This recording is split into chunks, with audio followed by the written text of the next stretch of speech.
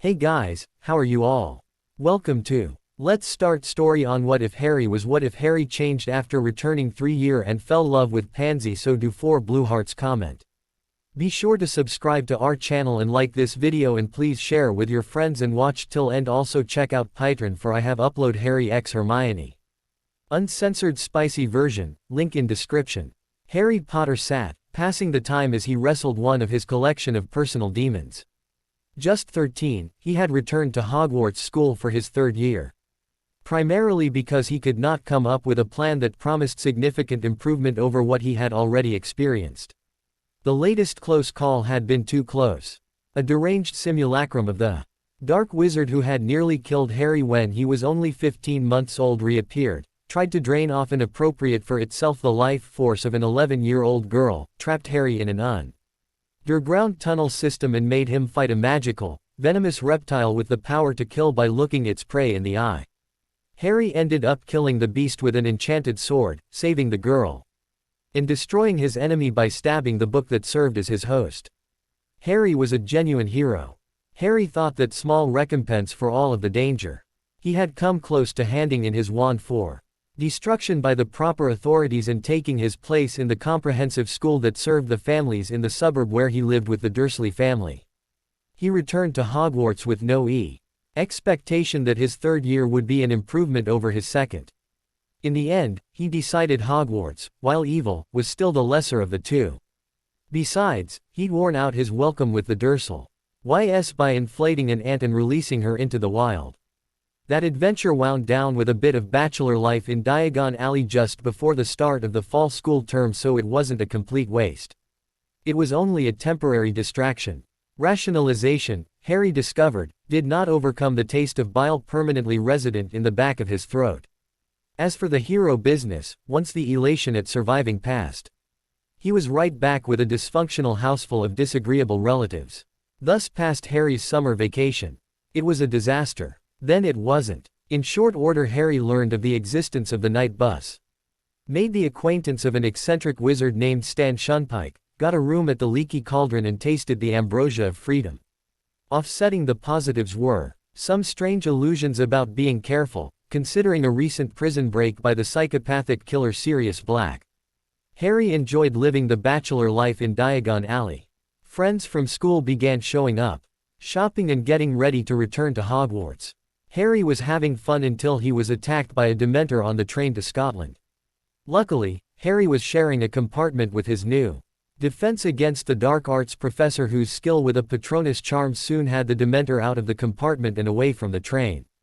On the first Saturday afternoon following his return to Hogwarts, Harry sat on a substantial chunk of granite that broke the surface of the soil not far from Hogwarts' Great Lake.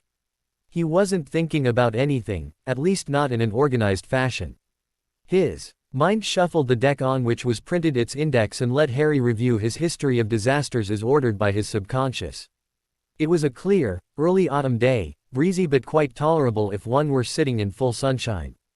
Harry had taken off his robe and folded it into an improvised pillow so he could lay back flat on the sun-warmed stone. Is this a boulder or an outcrop? Harry wondered. He removed his eyeglasses and put them in his shirt pocket. It didn't occur to Harry that few students of 13 would ponder outcrops versus boulders. That had come from a geology book he had opened at random solely from curiosity. Harry knew Hogwarts Castle had all kinds of magic incorporated into its structure. Merlin knew, the basilisk that wounded Harry had benefited from effective protection over the centuries. It made sense that there was serious magic embedded in the rock that formed the earth. Harry thought he might put a little effort into some independent study. Knowing the magical dimensions of the world of rocks could be useful for a young wizard whose life always seemed to be under threat. Harry's musings moved on. He raised his arms, one after another, unbuttoning the cuffs in turn. The scar from the basilisk fang glowed cherry red against his pale skin. He stared at the scar, touching it with the forefinger of his opposite hand. He was a little bit awed by the scar.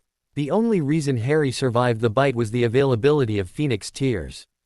Harry wondered if he might need to keep a phoenix, on a permanent basis. Dumbledore's was both gracious and generous, but he was still Dumbledore's, not Harry's. Having one's own phoenix to share a life of involuntary adventure. That looks nasty, said a female voice. Harry jerked himself up into a sitting position.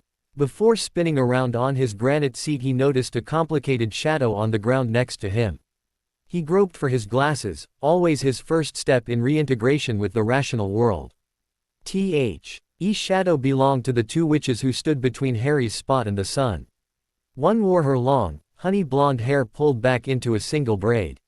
Looking up, squinting, Harry thought she looked taller and more angular than ever. The second witch looked vaguely Mediterranean, with brown eyes, an olive complexion and short, bouncy, dark brown hair. The summer had been good for both of them, judging from their well-sunned complexions. "Oh, Daphne and Pansy," Harry said. "Do I have detention? What did I do?" The two witches, also recently arrived third years, looked at one another, then back to Harry. "What are you talking about?" asked one. "Why would we be bringing you a detention?" asked the other. Harry didn't sort the comments and assign them to a witch. "Oh, Slytherin, Snape L. Ikes to take off points and give me detention. I was thinking he could have made you his messengers." "Harry Potter," Daphne Greengrass managed to say along with a simultaneous mini shake of her head. "TCHK, clucked Pansy Parkinson. "Were you going to offer us a place on your rock, Mr. Potter?" "A mere oversight, I'm sure," said Daphne. "Why don't we take it as read that this gentleman wizard meant to offer us seating? He is known to have good manners." Harry said as the witches sat, taking care to manage their uniform skirts for maximum modesty. Of course, Harry agreed as he waited for one of them to tell him what was going on. "So gracious," Daphne muttered. "So," Pansy began, then stopped. She looked at Daphne, who tilted her head and rolled her eyes just enough to indicate, "Well, go on." "We were wondering, that is. We couldn't help seeing that awful scar, and we were concerned," she said. "Does it hurt? Are you fully recovered? Will you need any kind of special accommodation this term? And, of course, the beast that gave you that," Daphne continued. Harry moved, getting his feet and legs under him. "Don't make us take you down and hold on to you, Potter," growled Pansy. "There are two of us and Daphne already pinned every third year in Slytherin, witch or wizard." Harry gulped. Something about her tone said Pansy wasn't joking around. "Is it the same to you if we don't discuss this?" Harry asked. "I had nightmares all summer. I really didn't want to come back to school. It wasn't a good experience." Pansy and Daphne burst out laughing. "It wasn't a good experience." They repeated to each other as if it were the funniest, most droll humor they had ever heard. "Well, it wasn't," Harry protested. He began to roll his sleeve down to cover the scar. "Don't," Daphne ordered. "It is you. Your history. Your fighting spirit. Your character. We don't see any of that among your fellow wizards. Sad, really. Besides, we have something to tell you. Something to discuss." While she was talking, Daphne had taken Harry's arm in one hand and pulled his shirt sleeve away, again exposing the basilisk scar. Pansy extended one finger and traced the scar so gently Harry couldn't really feel her. Her eyes drooped, nearly closing. "We've been doing some research, Harry," purred Daphne. "A personal interview or two, a little reading in the literature." Pansy came out of her reverie. Slid her hand down his arm to Harry's and gave it a brief squeeze. "We have a hypothesis," said Pansy. "Remember those from last term, History and Theory of Magic? Professor Binns. He studied under Isaac Newton. Did you know that? Pansy's hypothesis, which we would like to prove or disprove, is that your scar came from a basilisk," said Daphne. Harry didn't say anything. He had not been prepared for a conversation about basilisks and wasn't done thinking through his own experience. Harry decided to take refuge in silence, at least until he figured out what the witches wanted. The three looked back and forth, one to another, none saying anything. The witches seemed to think they had put the ball into Harry's end of the court. "Do tell," Harry said, finally, troweling a bit of filling into the conversational gap. Daphne lifted herself up and slid just a little closer to Harry. "There is a lot of money in the rarer magical materials," Daphne said, her voice barely more than a mutter. "Acromantula silk," said Pansy, giving an example and reinforcing her friend's statement. "Unicorn hair," Daphne added. "Gnatwing. So laborious, collecting enough for the smallest batch," continued Pansy. "That is where the value lies, if you have to pay retail." "Pixie dust," Daphne went on. "Dragon musk, the exhaled breath of a fainting virgin. Not that we go around, fainting for mercenary purposes, you understand. Pansy interjected. No, that wouldn't do, for a pair of gentle witches, beyond what's needed for back-to-school shopping, said Daphne, adding, as an afterthought, and necessities. Harry started to gather himself again. Have you witches ever heard of too much information? Harry asked as he began to stand. Down, Potter, we aren't done with you, said Daphne. She had put a firm hand on Harry's shoulder, sufficient to put him right back on his seat. Like we said, we've done our research, said Pansy. Our hypothesis is that Scar came from a basilisk. We don't know how you survived and we aren't here to press you to tell us. You'll make your own decision whether you want or not. There is this, though, Harry, said Daphne. We've been over it and we can't see how. If that is from a basilisk fang, you're still here. Unless, and this is the big one, you killed it. If you did, then by extension, there is a basilisk just full of valuable magical commodities somewhere. Can you tell us what you did with it? We'll make it worth your while. Pansy was nodding. She pushed herself a little closer to Harry as well. We were talking and speculating and like we said we conducted some interviews, Pansy went on. We were very discreet, Daphne assured him. We don't think anyone could put it all together, based on what we asked certain individuals. Merlin, I hope not. Harry huffed. He kept his voice to a hoarse whisper. They were out in the open. Some of Harry's housemates would be hostile to the two Slytherins, and theirs would be hostile toward him. He had no doubt the two witches, who gave the impression they wished to be his company conspirators, would get braced as soon as the Slytherins got them cornered in the common room. We covered our tracks, built in lots of indirection. So, what do you say? Asked Daphne. Did you sell the thing? Pansy pressed. No, Harry said. Damn, sorry, didn't mean to give offense. Let's back up. What, exactly, did you want to know? Assuming that is from a basilisk fang and that you killed the basilisk or you wouldn't be sitting here talking to us, did you butcher and sell it?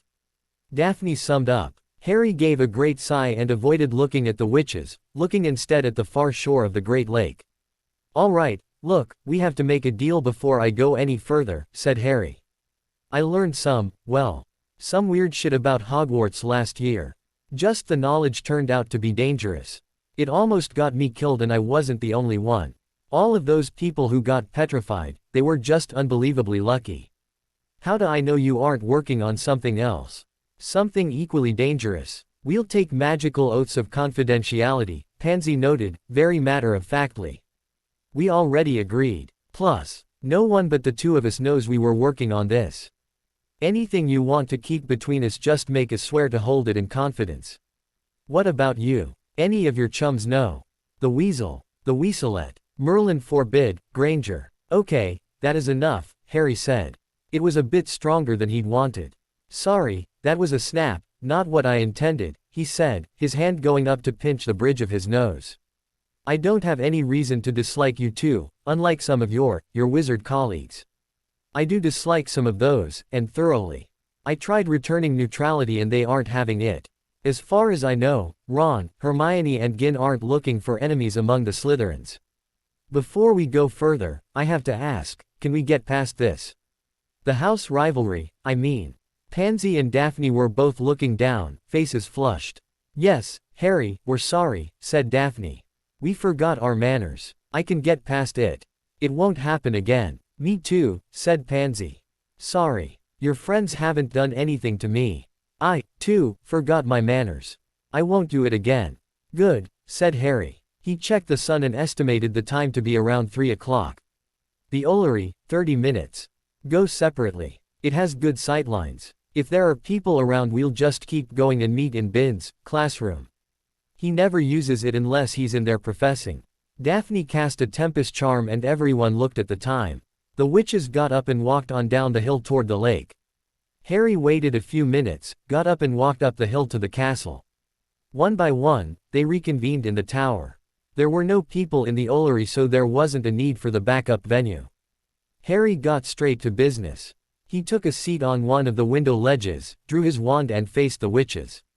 I, Harry James Potter, swear upon my magic that I will keep safe all of the information the witches Daphne Greengrass and Pansy Parkinson will tell me in confidence in regard to their most recent research project, said Harry. wand in hand, and pointed heavenward. The witches looked suitably impressed, their murmured approvals sounding friendly and genuine. They drew their own wands and spoke the ritual words. I, Daphne Alexandra Greengrass. I, Astarte Pansy Parkinson.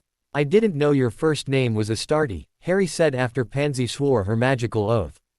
Daphne made a semi-concerned face at Harry's remark. I hate that name, Pansy growled. Really? She's a goddess, Harry said, not really thinking through the implications. It suits you. Pansy jerked backwards just a little. She stared hard into Harry's eyes as if assessing his sincerity.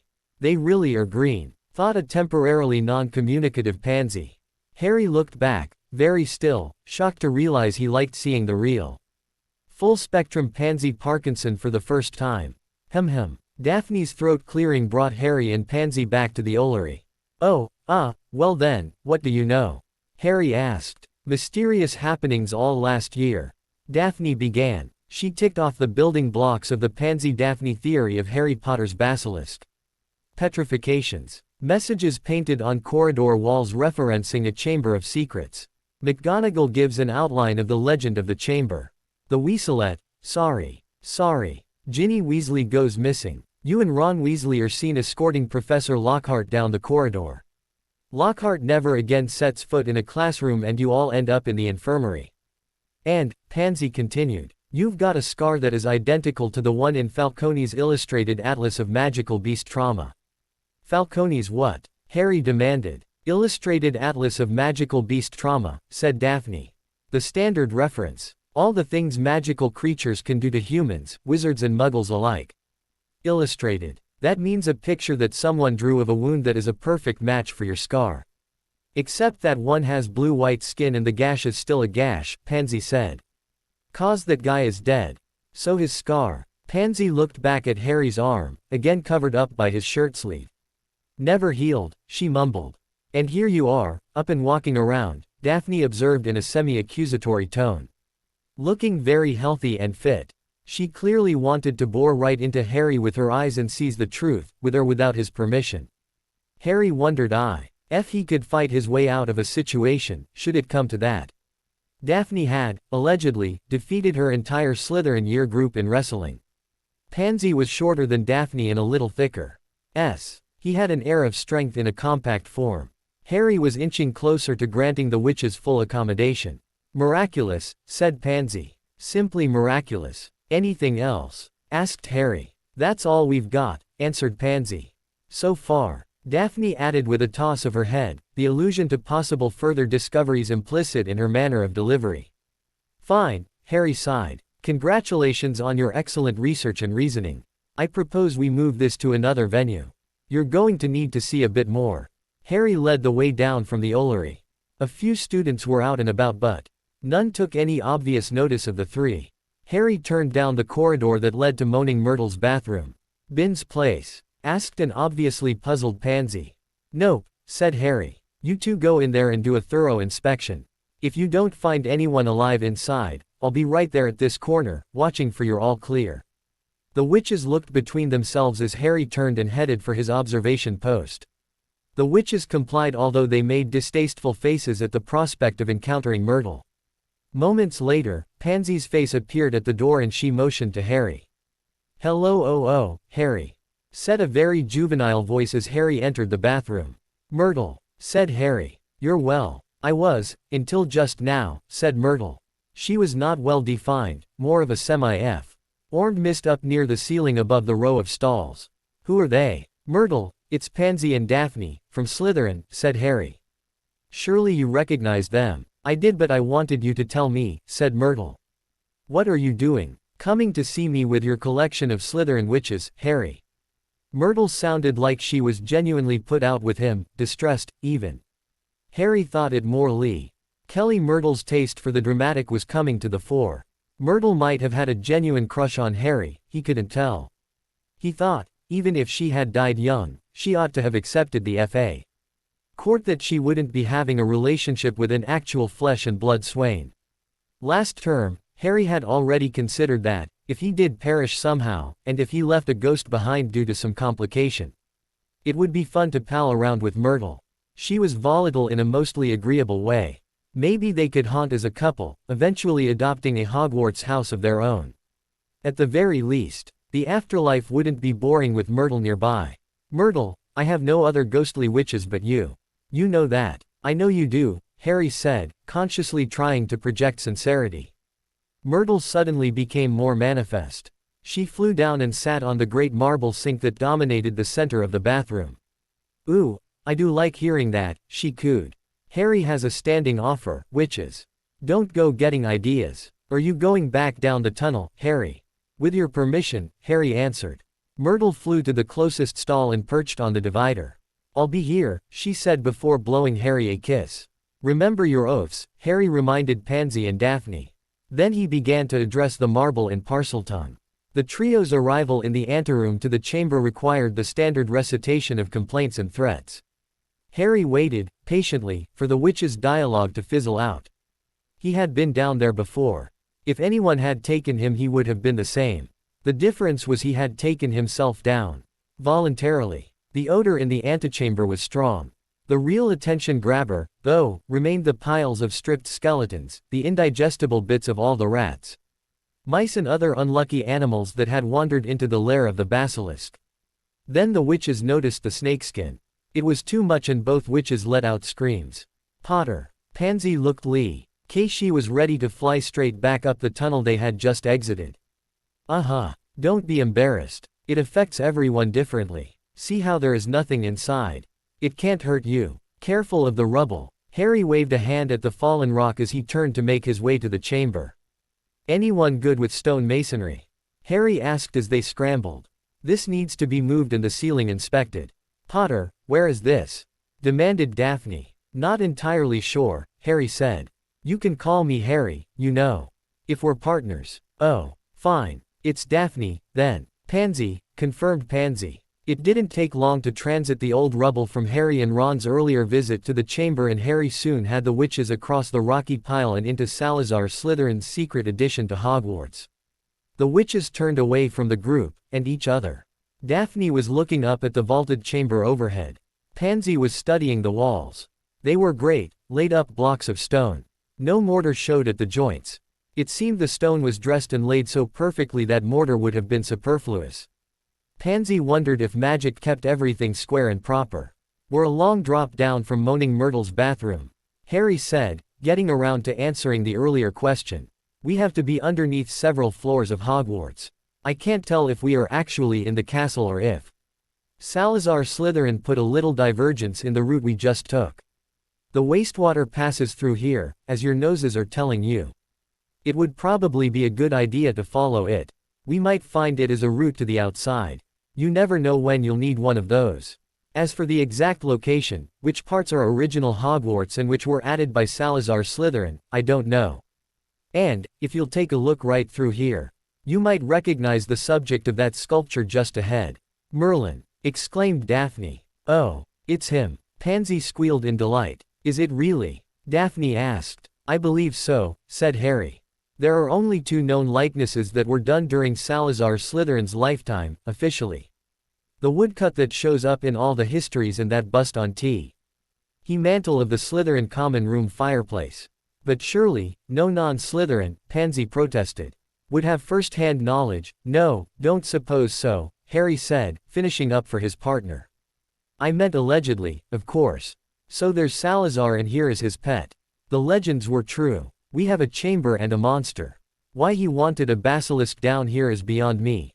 As far as I know, it ved alone and was never outside until Tom Riddle, who was Voldemort before he took his new name, let the thing out. That was 50 years ago, when Riddle was still a student here. The basilisk came out in Myrtle's bathroom.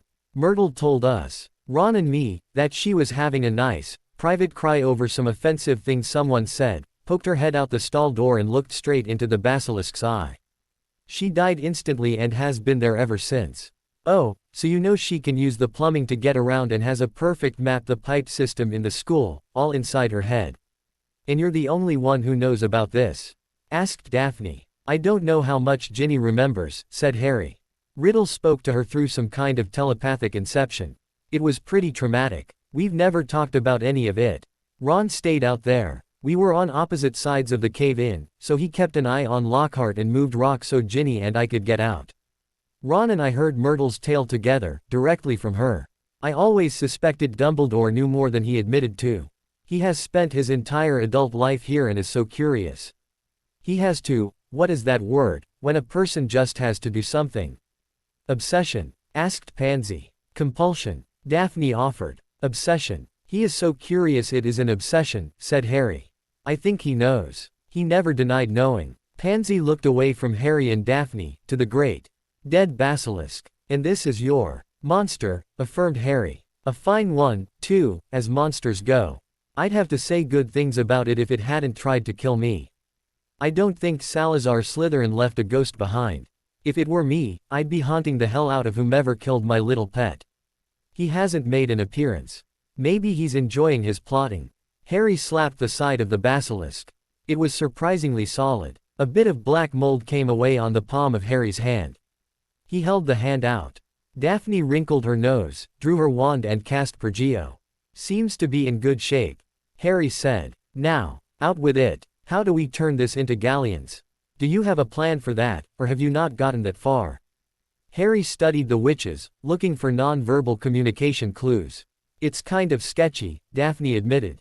Pansy gave her a fierce look and twisted her head in a, Daphne gesture. Go on, Harry said. All of it. You really have to trust me at some point, you know. You've come down here with me. No one knows where you are, nor would they know where to begin looking for you. It's a bit late to start keeping secrets. If you have any. Oh, that's encouraging, said Pansy. Did you just threaten to strand us down here? What would you do then? Go back up and feign ignorance. He wouldn't have to, said Daphne. She went through Onyo. Their few seconds of silent Potter study and assessment. Nobody up there would put Harry Potter together with you and me. They'd suspect Goyle, perhaps, or Crabbe. That McLaggen guy in Gryffindor. They'd turn the castle inside out. Move on to the bleachers at the Quidditch pitch, form a search party with the centaurs and go knocking around the Forbidden Forest. Then the Aurors would have an open file, probably forever. Daphne stared into Harry's eyes. We trust you, Harry, and you can trust us, Daphne said. She looked at Pansy. Oh, Merlin, sighed Pansy. I'm in. So, we've cleared the air, Pansy went on. She appeared to be re-energized by the brief moment of friction. We aren't looking to steal your snake, Harry. We put our heads together and formed a hypothesis. At the beginning we just wanted to wheedle the story out of you. We thought, by the end of spring term, we might have gotten the location so we could come look for ourselves. Bringing us down here changes everything.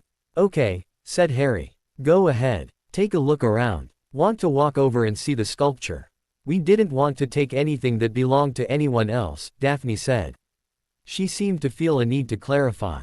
On the other hand, if you'd killed a basilisk and just left it out someplace, going to waste, Pansy said, taking up the narrative, that would truly be a shame.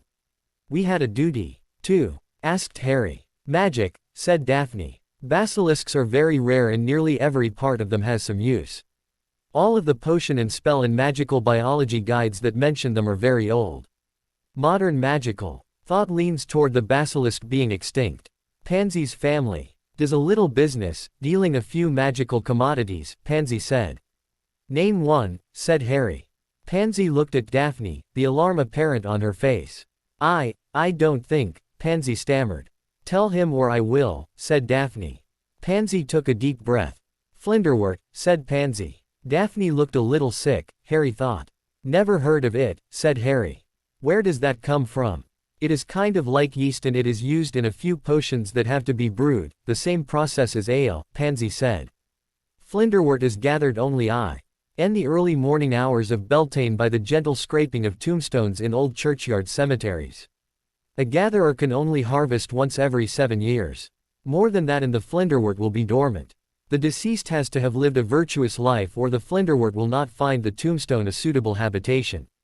And that isn't illegal? Asked a disbelieving Harry. Not as such, sniffed Pansy. It borders on unethical, but that question remains unresolved. Is working with you like working with a drug dealer? Harry asked. No, said Pansy. It's a legitimate business. If someone Would figure out how to cultivate flinderwort. I wouldn't be out spending my Beltane hours in a cemetery. You collect the flinderwort. They make you do that. Harry was astonished. It was beginning to sound like Pansy had a home life like his own. It's a family business, isn't it? Asked Pansy. That is what a family business is. Everyone in the family pitches in. Harry put off considering Pansy's proposition for another time. They had arrived at the great stone sculpture of Salazar Slytherin. There was something, when I was here before, but I didn't have time to investigate, said Harry. And, asked Daphne, is now a good time? Depends, said Harry. Do I have backup? Go, said Pansy, sounding like a true adventuress. Harry thought Daphne looked like she had an alternate opinion. Harry waited. Go, said Daphne. Finally, after due consideration. Harry tried to remember Tom Riddle Jr.'s words but took a guess that the command voice and intent was more critical than word choice. Harry imagined he was speaking to a snake, focusing until he could see a snake, in his mind's eye. I command you to open and divulge your secrets. Harry said in Parseltongue, his wand in his right hand and his left arm stretched full length, palm up, looking like he was conducting something. The stone head considered. Harry thought he could feel the dead eyes looking at him, judging him. Salazar Slytherin himself debating the worth of Harry Potter. The classmates waited. Finally, they heard a sound, the grinding of granite on granite, the fundamental flesh and bone of earth sliding on itself as the mouth opened. Harry hadn't had time to look too closely into the cave-like mouth when he went down to rescue Ginny Weasley because Slytherin's mouth opened at the Phantom Tom Riddle's command to allow the basilisk to exit. At that point, he was forced to turn his entire attention to escaping the basilisk. What about babies? Could there be more? Pansy asked as she stood looking into the void. Basilisks have an unnatural gestation and birth, so I don't think there could be more of them, said Harry. It's possible, if Slytherin hatched more than one and left them behind. I'd bet he made that one and no more. The legend is so sketchy, I don't have anything more to go on. What do you think, Pansy? This is an adventure. Are you feeling adventurous? Pansy looked at Daphne. Queen of the jungle, now, are we? She asked. If you're going in then I'll have to, otherwise you'll get ahead of me. Harry decided that meant his partners didn't have any further objections and head into the open mouth of the massive sculpture. The interior was in the kind of condition a rational person would expect. A basilisk had been living there since the days of the founders of Hogwarts. Harry saw more bones from digested prey, snakeskins and a great pile of what must have been basilisk dung. Not much for housekeeping, Pansy observed with just a hint of disapproval. Harry cast a Tempest charm. We're going to have to finish up, it's nearly time for dinner, he said. What do you think? Is there any value in these materials? Let's do some more research, said Daphne. Basilisks are magical. It follows that their droppings could have magical properties. Pansy nodded. It's rare, she said. Just being from a basilisk makes it rare. Done, said Harry. When we get back to Myrtle's we'll split up. When do you want to meet again? The three partners turned around and exited the mouth, which closed behind them.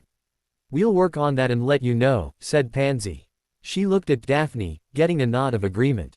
Time to start thinking about security, Daphne said. If we do this right. Harry didn't get to pursue that thought further as they had reached the rubble over which they had to scramble to reach the entrance to the tunnel to Myrtle's. Anyone bring a broom? Asked Pansy. Or a charm? Daphne answered. Harry stepped aside, closed his eyes and pointed his wand toward the stone floor. The witches saw his brow wrinkle and a slight movement of his lips. He went up, a little too fast, and banged his head against the ceiling. Ouch. Damn. I mean, Harry said. Again standing on the floor of the chamber. That was Levicorpus, he said. Just an experiment. Wand toward the floor, visualized going up and cast. Do it under the opening and you won't bump your head. The witches appreciated Harry sharing his lesson learned, although the rueful delivery and the look on his face made it hard to maintain their composure. They both thought he could have planned EAD and built in a bit of practice time before getting to their present situation. Forethought would figure in their future planning since it appeared Harry Potter did not consider such minor details. Still, Pansy looked eager to try as she moved under the opening of the great drain. Repeating Harry's sequence, she began to rise, floating upward, Harry and Daphne looking up after her. Made it. Paw. Nessie's voice picked up a little extra resonance, rolling down the stone tube. "Wish me luck," said Daphne, stepping under the opening. She managed to levitate herself, but just. "Try again," said Harry. Daphne got a little higher but not a lot. "Focus. Draw on a little more magic. You won't hit anything as long as you're under the drain," Harry said. Daphne nodded as she checked her position. She let her eyes start to close. Directed her wand downward and spoke aloud. "Levicorpus," she said, making it a statement. Reality got on board with magic and Daphne shot up the drain. "Woo." Harry rode voices in the distance and judged that meant the tunnel was clear. Moments later he had joined the witches at Myrtle's. "Myrtle, anything happen while we were gone?" Harry asked. He turned to the sink and told it, in Parseltongue, to return to its original position. "No one," said Myrtle. "Did you three have a good time down there?" "Not what you're thinking, Myrtle," said Harry. He looked at Pansy and Daphne. "Who is the best at cleaning charms?" he asked. "Pansy," said Daphne. Harry turned to Pansy, holding his arms out a bit. "Shoes," Pansy said. "Brilliant," said Harry, lifting one foot after the other. Pansy cast her cleaning charm for Daphne, who returned the favor.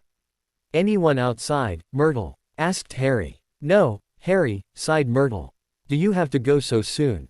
Can't you stay and talk? Witches hardly come and use my bathroom at all. Unless they're desperate. Then it's just in, out, once in a while I get a, bye, Myrtle." "I'll make it up to you, somehow," said Harry. He looked at Pansy and Daphne. "I'll go first. You two are actually supposed to be the ones using this," he said, waving a hand at the surroundings. "I'm going to check a book out of the library, which I'll take to Bin's classroom tomorrow." "What is a good time?" "Right after breakfast," Pansy said. Daphne nodded agreement. "Everyone blows off Sunday morning," Daphne added. No one remarked on an odor or point. Ted out some nasty substance clinging to Harry, his robe or shoes, so he judged Pansy's cleaning charm to have been successful. Harry intentionally sat with his back to Slytherin House so he wouldn't be looking over at Pansy and Daphne all through dinner. Even with the measures he'd taken, Harry had trouble paying attention to Ron's rehash of the sports column he had read that afternoon, which concerned a detailed account of a 13-hour match between two Quidditch teams that seldom rose high enough in the standings to qualify for the championship bracket.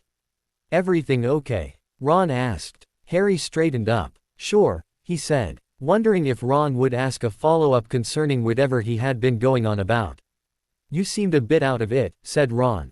"Something wrong?" "No, I was thinking about potions, you know," answered Harry. No, I don't," said Ron.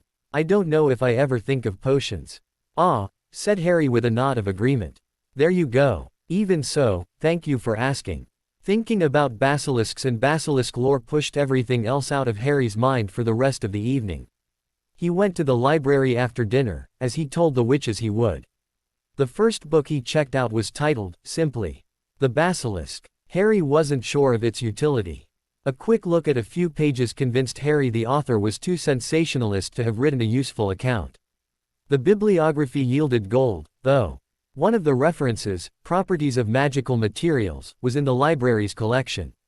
Harry found it in the reference shelves.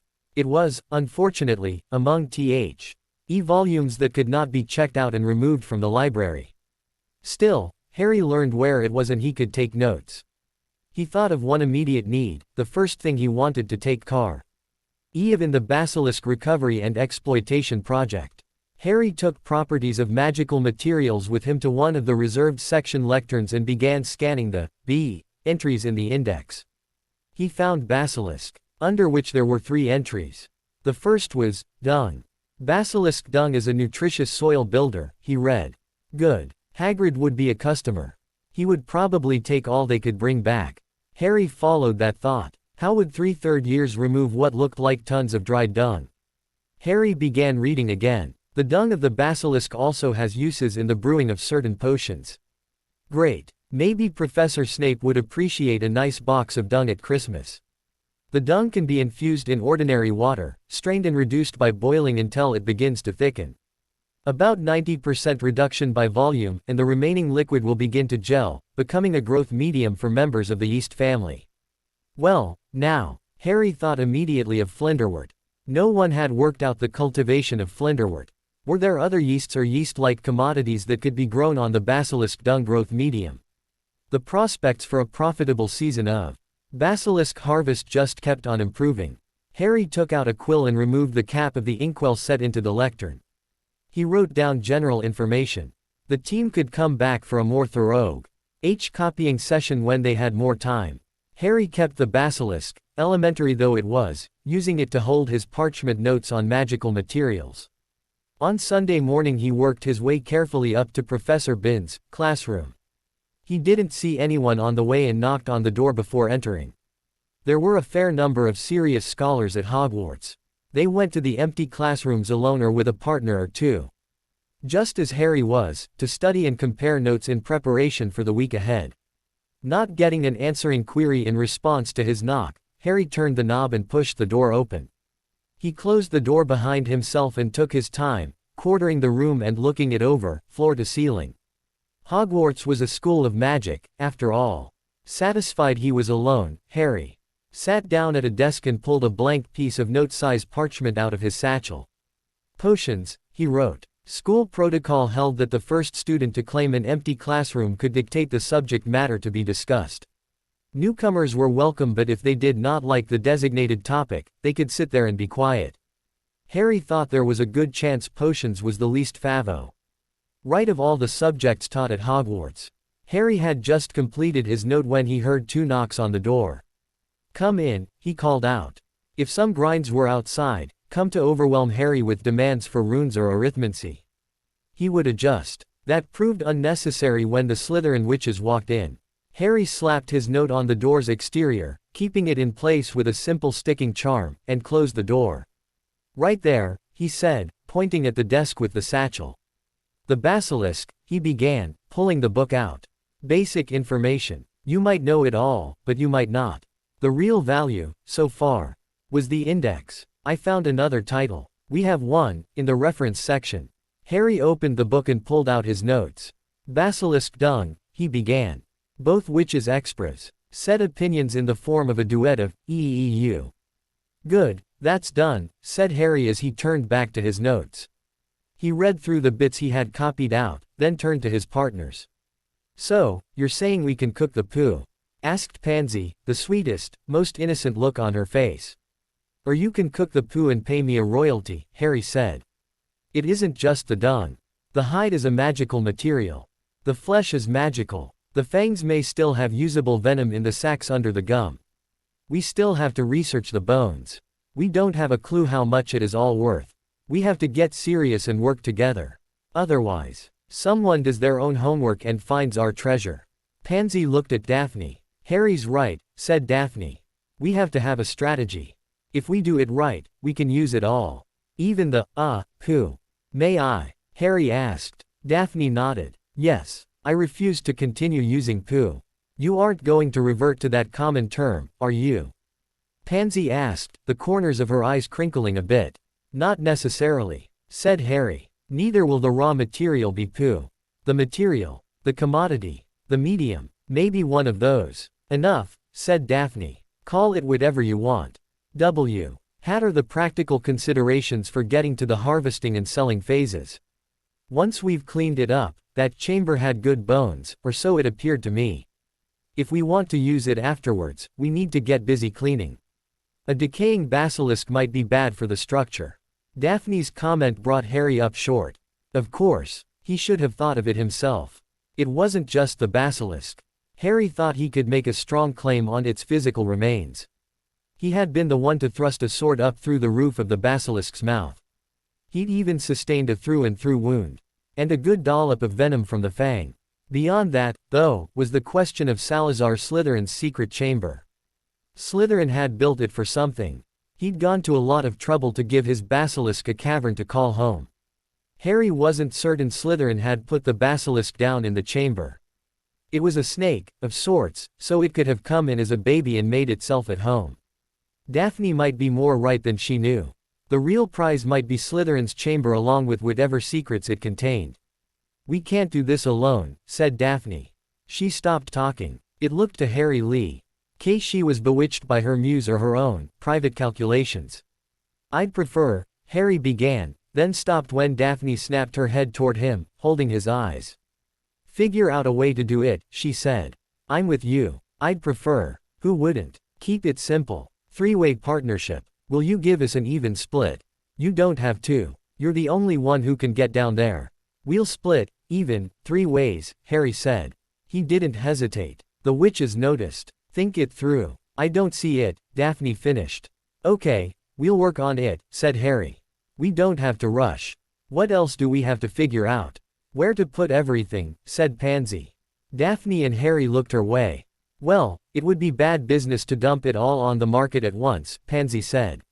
Some years we can sell all the flinderwort we can harvest. Some years we have to ration it. Otherwise we would be out months before Beltane. If you sold it all at once you'd get a lousy price and have nothing left when the customers ran through your supply. It's better to keep it someplace where it won't spoil and stretch it out. Assuming we decide to do that, what kind of place stores a basilisk? Is there a basilisk warehouse somewhere? Harry asked. No, the witches said in unison. What I was thinking, said Harry. This is, in effect, the basilisk warehouse. It makes a certain amount of sense. It seems to be cool enough. The carcass isn't deteriorating. We could use a better route to the outside. We won't get away with taking our haul out through Moaning Myrtles. Okay, a comprehensive brainstorm on the subject of basilisk removal, said Pansy. What else? Processing the raw material, said Harry. What is the best way to unload it? What I mean is, would it make more sense to get it out, sell it and get rid of it? Or would it be better to sell a little at a time, the way you ration flinderwort? Your family is in the business, Pansy, what do you think? What would your father do? Daphne asked. First of all, he would try to get his hands on it without paying, said Pansy. Daphne, who knew all of the Parkinsons, started to laugh, which got Pansy going. What about another businessperson? Someone we could talk to? I've heard there are consultants, said Harry. Well, who is your account manager? At Gringotts. They are ethically bound to work in their clients' best interests, Daphne said. Father controls all of my money. I assume Pansy is the same. Yep, said Pansy. The rascal. Why would I have an account manager? Asked Harry. You're an orphan with no brothers or sisters, Daphne said. And thank you for reminding me, snapped Harry.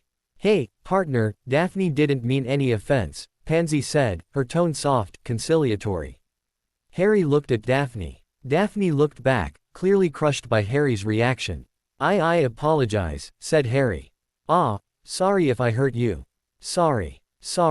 I didn't think. Daphne could see it was now Harry's turn to be down in the dumps, so she felt bad for making him feel bad. I want to help you, said Daphne. I know you do, said Harry. Thank you. I shouldn't have said what I did. The two engaged in some non-verbal communication consisting of sta. Ring into one another's eyes while maintaining silence. Okay, why, then, all made up? Pansy asked. Sure, said the others, together. So tell me about a Gringotts account manager, Harry asked. As the sole heir of your parents' estate, and a minor, you will have a legal guardian and a Gringotts account manager, at minimum, looking out for your interests. They should work as a team, but I've heard some horror stories about clashes.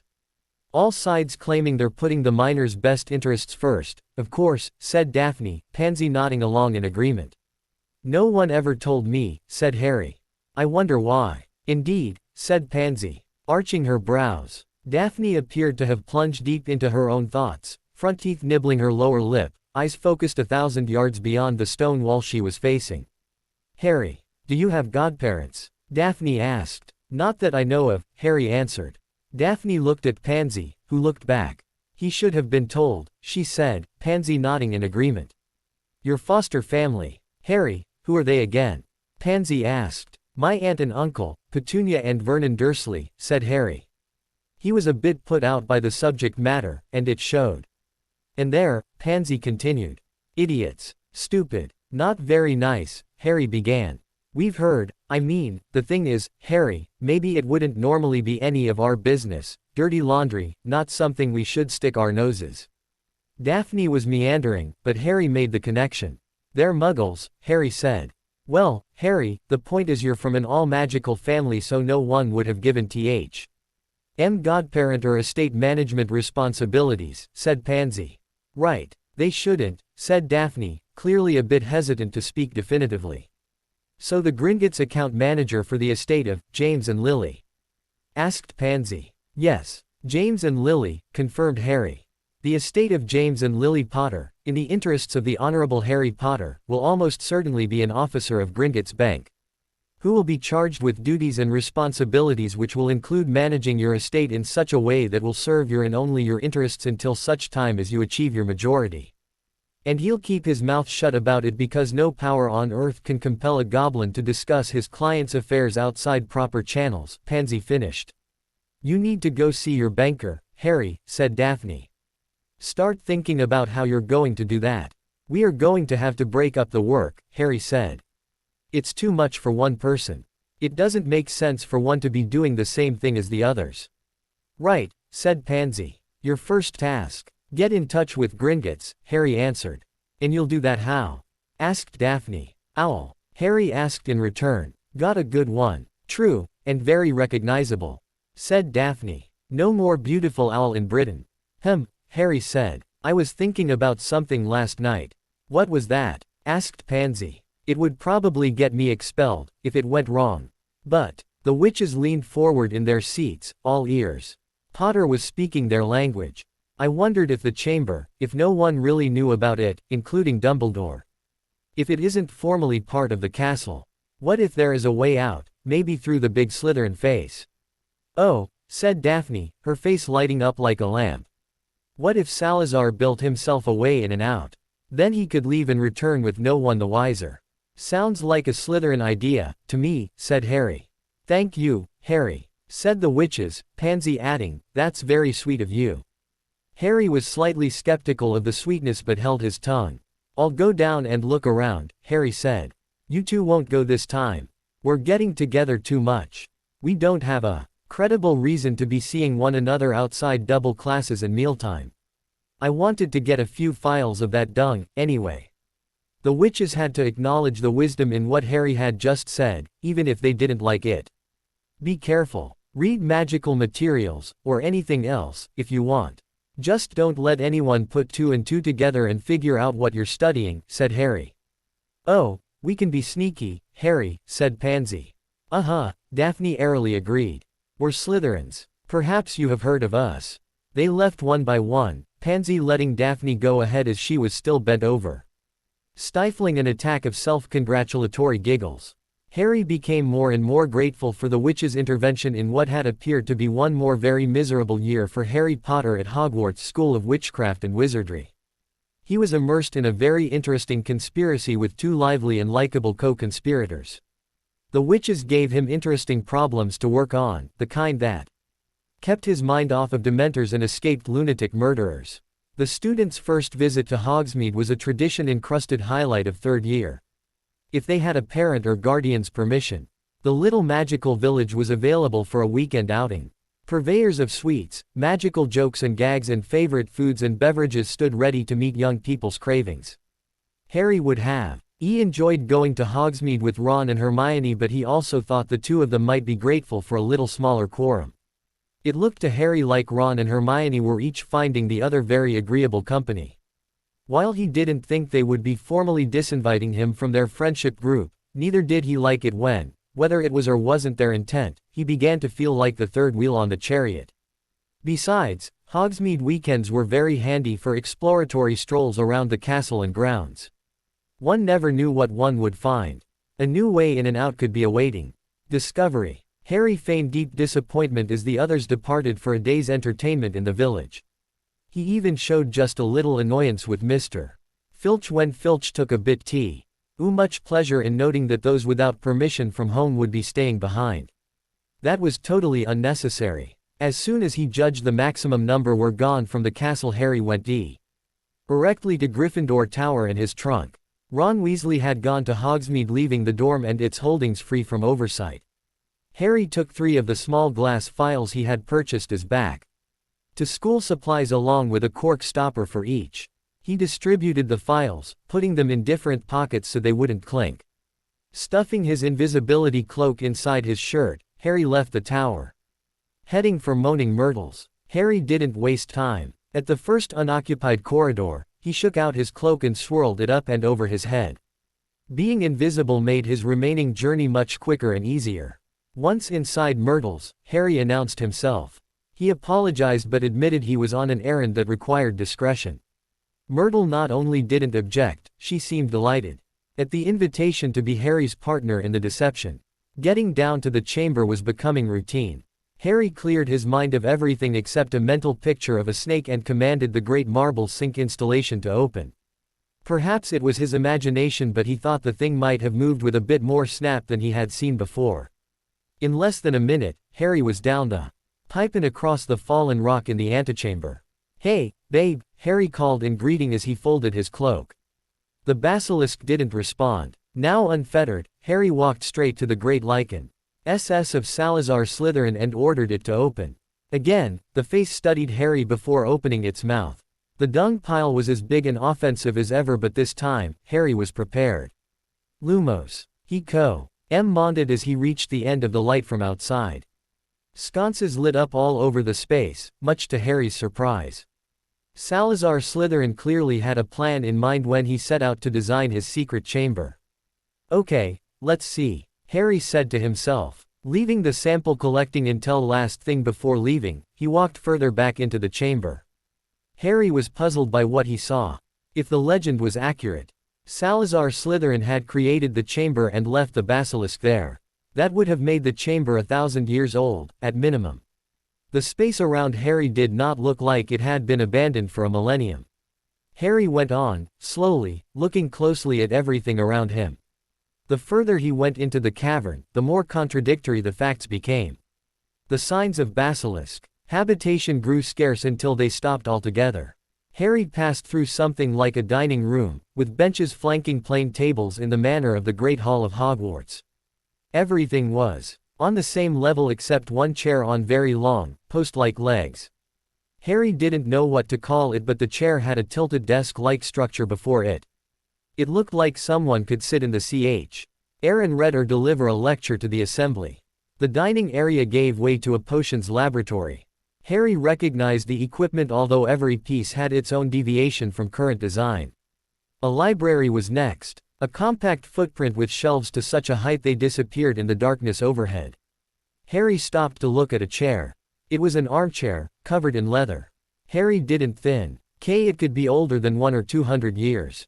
The book on the arm gave him pause. If he touched it, it could turn to dust. It could be cursed. Harry considered his options. He could leave it where it was. Even at 13, Harry understood the book couldn't last forever.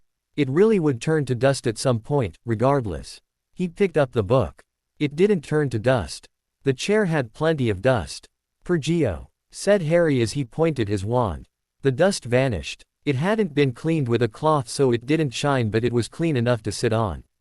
Harry doubted he was cursed with his magic seemingly intact. Harry sat and opened his book. The library lamps came up. He would have preferred to sit by a window with daylight flooding in, but he could make out the script. It was the Goth I see he had seen in facsimiles of Chaucer and Malory. Harry had to go slowly, deciphering each letter at first, then fitting it in with its neighbors. The first word he could read and define was kraken. The second was leaf. Maybe Leif Erikson fought a kraken. Harry wondered who had pulled the book and left it behind. It occurred to him that he had not done even a cursory check for hexes that might have been cast on the book. Furthermore, the book could have been bait meant to entrap an intruder. "Such as myself," Harry summarized, aloud and to himself. He closed the book and walked the few steps to a bookcase with a gap in a shelf of books. It looked like the book would fit the space, so Harry slid it back in its place. Harry put the book back, aligning the spine with those of its neighbors. His fingertips were still in contact with the book when the world began to spin. The furnishings appeared to stretch and melt, the lights grew brighter, then dimmer. The floor tilted and stabilized over and over. Harry gripped a library ladder and hung on. He felt like vomiting. Slowly, the world returned to normal. "Who are you?" The voice boomed, the source was unclear.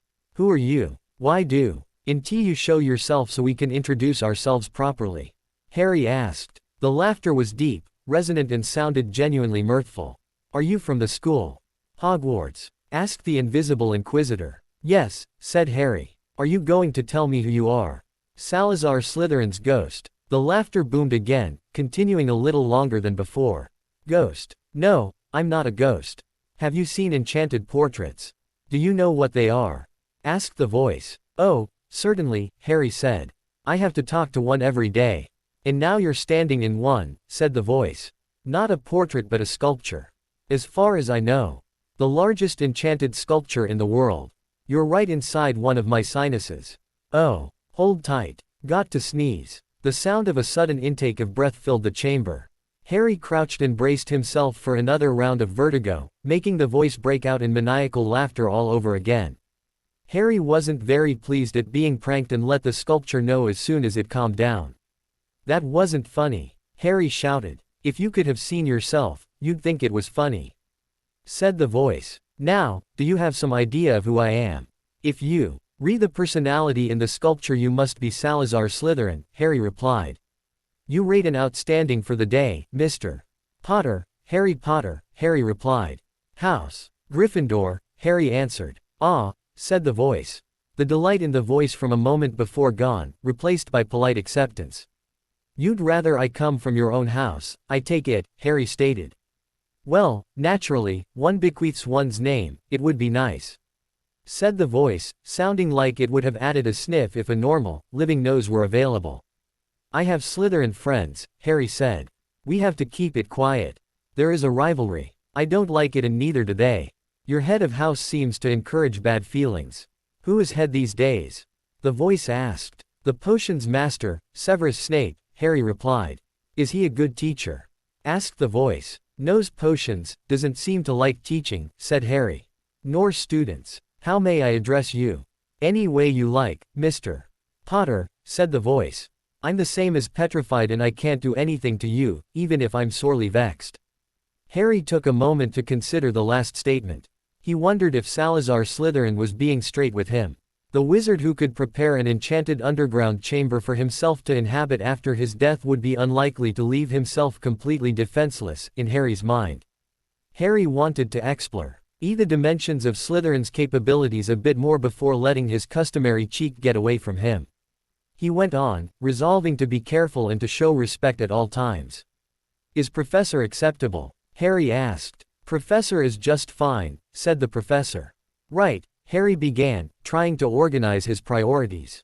If the sculpture works like an enchanted portrait, can you visit another one?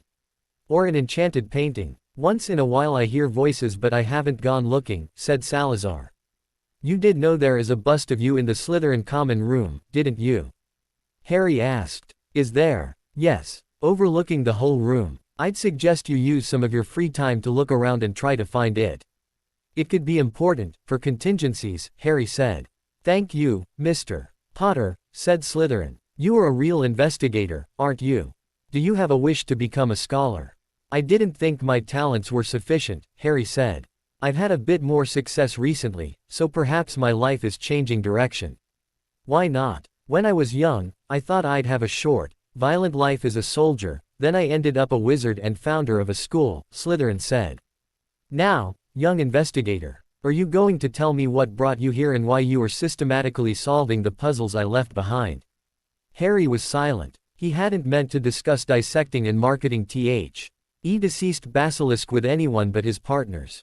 The fewer people he had to tell, the better. Initially, last term, it was simply exploration. I put together the mystery of the entrance up above and came down looking for something. Harry said. Up above? I don't recall, said Slytherin. In a bathroom. Harry tried. A bathroom? What is that? Slytherin asked. Sanitary facilities. Toilets, wash basins. Harry offered. Are you talking about the shitter? Slytherin huffed. Why would there be an entrance in one of those? I don't know, I thought you put it there, perhaps, said Harry. Where was your entrance? So much has changed, murmured Slytherin, almost talking to himself. I wonder if I could even find it today. Harry was putting pieces together. The puzzle was huge and still growing. New pieces materializing faster than his ability to put them together. Harry's brain was racing, trying to keep up. The school's plumbing was ancient, for students of 12 or 13, but it was still modern plumbing. Myrtle's bathroom would have been added hundreds of years after Salazar Slytherin's death. The thought came to Harry in a flash. The chair in the library was surely a later addition as well. What about the library itself? Professor, did you design the library? The furniture? The enchanted book? I remember a book, said Slytherin. If you return it to the shelf you summon me. There must have been a reason but I can't remember what it was. Perhaps you wanted to stay close to your creation. Keep current with school affairs. Harry suggested. There is no need to. Keep current with school affairs because schools are impervious to change, Slytherin scoffed. Something I didn't understand, until, anyway. Go on. What about all of this? Asked Harry, gesturing at the surroundings. It's so well kitted out. I had a little group within the faculty. We all liked to spend time together. This was just a lounge for drinking and boisterous conversation. R.P. Ocean's master always had something brewing so we worked together and made a place, said Slytherin. And the library? Asked Harry. We had something of a collection. 20 or 30 books altogether. Heard they can make the books faster now, said Slytherin. Harry didn't have a follow-up. A thought fragment floated up. What year was Gutenberg's Bible printed? Something about Slytherin's offhand remark seemed significant. He couldn't make a connection with anything else. Whatever, Harry needed to get his sample and get on back to Hogwarts proper. One more question, then he would go. Professor, how did you come and go? When you were living here at school. In fair weather we would walk down the hill, said Slytherin. Otherwise, as wizards, everyone could go by apparition. Of course. Well, nice to meet you. Professor Slytherin, said Harry. I hope we can continue our conversation soon. Good day, young Potter, said Slytherin. Come back when you can. I'll be here. Harry left the library to the sound of Salazar Slytherin having a good laugh at his own joke. Harry saw a small spatula on a table in the potions lab and picked it up. He continued to the pile of basilisk dung, and used the spatula to fill his 3 phials. A short time later, Harry popped out of the floor in Moaning Myrtle's bathroom. Hello, Harry, Myrtle cooed in her flirty Myrtle voice. Anything interesting down there? Always something interesting, Harry said. He didn't feel right, taking refuge in misdirection. It felt like lying. Harry told himself he would explain everything to Myrtle as soon as he could. Oh, I expect so, said Myrtle. Something in her voice got Harry's attention. Myrtle, have you explored that cavern down there beneath the sinks? Harry asked. We really ought to get together and talk about it sometime. Ooh, Harry, I'd like that, Myrtle said, her voice sounding like the contented buzzing of a honeybee on rounds. Good. You can go anyplace the pipes go, I think. Harry asked. Said Myrtle. Well, then, until, said Harry with a nod. Harry made his way back toward Gryffindor Tower.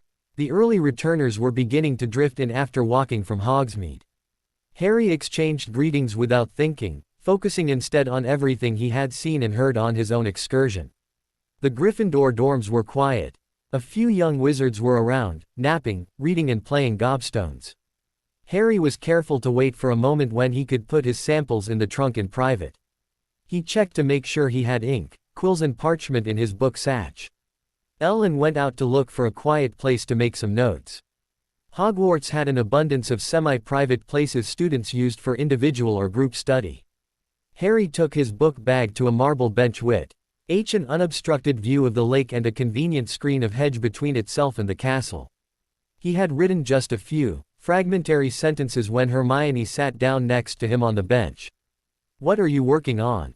She asked. Oh, this. Just some facts about basilisks that I came across. Sorry. Your face says you don't want to know, Harry said, adding, guess I can understand why. True, said Hermione. At least you had the satisfaction of killing it. You saw it go down. I'm just back in that place. What was it like? Harry asked. We've never talked about it. I haven't felt the need to talk about it. Hermione noted. She sounded a bit snappish and Harry flinched at the un-Hermione response. He sat quietly, enjoying the view from the bench while waiting for Hermione to go on. Madame Pomfrey performed an exam.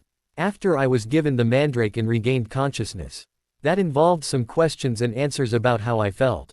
Ooh, I'm so sorry, said Harry. It wasn't that bad. Like doing drill for a test. Hermione said. And you're good at that, Harry continued. Exactly, said Hermione. Then, at the end of June, 2 people came to my house. They were from the ministry. A man and a woman. They wore muggle clothing but they were magical, if you knew what you were looking at. It was like a fog, not quite thick enough to see. They were unspeakables. I was invited to their offices. They wanted to document my experience for archival purposes, in case something like what I went through happened again. Makes sense, I suppose, Harry said.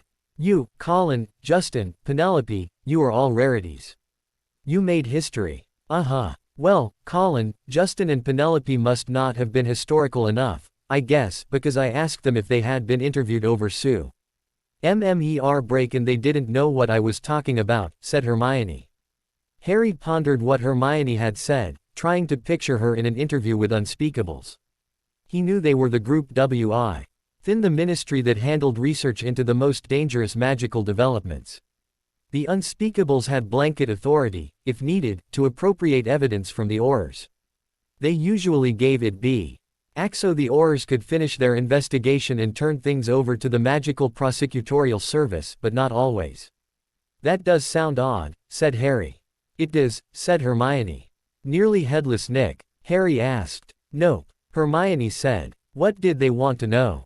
Asked Harry. Very basic facts, to begin with, said Hermione. Where was I at the time I was petrified? How did I look at the basilisk? I told them I'd learned enough in my reading to know to take a mirror for looking around corners. That way I wouldn't look directly into the basilisk's eye. They seemed to like that. Then they started to get more aggressive. The woman, that is. The man would interrupt now and then and apologize. They understood I might not want to answer, or that I probably felt uncomfortable but they had to check all the boxes. What made you uncomfortable? Asked Harry. Was I mistreated at home? Spanked? Loss of privileges, kept away from friends my own age, that sort of thing, Hermione said. No. My parents are professionals with 2 incomes and 1 child, a girl, 13, a lovely house in the suburbs, I'm blessed. Hermione was caught between a desire to laugh at the Unspeakables and a competing urge to dismiss them with prejudice. You are, Harry agreed. Was that it? No, said Hermione. She looked away from Harry. They asked about my friendships at school, in my neighborhood at home. Did I like boys? Did I have friends who were boys? Was I curious about boys? They knew I was friends with you and Ron. They wanted to know things that I didn't think were any of their business. I didn't want to answer. They insisted. They didn't come right out and say it but they implied that I couldn't go home until I answered their questions. So they wanted to know if we liked each other, Harry stated. Not just liking. Harry, said Hermione. Did we do things? You and me. Ron and me. You and Ron and me. Oh, said Harry, his face suddenly hot. Those kinds. Said Hermione. It made me feel sick to my stomach. Dirty. Just from them asking. They were strangers. I'd never talked to anyone about it, other than my mother. Then they got off that subject and wanted to know if I had seen the basilisk after I'd been depetrified, which I haven't. They wrapped it up then and the woman took me home. She told my mum what a trooper I had been, that I'd helped them in Istri advance its knowledge in an area of genuine concern, blah blah. Dr. Granger must have been so pleased, Harry observed. Yes, duh, said Hermione.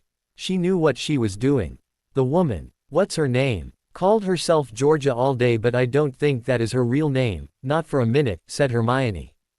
Did you tell your mum about the questions? The ones you didn't like?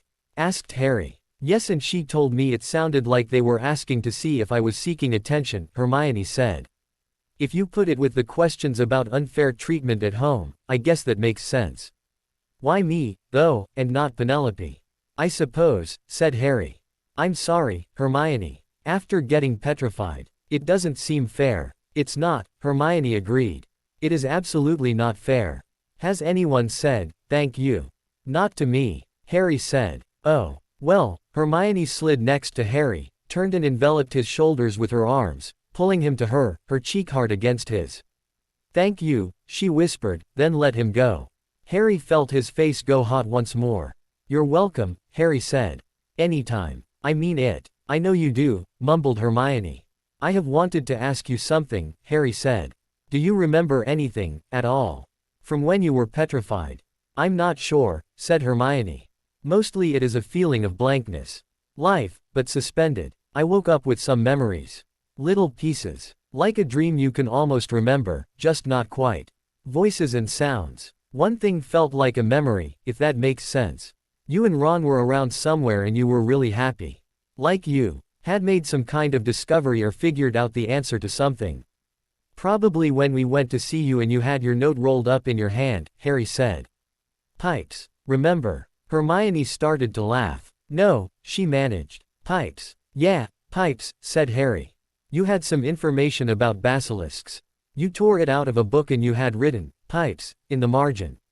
We figured out the basilisk was using the plumbing to get around. When Myrtle told us how she died, there in her bathroom, it all came together. Thanks to you. Harry Potter. I have never torn a page out of a book, ever, said Hermione. Oh okay, said Harry.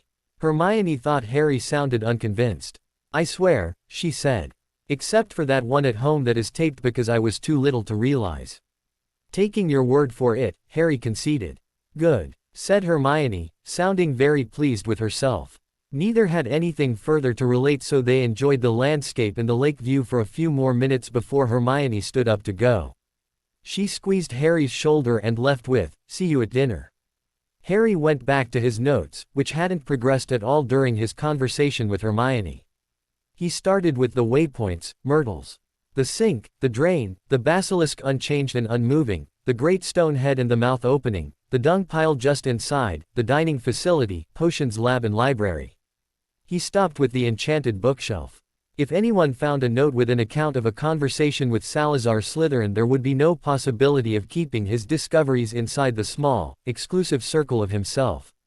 Pansy and Daphne. All during the time Harry was collecting his thoughts and writing them down, he was thinking through his time in the chamber. One led on to the next and the next. Questions branching at each juncture. Assuming the great stone sculpture of Salazar Slytherin was the enchanted source of the voice Harry heard, the basilisk was not a good fit, not for the chamber nor for the erudite Slytherin. The pile of dung was near the entrance. A monstrous basilisk ought to have felled all of the interior. Salazar Slytherin sounded thoroughly civilized, for the 11th century. He had built what sounded to Harry like an early faculty club for his wizard cronies. The club must have outlived Slytherin. The library had furnishings manufactured centuries after his death. Who frequented the interior rooms? Who continued to modify and develop them after Slytherin's era? Harry was deep in his reverie, following threads to connections, knots with other threads. Splices with spider webs and clumps of fragmentary information. He wondered, was it even possible to begin making sense of such a scramble? He was unaware of the two witches coming his way. They walked right up to him before getting his attention. Thus he was jerked out of his bemused state when they greeted him. "Hello, Harry." "Hello. What?" "Oh," Harry said. "Should I move?" "Nah," said Daphne Greengrass. Taking a seat to Harry's left as Pansy Parkinson sat on his right. "How'd it go?" asked Daphne. "Good, just thinking about it, as a matter of fact," said Harry. He looked left, right and straight ahead. "We'd better," Harry said as he made a vague gesture with his free hand. "Bins?" asked Pansy. Daphne shook her head. "Could be setting a pattern," she said. "There is a classroom, just underneath Trelawney's tower room. I don't think it gets much use and it isn't on a busy corridor." "Brilliant. See you there," said Harry. He stood and walked away from the witches, crossing the little courtyard. Trying to project the thought that anyone who interpreted the short interaction as anything of interest was sadly mistaken. He wasn't sure that was something he could project, in a convincing manner. But it made him feel like he was doing something. Harry got to the classroom first. He knocked and listened for a response. Not getting one, he opened the door and stepped inside. PHNE was correct about it being little used, judging by the smell of chalk and ordinary dust. It didn't look like anyone was in the room, but Harry drew his wand and moved around here and there, casting Revelio. His revealing charm hadn't been tested to any great extent, but he thought it was important to use it. One never knew. Pansy arrived and saw what Harry was doing. She didn't bother with a greeting but joined Harry in sanitizing the room. Daphne's appearance put an end to the inspection. "Satisfied?" Harry asked Pansy. "Yup," Pansy replied. I'd say we're good. Harry chose a desk and sat. He returned his wand to its pocket in his robe, then he began to work from his notes. I went a little further into the cavern, he said. Very brave, Daphne said, nodding to Pansy. I'll say, Pansy agreed. Harry looked back and forth. Deciding the comments were finished, he went on. There are rooms back there. A kind of dining room with tables and benches, like our great hall. There is one thing that is different. It's a chair, with long legs, and it has a desk built in front. The refectory, said Pansy. For monks. The statement came out sounding very much like a question because the idea of monks did not juxtapose naturally with a school of witchcraft and wizardry. I don't know, said Daphne. For now, we can take it as tabled, said Harry. Then there is a laboratory, I assume for potions, and then a library. A library? Who would put a library down there? Daphne asked, her skepticism on full display. I don't know, Harry began, then he repeated himself. I don't know. But the big surprise was when I picked up a book that was lying on a chair. I saw a space the same size and returned the book to the shelf. Things got really wild then. Harry took a moment to collect his thoughts. The book going back on the shelf unlocked something. I had a conversation, with something, or someone. The voice claimed to be Salazar Slytherin, coming to me by means of the big sculpture, which is enchanted. Like an enchanted portrait? Daphne asked. Exactly, said Harry. There was a gap in the conversation. Pansy was the first to get her wits back. Fiddlesticks, she said. Poppycock. Salazar Slytherin. Even with enchantments, Harry, how long can a sculpture stay enchanted? We've got portraits at home that have gone dormant. No spell lasts that long. Something to consider, Harry said. Also consider. We are discussing one of the founders. The material is granite, not paint and canvas. Maybe we shouldn't judge. Either way, cautioned Daphne. There could be a lot we don't know about enchantments. What else did you find out? The voice said it wasn't aware of an entrance in a bathroom. Makes sense, doesn't it? Our plumbing is old, just not that old. When did they develop indoor fixtures? I've read about it somewhere. 18th century, said Pansy. The 1700s, if you don't count the wealthier Romans. It wasn't widespread until the 20th, even for institutions. Daphne was staring straight ahead at nothing in particular. So Salazar Slytherin built a club, outside the school, she said, then paused. Someone continued to develop it after Slytherin's death. Then it disappeared. It is connected physically with the castle. In Slytherin's time they didn't use the bathroom connection because there would not have been a bathroom as we know them. Correct, Harry said. It was there, then it wasn't, said Pansy. Knowledge of it was lost. Is that what I'm hearing? I think so, said Harry. I had to get the samples and get back. When I get a chance I'd like to look at the drawings from when they were building the castle. Something else just occurred to me, Hogwarts, a history. Either of you spend a lot of time with it. Dap. HNE looked like she was about to burst into laughter but Pansy sat quietly, not looking at either of the others. What? Asked Daphne. What? She demanded. Do you sit up reading it? What if I do? Pansy fired back. It relaxes me when I'm getting ready to go to sleep. It calms me down. The prose has nice rhythms. Masterful. The additional knowledge is a bonus. Try it sometime. I will, said Harry, nodding agreement.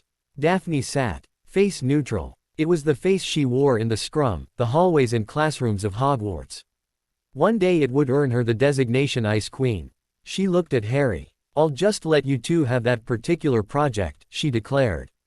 Right, said Pansy. Now, where are we and what are the next steps? I have 3 files of dung. How do we get them analyzed or whatever the term is? Then how do we sell the stuff?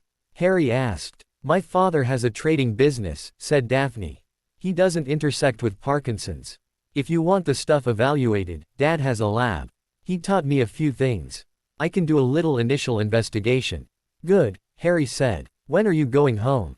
It might be better if you hand-carried the file. An owl would probably be fine. But if you want to do it that way, sure, said Daphne.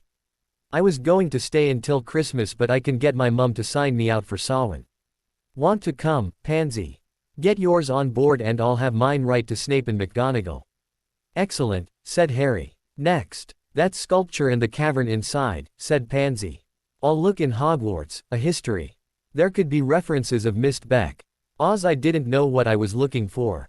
Myrtle seems to have access to all the pipes, said Harry. I suspect she knows the connections to the cavern, via distribution or the drains. Well, we know. She knows the drains because she can flood bathrooms. Daphne was leaning back against the desk, looking at the ceiling as she pinched her lower lip between her thumb and the knuckle of her first finger. Harry, was Granger your basilisk expert? Daphne asked. To the extent we had one, Harry replied. Basilisks come from toad eggs hatched by a hen, or the other way round. The cock's crow is fatal for them. They are venomous but can kill anything they can get to look them in the eye. That is about it. I wonder how long they can live. Daphne asked. Toad egg and hen would not occur in nature. They are magical, so a witch or wizard did the needful. A muggle zoologist wouldn't know about them. For a basilisk to come about, a witch or wizard has to want one. Not to mention be willing to go to a lot of trouble. Pansy observed. If we knew the age of Harry's basilisk, we could work from there and see if we could identify the breeder. Or whatever you call it. Hatcher. Right, said Harry. That's right. How many witches and wizards from the last 200 years could have hatched a basilisk? Okay, I'll read up on basilisks, Pansy concluded. Notes, said Daphne. Good ones. Are we done? Harry asked. I'll get us invited home for Samhain, said Daphne. Basilisks and Hogwarts, said Pansy. Myrtle and historical drawings, said Harry. Who wants to go first? The group was careful not to appear together in public throughout the rest of September and October. Pansy and Daphne were both Slytherins, so no one took notice if they were in a group, coming or going to class or meals. Harry had his own circle, with Ron and Hermione at the core. Neville Longbottom, Dean Thomas and Seamus Finnegan all came and went. Harry spent a couple of hours each day with the Quidditch team. Keeping to his own lane wasn't a problem. The problem, for Harry, was the basilisk, his group study project with Daphne and Pansy. They brought him a simple proposition, or so it seemed at the time. Sell basilisk parts. Split the money. The poor boy jumped at the chance. Trouble was, the thing kept expanding. Once Harry visited the cavern and awakened the personality in the sculpture. The straightforward business deal started to grow. If the sculpture actually hosted the presence of a bit of Salazar Slytherin's personality, the group would have to keep that knowledge to itself. If it leaked, the ministry would know within days, possibly hours. It would attract the attention of the Minister for Magic himself. He would have to visit Slytherin and pay his respects. The unspeakables would definitely show up. They might take possession and study the cavern forever. The cavern itself was completely within the Hogwarts grounds. Harry had no claim to any of it. That could be the end result in any case. Depending on the unfolding of events. Harry still wanted to put the basilisk remains to good use, which is to say, sell them for an all-profit transaction. One thing was starting to move around in the far back of Harry's mind. He had killed the basilisk. He didn't feel like he was doing anything wrong in selling it off. He pulled a basilisk fang out of his arm and used it to destroy the enchanted diary and save Ginny Weasley. Then he would have died if not for Fawkes. He'd felt death's approach. It had been close. No one compensated him for that experience. As seemed logical, he didn't feel at all bad about compensating himself. Still, Hermione and Ron. Hermione's research and her cryptic note. Ron's unflinching trip down beneath Myrtle's and his guarding of Professor Lockhart while Harry went on. Those were critical. Merlin, Ron's fractured wand, was what saved them both from Lockhart's attempt at obliviation. He definitely owed Ron and Hermione something. A cut of his share, of course. That was just to start. Trouble was, he couldn't give up the whole picture for reasons of security. He might need Hermione for her knowledge of the library and skills as a researcher. Ron he might need for something. Harry never knew when Ron would come in handy, but the redhead seemed to have a knack for it. With no particular knowledge of any field of magic other than losing Quidditch teams, Ron still came up with the essential factor oddball solution to oddball problems. Harry decided it was some kind of mysterious gift. Daphne was the first to get back to the Slytherin common room. A little pause before the blank wall, a muttered password, and she was inside. Draco Malfoy lounged on a leather sofa, shoes on the floor, one leg up on the cushions. Daphne kept her neutral face on. Though Draco was all but assaulting her, just the way he was looking. Morgana. Daphne thought, what is he going to be like by 6th year? 7th. Keeping her eyes looking ahead, Daphne took the door to the Slytherin witch's dorm. She imagined an enchanted shell surrounding her body, capturing the low whistle from Draco's lips, rolling it into a ball and sending it straight back to his solar plexus. Ah, she heard. Pansy arrived a short time later. Had to look up a reference in the card catalog, she said, answering the unspoken question indicated by Daphne's raised eyebrow. Daphne nodded and gave Pansy a silent thumbs up. Going to write Mum about Samhain, said Daphne. That's a great idea you had. Want to write home? Here's a note sheet and envelope. Pansy grinned, ear to ear.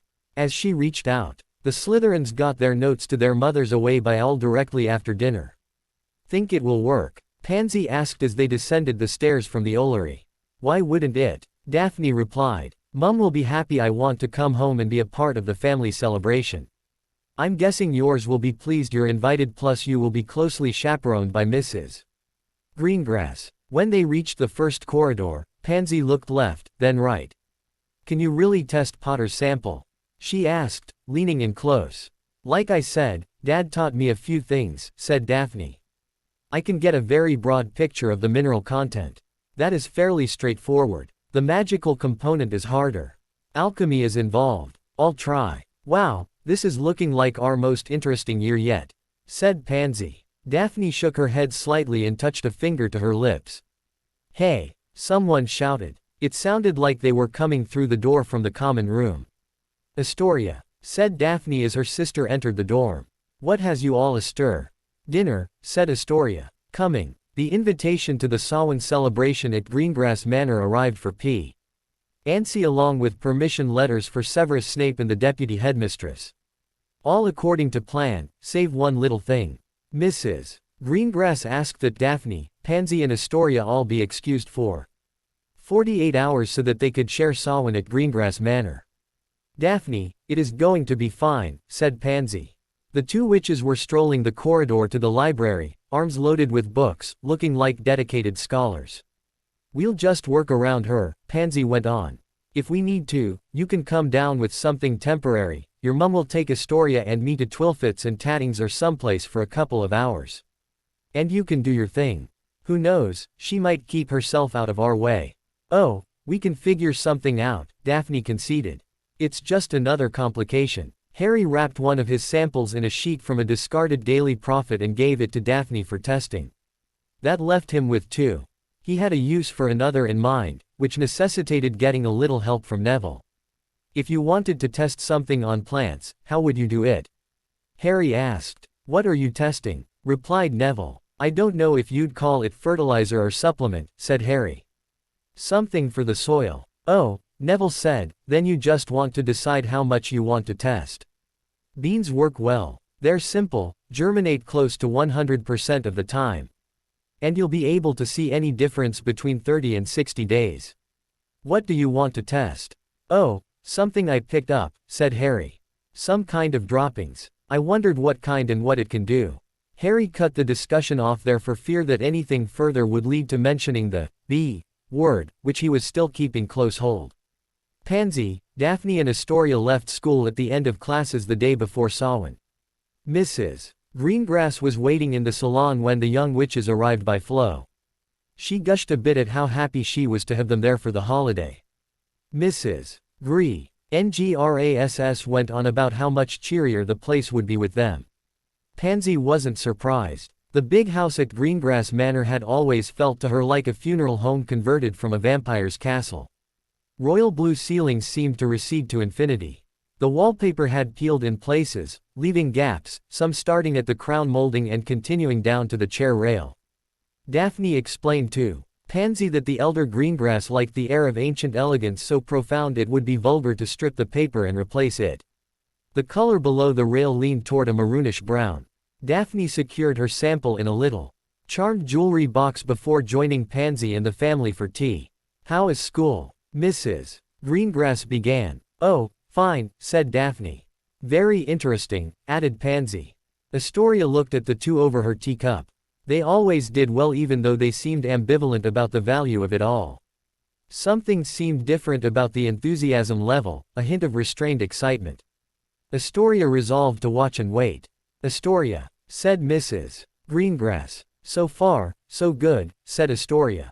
As a first year in the fall term she didn't really have a lot more to add. Mrs. Greengrass nodded. She didn't have a follow-up ready so she took another sip of tea. How are the professors? Mrs. Greengrass asked. Is Severus Snape more accessible than last year? Not so far, Pansy offered. Leaving wiggle room should Snape suddenly become more mentoring in his classroom approach. Such a disappointment, said Mrs. Greengrass. He was an outstanding student. A little odd, even for a wizard, but that was mostly introversion. That's quite common. From your stories he seems misplaced in his occupation. It happens, said Daphne. It does, her mother agreed. Just do your best. Well, I'll see about tutoring if you think you're getting behind. Can you work on your own at school? You're welcome to use your father's potions lab while you're here. We don't have the supplies Professor SNA. Pay has, but you can use what is here just as long as you don't start the manor on fire or blow us up. Astoria thought her mother's comment was hilarious and avoided disaster by quickly putting her cup and saucer on the end table. Tea was nearly finished anyway and Astoria soon left for her room. Pansy and Daphne kept Mrs. Greengrass company for a few minutes more, then Pansy asked if Daphne would show her the home lab. I think that is the one place in Greengrass Manor that I haven't seen, Pansy said. Oh, we can put that right, then, Daphne said as she stood up, leading the way to the Green-Grass Potions lab by way of her enchanted jewelry box. The Hogwarts Samhain feast would take place on Saturday night. Harry spent Friday evening in the library. The bulk of his time was spent making notes at the card catalog. The holdings under Hogwarts were in one of two main categories. Variations on Hogwarts, a history, and a surprising number of memoirs written by witches and wizards who aced their personal success or spiritual development or adjustment to wizarding life to a class, a specific professor or the unique Hogwarts gestalt. The last was surprisingly malleable and could be adapted to explain nearly everything about nearly everyone who had ever attended the school. Harry had already read most of the more common Hogwarts materials by mid-October. He found sets of drawings from different periods. He studied the drawings closely. The earliest showed a tower and a walled keep. Then there was a gap. Harry worked out the dates of the two drawings, at least to his own satisfaction, and decided the gap was roughly 2 centuries. The second oldest drawings showed an existing perimeter wall with crenellations along with an additional tower, Harry's home, Gryffindor. None of the drawings showed an addition where Harry judged Slytherin's chamber ought to be. Nor did he find any structures outside the walls that could have been a separate entrance. Salazar Slytherin's words came back whenever Harry's mind was idling. We walked down the hill. Harry's fertilizer experiment was well underway by the time Samhain arrived. He had negotiated for a handful of dried beans from the kitchens. He helped himself to 8 of Professor Sprout's terracotta pots, filled them from the stockpile of topsoil from behind the greenhouses and went to work. He had 4 pots for the experimental beans and 4 control. The beans all germinated and the seedlings were putting their heads up about 10 days after planting. At 1 month, it was too early to tell if the 4 pots with Bossy Lisk dung fertilizer were going to be significantly larger, stronger or more productive. Harry thought of his experimental plants as the basilisk beans. Harry tried to remember the adage, a watched pot never boils. Even with an old bromide in mind he still allowed himself 1 check of his experiment per day, whether herbology took him to the greenhouses or not. The original entrance to Salazar Slytherin's chamber remained elusive. Harry realized, when he first began studying the available drawings, that revealing Hogwarts' secrets would require some struggle. The library lacked a complete set of drawings of the castle. Gaps of 200 or 300 years meant that major construction projects were completed with no record in the library collection. A book on Gothic cathedrals proved very helpful as background. Harry learned about the position of the clerk of the works and how that official held the administrative responsibilities, paying suppliers and workers, seeing to the copying and archiving of drawings and managing the overall budget. The architect was the supreme authority, or had been in medieval times, but the clerk was the lead author of the actual story of monumental projects such as Hogwarts. There had to be a complete archive somewhere, Harry believed. Fire and pests could destroy documents, but the witches and wizards of Hogwarts would have been careful to preserve backup copies. Meanwhile, night after night, Harry pored over Hogwarts, a history, alert for anything he might have overlooked, that paired with available drawings, Salazar Slytherin's comments and Harry's personal reconnaissance, anything could be a clue to the location of the original entrance to Salazar Slytherin's chamber. Harry and Ron were sitting in the Gryffindor common room one evening. Harry remembered he had been meaning to find out how to contact his Gringotts account manager. If I want to write to Gringotts, how do I do that?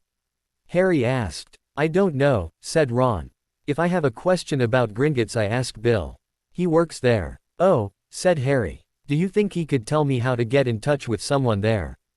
I guess he would, said Ron. Do you know someone at Gringotts? Ron was clearly puzzled by Harry's fragmented questions. Harry was equally puzzled by Ron's fragmented answers. I'm supposed to have an account manager, Harry said. I'm an orphan. Someone at Gringotts is responsible for anything my parents left for me. Oh, said Ron. The account managers are all goblins, as far as I know. You're a bit ahead of me. My parents do all the banking. Harry tried to look normal, but Ron's statement was just a little bit blunt. Ron noticed the change on Harry's face. I'm sorry, mate, that was rude of me, Ron said. It's fine, said Harry. You didn't mean it to come out that way. Do you think I can write to Bill and ask him? He might know, but he's out of the country right now, Ron replied. I'm not sure and Al could find him. Said Harry. What if I sent something addressed to the account manager of my parents' estate? Introduce myself and ask if I could have an appointment during the Christmas holiday. I don't know, you're asking the wrong person, Harry, said Ron. Harry thought Ron was getting a bit agitated. All I want to do, Harry began. Harry, my dad works at the ministry, Ron began. He isn't very high level, but he loves his job. There are 7 of us kids. My mum is a genius with food and getting a lot of use out of everything. She gardens and has the pigs and chickens. I can't tell you much about Gringotts. Because I don't have enough money to bother with an account of my own. Ron was beet red by that point. He stood up and walked to the stairway that led up to the dorm. Harry felt like a true heel. He only had a handful of friends and 2 of those were business partners. He didn't think Pansy and Daphne had any real friendly feelings toward him, leaving Ron, Hermione and Neville. Even at 13, Harry knew conversations about money could be touchy if handled carelessly. He hadn't been thinking of money, although Ron had seen things much differently. Damn it, Harry thought. He wasn't a profligate user of rude language, but, damn it, seemed the most appropriate response right then. Harry made his own way up to bed, being careful to minimize any noise. He didn't want to wake Ron and go through a chapter 2 of misunderstandings. Sleep took its time getting around to Harry that evening. He worked the conversation with Ron this way and that. He had thought he was having a meandering, act conversation with a friend and managed to hit a very sensitive nerve. Harry resolved to think more before opening his mouth. He and his partners were nurturing a little enterprise with lots of potential. A loose word about the raw material they were seeking to exploit would draw unwanted attention. He could bring harm to Pansy and Daphne if he was careless around the wrong sort. He woke in the morning, refreshed and still thinking over his new list of resolutions, determined to exercise some discretion. I apologize, said Harry as he sat down for breakfast across the table from Ron. I wasn't looking for a conversation about money. I'd just like to meet the goblin looking after my parents' account. If there is such a goblin. Said Ron as he took in a good gulp of milk. That would be good information. What? Who is managing the account? Or whether no one is?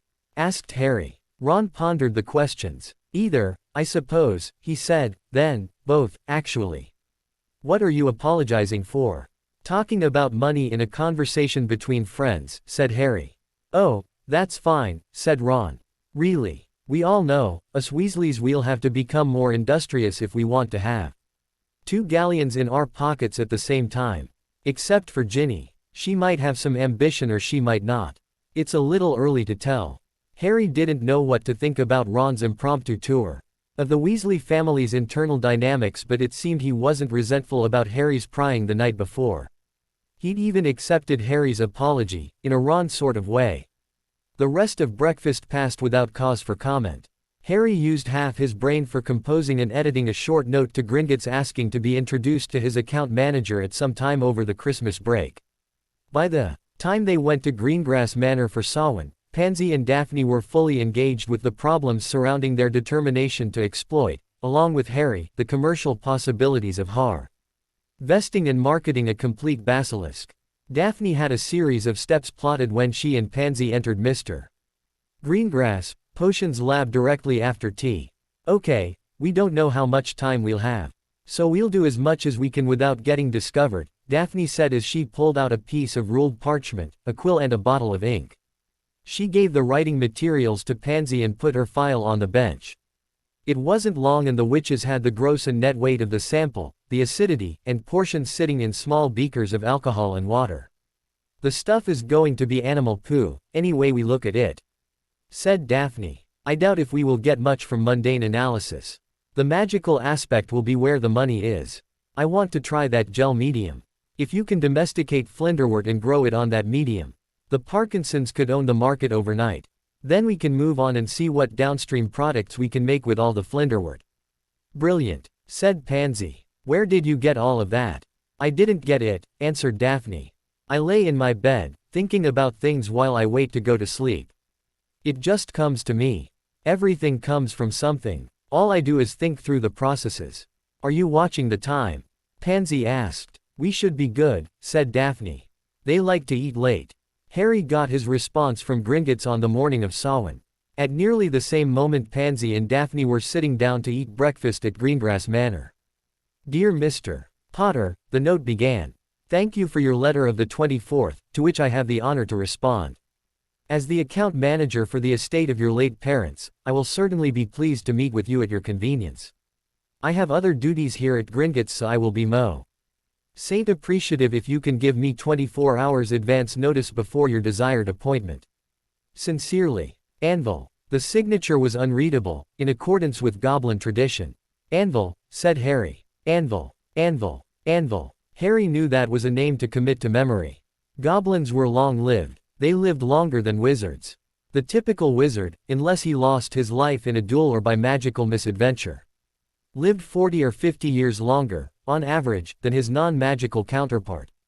Not taking alchemists into consideration because their lives revolved around finding ways to circumvent everything normal or natural or conventional.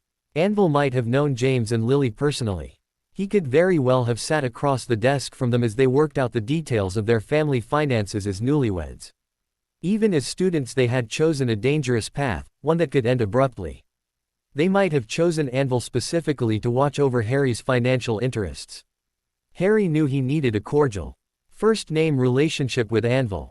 Well, that would come at Christmas break. He was already thinking about how he would get to London for a few hours. Daphne and Pansy had a great time at the Greengrass Manor Samhain. The Greengrass invited an eclectic group of witches and wizards, all friends, or friends of the family. Some had young, and a few not so young, unmarried males around who were still seeking magical wives. Samhain fortuitously put Astoria, Daphne and Pansy in their paths and they made the most of the opportunity. Only a few were so forward they put the young witches to flight. Most of the approaches came from older witches who were friends or acquaintances of the Greengrass and Parkinson families. Astoria, Daphne and Pansy were all blessed with healthy good looks. In addition, their mothers had done well in picking out their dresses. The evening was cool, requiring a long robe for the outdoor activities. Each wore a floor-length robe in black. Over a floor-length dress in a fall color. Pansy's was a medium light pumpkin, Astoria's the yellow of aspen and Daphne's a deep red reference to maple leaves. Each had a small Slytherin house crest. On her robe set off with piping that harmonized with their dress color, and each wore black velvet slippers on her feet. The young witch's hair was beautifully done but modest, even demure. Daphne had a French braid with marigolds woven in.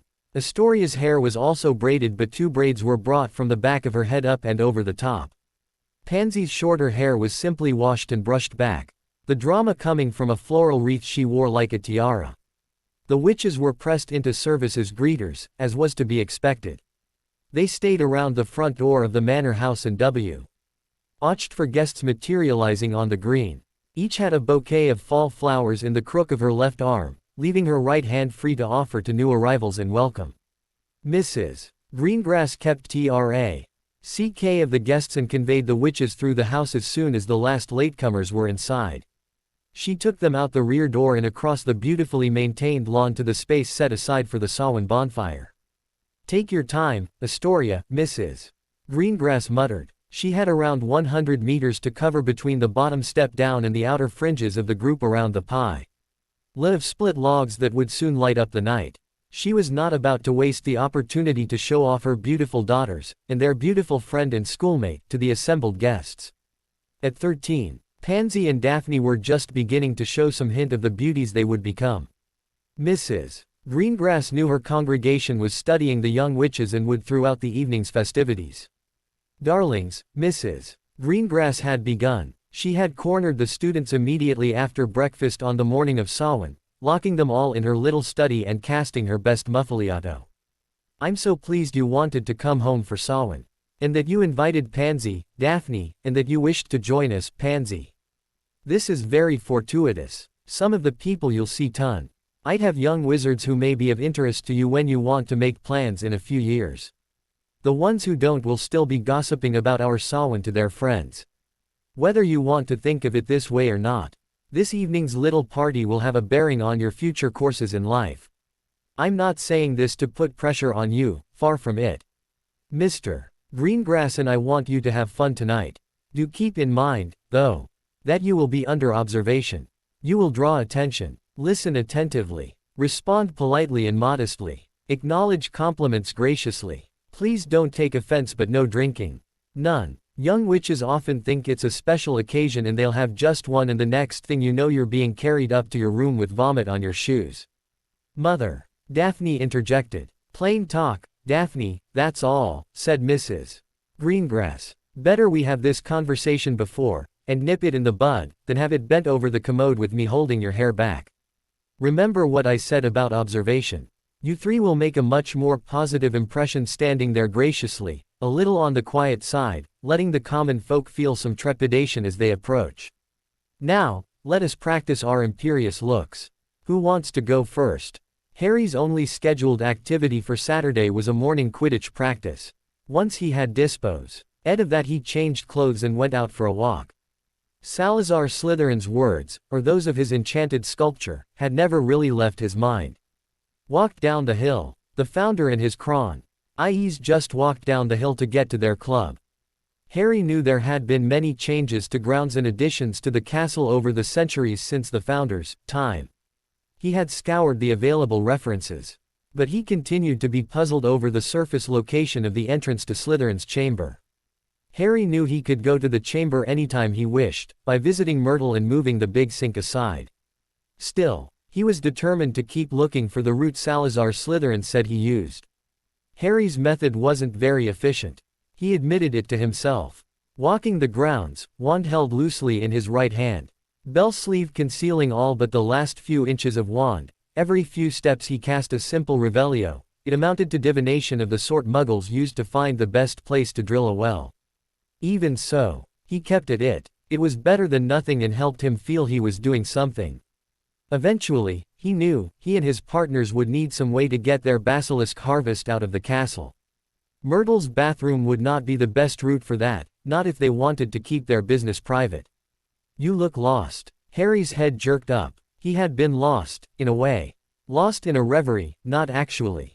Physically lost. The headful of blonde hair put him off immediately. "Malfoy. Potter. Where's the goon squad?" Draco looked around. "Otherwise occupied." "What do you want with me, Malfoy?" "To be honest, I really don't know. Something to do, I guess. Such a nice autumn day. Samhain. Harem away to the manor for the old folks' party." Harry flinched. He tried not to, but his muscles flexed. He felt his shoulders pull back and his chest expand. His abdomen felt tight and hard. His hands half closed, ready to become fists. Something came into his head, unbidden, unwanted. "Lead left. Look out for the counter and follow with your right." "I don't think I know what you're talking about," Harry said.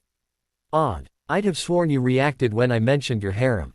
"What's that?" Malfoy studied Harry, not saying anything for a good bit. Harry stared back. Fine, he said. Maybe you're being straight with me. I've seen you out walking. Alone. Once I noticed I couldn't help noticing.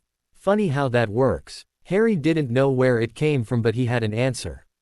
It's a hobby, Harry said. What are you talking about? You see me walking around outside and you want to know what I'm doing. It's a hobby. Harry had him and he knew it. Malfoy's incurable curiosity about everything Potter had him hooked, and Harry started reeling. This is Scotland. It has been inhabited forever. For all practical purposes. Every now and then, an artifact appears. People find stuff all the time, even muggles. It's interesting. Relaxing. How? What? Malfoy started again. Walking around, alone, said Harry. The only exception is I'll tolerate someone who likes to walk around, looking down while they keep their mouth shut. You're insane, Malfoy said. He turned away just slightly but didn't leave. Could be, Harry agreed. Maybe I'll grow out of it. Potter. Malfoy. What is going on here? Severus Snape had exercised his bat-like ability to glide up, silent, unnoticed. Neither saw him coming. It was uncanny. I could give you both detention for this, said Snape. Yes, Professor, said Malfoy. You see, I noticed Potter here, wandering about, aimlessly. I thought he might be in distress or suffering some kind of fit. He might have needed help. Luckily, you arrived. Please, Mr. Malfoy, I don't need an overdose of your verbal marzipan before I've had my lunch. What are you doing, Potter? Strolling, Professor, on a lovely Samhain, getting in touch with the shades of the beloved departed. Snape looked like Harry had just slapped him, hard. I see, he said. They are here, I was given to understand, Harry said. Gathering. Tonight. Yes, Potter, that is the old magical belief, said Snape. I commend you for your knowledge and quick thinking in deploying it. Although, I don't for 1 second believe you are out here communing with the beloved departed. Neither of you show any sign of love or even mild appreciation. On for the long and glorious history of British wizardry or magical life. Still, perhaps this is a start. Let's see, by 5-page. On Monday, 1 sheet of parchment each on Samhain, origins, history, traditions, rituals. Food and beverage or anything else your dormant wizard brains want to write about. Now, back inside and try to at least look like you are using your weekend constructively. And Potter. Until that miscreant Sirius Black is back in custody, no wandering about unaccompanied. I mean it. Yes, Professor, thank you, Professor, they both muttered. Thought about just walking up and sucker punching you, said Malfoy. Keeping his voice down, not looking at Harry on the way back to the castle. I might have preferred that, said Harry. Good. I'll keep it in mind, said Malfoy. Thanks for getting me the extra work. Don't mention it, although, why do you think it was me? Because you brought up Samhain, said Malfoy. He hates cheek. I remember you gave him the verbal marzipan, said Harry. That could have done it. Shut up, Potter, said Malfoy. You always have to have the last word. What are you going to write about? I think I'll write about the importance of A.W. Izzard's harem to the proper celebration of Samhain, Harry said, over his shoulder, as he left Malfoy at the bottom of the stairs. Whether he realized it or not, Harry did use his post-lunch hours constructively. Meandering the library stacks, looking up references to Samhain. By 3 that afternoon he had bumped up against the problem encountered by many young scholars, in that he had far too much material to synopsize in the space of a single sheet of parchment. Samhain had existed, apparently, since the beginnings of life on Earth. When the rational world and the world beyond were at their closest, some theories held. The living and the dead could communicate, or at the least commune, with relative ease. There was no way to determine when creatures began sharing information between individuals. By extension, no framework existed to fix a moment when Samhain became the conduit for exchanging love and blessings between the realms. Harry didn't realize, at the time, that he had encountered his first metaphysical conundrum. Harry didn't eat alone that evening. He sat across from Ron and Neville and next to Hermione. He did let them carry the conversation. At least half his brain was captured by Samhain and the puzzles embedded in his research. Now and then he would think about the traditional Samhain observances and wonder what his business partners were doing. The light was ing in the Gothic windows that dominated Hogwarts' Great Hall as Mrs. Greengrass escorted her daughters and their guests to the space in the manor's gardens reserved for the Samhain bonfire. The fire was laid on a little knob with just enough elevation above the plain to allow an unobstructed view of the complete arc of the sky. The low sun divided the heavens into bands of orange, violet and red. Well lit in the west and fading to black at the eastern horizon. That was the available light as the three maiden witches and their guide and mentor strolled across the lawn to the guests congregating around the laid-up logs that would become the bonfire.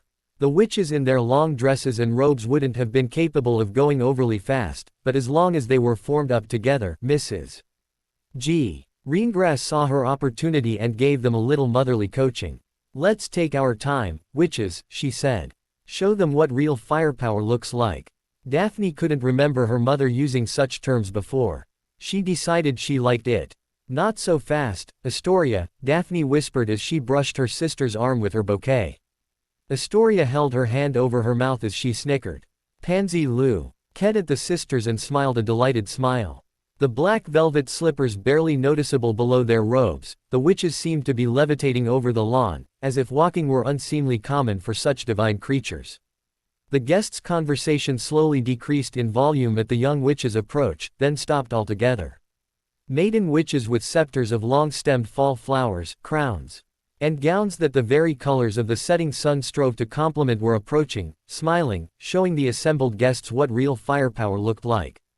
Here and there a wizard gasped, others took long pulls from mugs of scrumpy or mopped a brow with a handkerchief while witches in their 80s and 90s gripped an upper arm, threw a discreet elbow or shifted to put their own visage in their wizard's fields of vision.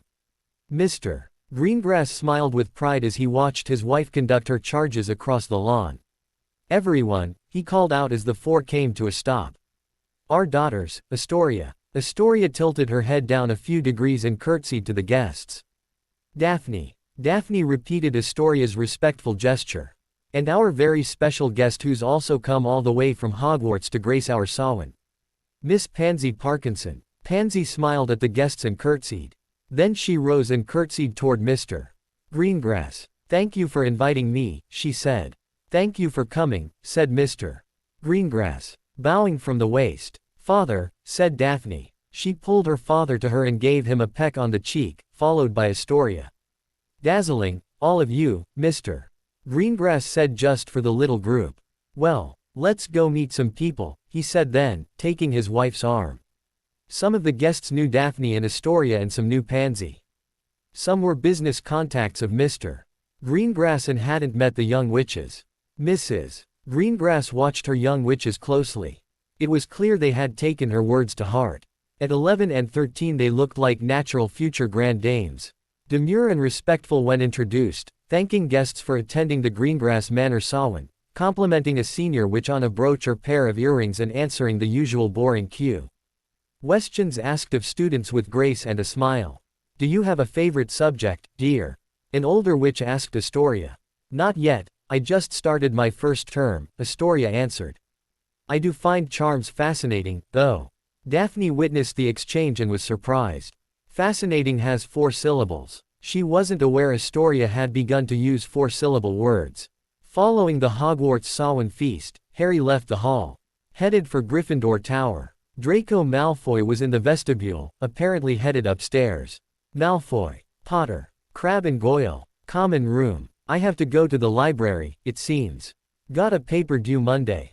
"Special project," Malfoy said, some snarl embedded in special project. "Yes, you're welcome," Harry said. "Your extra work and positive attitude will no doubt put you over the line for an outstanding for the term. Here." Harry held out his hand, offering Malfoy a piece of folded-over note parchment. "What's this?" Malfoy asked, declining to reach out and take the sheet. "References I wrote down," said Harry. "I don't need it anymore."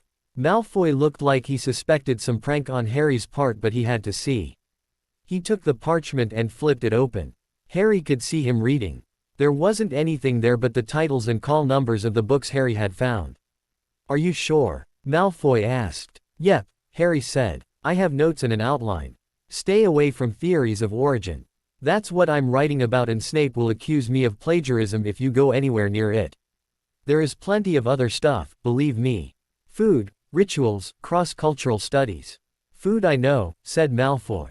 Rituals, maybe. I don't know what cross-cultural studies are. There you go, said Harry as he turned for his own staircase. Maybe you'll learn something new. Ari went straight to the Gryffindor wizard's dorm. He pulled a chair over and opened up the casement window, letting the autumn air in along with a strong undertone of wood smoke. The Samhain bonfires were underway, all over Britain. Some the focus of the ancient, pagan, magical rites, others the modernized, Muggle version. Whatever, the old ways live forever. Harry was beginning to see the old magic in a new way. It never went away, but it had been suppressed. Magical folk had been hounded until they went underground all over Europe. Surprisingly, though, the non-magical, or Muggles, clung to the ancient rites. They didn't know why they did certain things at certain times of the year, why their color palettes changed with the seasons, why they carved pumpkins for Hallow. Or sent their friends cards with bunnies and ducklings on them in the spring. The magic didn't care. It was old. It was older than humanity. Harry could smell it in the wood smoke that rode the breeze coming in through his window.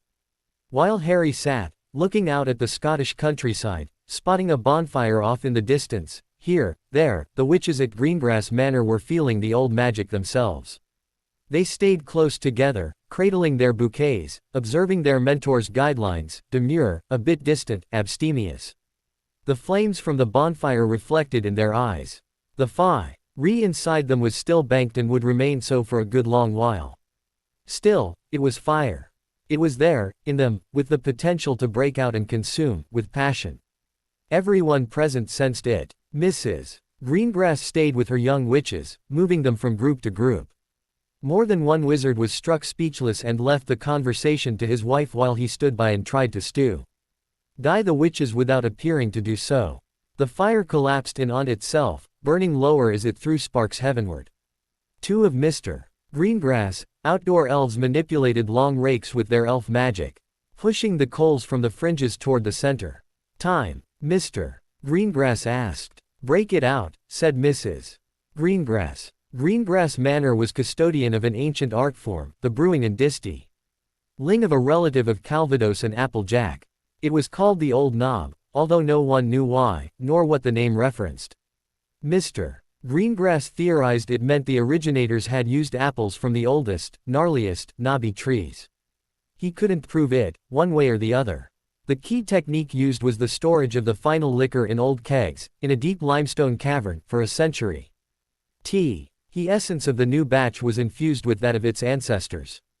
The very spirit of a mature keg was one with an unbroken family line of old knob whose ancestry was older than the most fanciful family trees claimed by the greatest snobs of wizardom. The Greengrass elves brought out the wooden keg, a modest number a little over 2 feet in length and a bit less in diameter at the ends. The elves levitated the keg onto its waiting stand. One pulled a spigot from a pocket and the other snapped his fingers, materializing a mallet. The elves tapped the keg and looked to Mr. Greengrass. He gave Hem a nod and one produced a small wine glass which the other filled about halfway. Mr. Greengrass accepted the glass of old knob and gave the liquid a swirl. Then he held it to his nose and took a couple of sniffs. Then he took a sip. Then he nodded to the elves. Samhain, said Mr. Greengrass as he handed his glass to Mrs. Greengrass. Samhain, she replied, as she brought the rim of the glass to her lips, nodding her approval when the glass came down. The Greengrass stepped out, away from the keg, the elves passing through the crowd handing out the wine glasses. One by one, the guests passed by the spigot and received their half glass of old knob. Tilly, said Mrs. Greengrass. A house elf materialized next to the young witches. It was obvious she had been pre-staged by her mistress. She carried at the ready a silver tray with 3 glasses of amber liquid. The witches knew they'd be getting ordinary apple juice, but they didn't know it would arrive in such a dramatic fashion. A round of "thank you, Tilly" accompanied the distribution. By the time the witches had their beverage, the guests were holding theirs. Mr. and Mrs. Greengrass each had a glass this time. The crowd fell silent as Mr. Greengrass raised his glass. Samhain, he called out, the guests answering, Samhain. The glasses went to lips and were tipped up. Variations of appreciative non-words were spoken. Woo, ah. Then the laughter and the hugs began. No drinking. Mrs. Greengrass stage whispered a reminder for her young witches. Someone started tootling around on a pennywhistle, a W.I. Zard materialized a lute and another a very large tambourine. The trio traded a few warming up licks. Someone gave a signal and the music began. As I was going over the far-famed Kerry Mountains.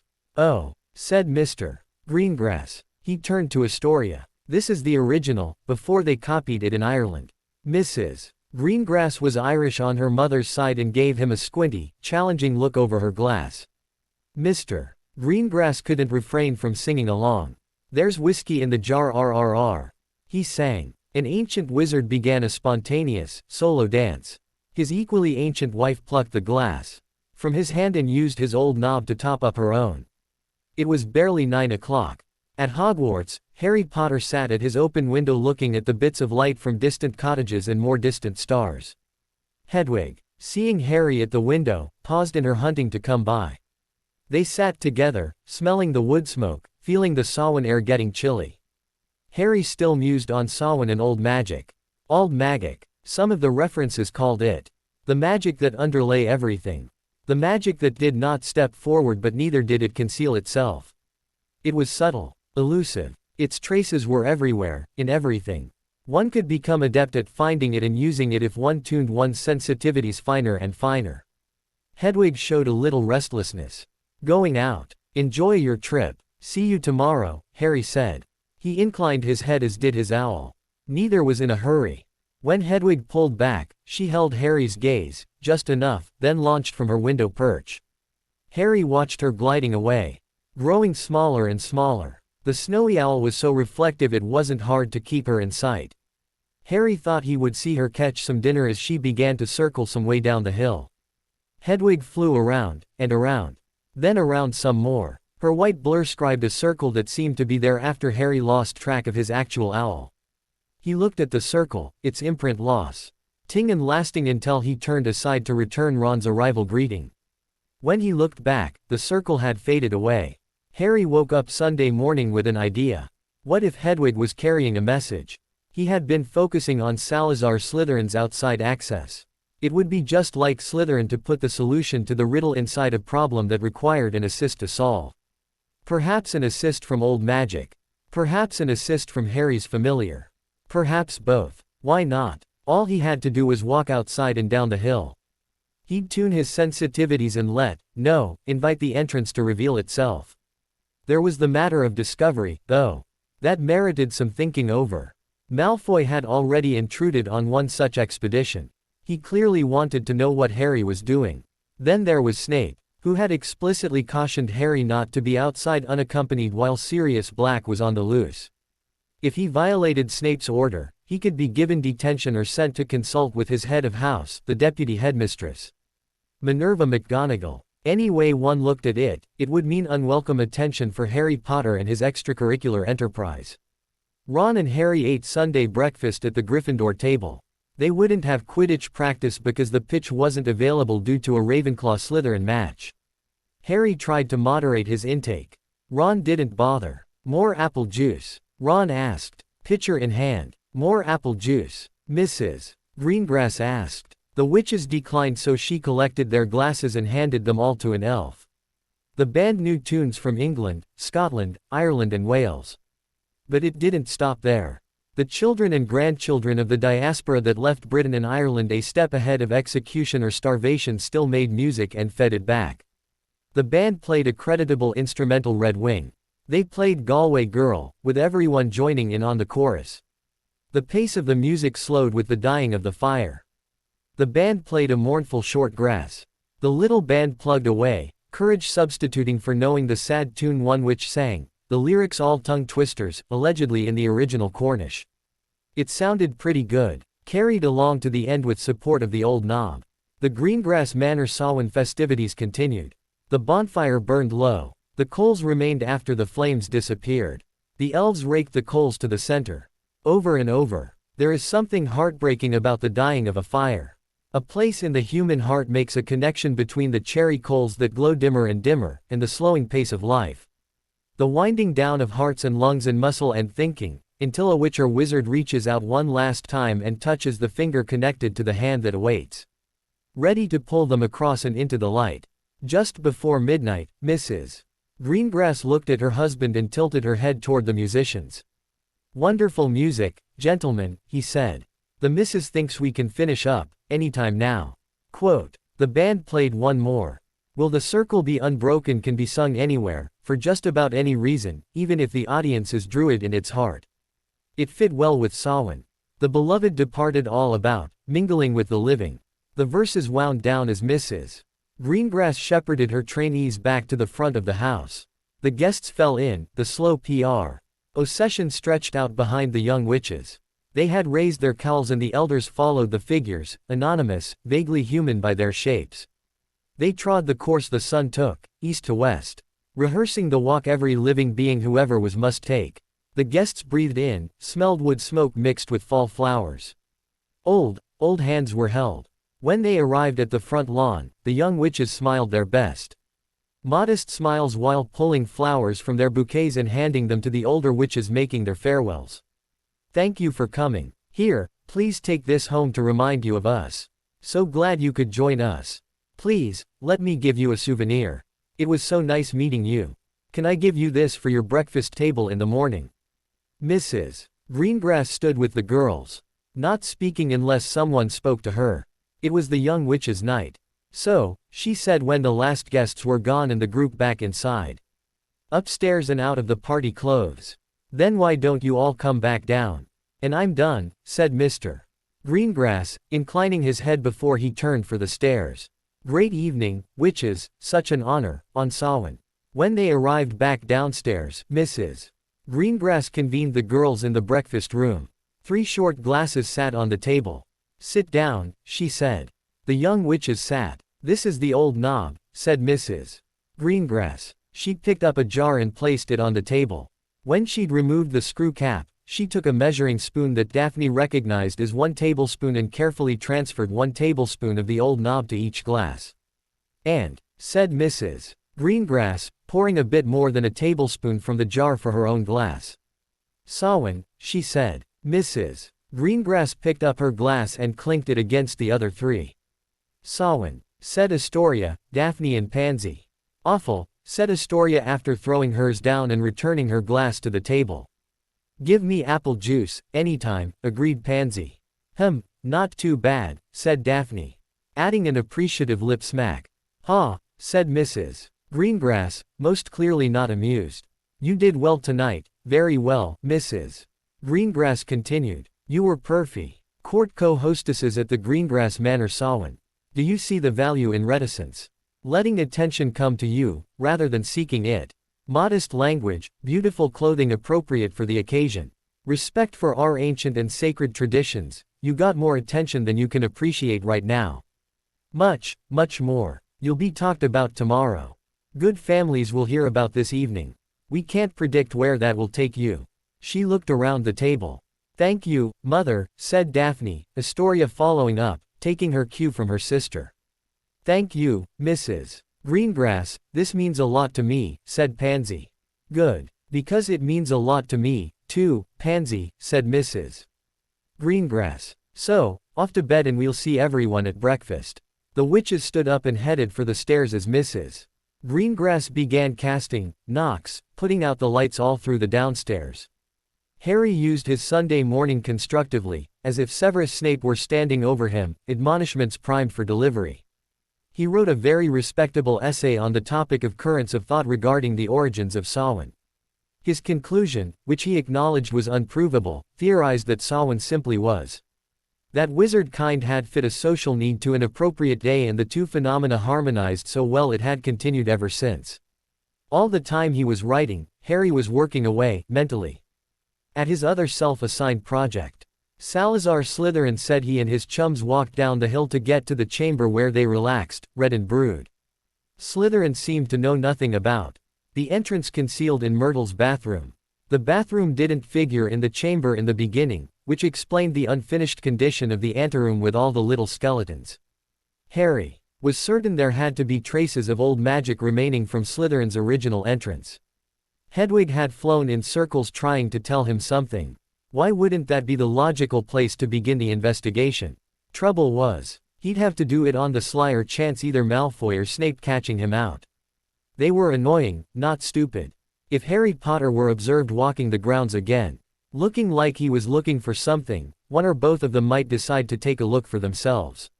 A chance discovery of a hidden entrance to Slytherin's chamber could lead to any number of unfortunate consequences.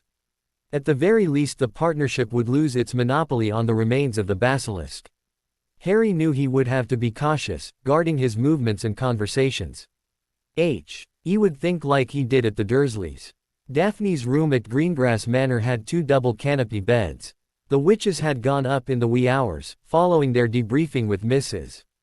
Greengrass, Nged into their nightclothes and lay on the beds talking. In a very short time they were talked out and sound asleep. Sunday morning, Pansy was dozing, not awake, not asleep, not wanting to leave her cozy state. She felt warm and rested and craved more of the delicious in between. Pansy's head was on her pillow, her face right side down. She had pulled the second pillow over and her left arm lay across it. Her arm flexed, pulling the pillow close. A shifting mental picture inside her head said her arm was around a shiny black unicorn whose neck she was about to kiss that was also a rainbow hue. Phoenix and a warm panda whose fur smelled like marigolds except when it smelled like patchouli and was just the right size for a young witch to hug, although now it was a mermaid with Daphne's face. Daphne's beautiful face, and the mermaid didn't smell like seawater but the perfume Daphne wore last night. In whatever mental state Pansy occupied, she wanted to tell the magical creature in her arms something very, very important. "I love you," she heard. Her throat felt just like it did when she actually spoke. A sequence began, of sleepy declarations and sleepy self-questioning. "What?" asked her mind. Her left arm circled the pillow. "I love you," she said, squeezing. It wasn't a creature, or at least it didn't feel like it. It felt exactly like a pillow. Another sleepy voice spoke. "I love you, too." Pansy opened her eyes and looked across at Daphne's bed. Daphne did not appear to be awake. Pansy puzzled over the exchange. Had she, in her sleep, declared her love for a pillow? No, she had been asleep. Therefore, if the first declaration of love that she heard had come from herself, she had been talking in her sleep. Pansy looked across at Daphne a second time. Daphne was sleeping on her left side. Although she wasn't sleeping any longer. She looked toward Pansy, eyes wide open. Daphne took a long breath in through her nostrils, threw back her covers, swung her legs out and sat upright. Without taking her eyes from Pansy's, she stood and took 2 steps before turning her back and sitting down on the edge of Pansy's bed. She picked up a hand, the left one, just letting it rest on her own. "Were we talking?" she asked. She didn't look at Pansy's face but at Pansy's hand laid across hers. Pansy took her own deep breath, ending with a definite shudder. And she closed her eyes and thought about a response, tried out about 100 and rejected them all. What did her heart think it was doing, she wondered, thumping like that? "Were we?" a suddenly husky-voiced Pansy asked. Daphne turned Pansy's hand over and traced the lines of her palm. Pansy let her hand lay there, palm up, perfectly relaxed. Daphne let her fingertip follow each line, side to side, wrist to fingers, slowly. Slowly. She didn't let her eyes look away from Pansy's fascinating palm. Could have been the old knob talking, mused Daphne. Maybe, Pansy allowed. Could be, still. Could be, Daphne agreed. She moved her hand to Pansy's face and gently brushed the bouncy hair back. "I'm glad you're here," Daphne said, now looking Pansy in the eye. "So am I," Pansy managed to whisper, looking right back. "I have to pee," Daphne announced. "I'll take the one across the hall so you can have mine." Daphne stood, turned and left the room, closing the door, silently, behind her. Needful accomplished. Pansy buried all the questions she wanted to ask and things she wanted to tell Daphne. Instead, when Daphne returned, she raised the next item on the morning order of business. "I need a shower, or a bath," she said. "Across the hall. That way I won't steam up yours." "Either, it's fine," said Daphne. "Got everything you need. You can help yourself to anything you find. I should have it in here," Pansy said as she picked up her traveling kit and left the bedroom. The witches, minus Astoria, reconvened in the breakfast room. Daphne was a little ahead and already seated when Pansy arrived. They looked back and forth, mostly from the neck down. Clean blouses, clean jeans, sparkling white socks. All better? Asked Daphne. I am, answered Pansy, thank you for asking. Yourself? Fine, Daphne said. I don't smell smoke. That was a party, Pansy declared. Wasn't it? Daphne agreed. How about breakfast? The elves ought to have something you like. The elves had something everyone liked. Astoria arrived and joined the others. Mr. and Mrs. Greengrass wouldn't come down until nearly noon, letting the students linger over breakfasts of fruit, cottage cheese and rye crackers. Oh, crap, said Pansy, looking up from that morning's Daily Prophet. Sirius Black has been sighted in Hogsmeade, of all places. What would he be doing in Hogsmeade? Good question, said Astoria. Daphne sat, silent, staring at the prophet. Daph, sweetie, what's wrong? Asked Astoria. Sirius Black was partly responsible for the murders of James and Lily Potter, said Daphne. Harry, said Astoria. Do you think Black's come to finish the job? Pansy looked at Daphne, demanding, with her eyes, that Daphne do something. Daphne didn't look at the others. She might have been speaking aloud, to herself. I think that Sirius Black would be wise not to piss off Harry Potter. The silence hung over them, each lost in her own thoughts. What if we can't go back? Asked Pansy. What, indeed? Answered Daphne. Leave the prophet. I'll write a note for Mother. Communications handled, Daphne gave her companions a look. Their jeans were perfect for her chosen activity. Come on, let's go outside. Daphne said. Once away from the house, Astoria knew what was up. Great idea, she nearly shouted. Daphne led them into a wooden barn where she opened a stall door and asped the halter on a Welsh pony that she led out into the walkway and put in the crosties for brushing down and bridling. Sandy, she said. This is Pansy. Pansy, you'll ride Sandy. Harry Potter kept his mind off of distractions like Sirius Black. He spent close to an hour with his beans. The experimental pots had decided, quite suddenly, to get serious about outgrowing the control pots. Merlin, said Harry. Merlin is right, said Neville. What did you put in those? They're at least a foot taller than the others. Some droppings, like I said, Harry answered. Some kind of animal droppings. Can you get more? Neville wanted to know. Harry had told Neville a half-truth about the source of the droppings. He really didn't want to start wholesale lying. Neville deserved better. I'm not sure, just yet, Harry offered. Feeling guilty about even that degree of prevarication. Prior to leaving for the greenhouses, Harry had given his essay on Samhain to Hermione for proofreading and comment. She was sitting by the fireplace in the Gryffindor common room when Harry returned. Harry went over and took one of the big leather-covered chairs. So, Harry, I don't understand why you are not in the top 5 in our class. Hermione said, some significant stress apparent in her tone. Meaning? Harry asked. Meaning, this is the best one-sheet essay I believe I have ever read. It's excellent work. No mistakes. Not even little spelling errors. What came over you? Snape gave Malfoy and me some extra work, not for anything we did, more like, to keep us busy inside. I decided to do the best I could, just to get him going. Quote. Hermione sat, silent, staring at Harry. If you did every assignment like this, you'd have the highest average in Gryffindor, for our year, Hermione said. Would you like that? Do you think that would get Professor Snape going? Probably, said Harry, looking at nothing at all, off in the distance. He'd just think it was my arrogance coming through. Thanks for reading this. I'll drop it off in the morning. The decision was taken to keep Hogwarts open, Sirius Black notwithstanding. Students who had gone home for Samhain trickled in all day that Sunday. The wards of Hogwarts were too extensive and complicated to allow for so many to travel by flow directly into common rooms, so parents either brought their students to the outer ward boundaries by apparition or sent the students through the flows to the 3 broomsticks. The weather was quite suitable for walking, so most elected to get back to the gates on their own. Harry saw Daphne, Astoria, and Pansy climbing the stairs from the dungeons when he went to the Great Hall for dinner. They saw him, too. Pansy and Daphne looked genuinely concerned but brightened up when they spotted Harry. Eve, Ryan refrained from waving or otherwise giving away their status, other than looking. Harry crossed the threshold and spotted Draco Malfoy, already seated at the Slytherin table, observing the silent exchange. Harry's predictions about the results of his and Draco Malfoy's essays was accurate.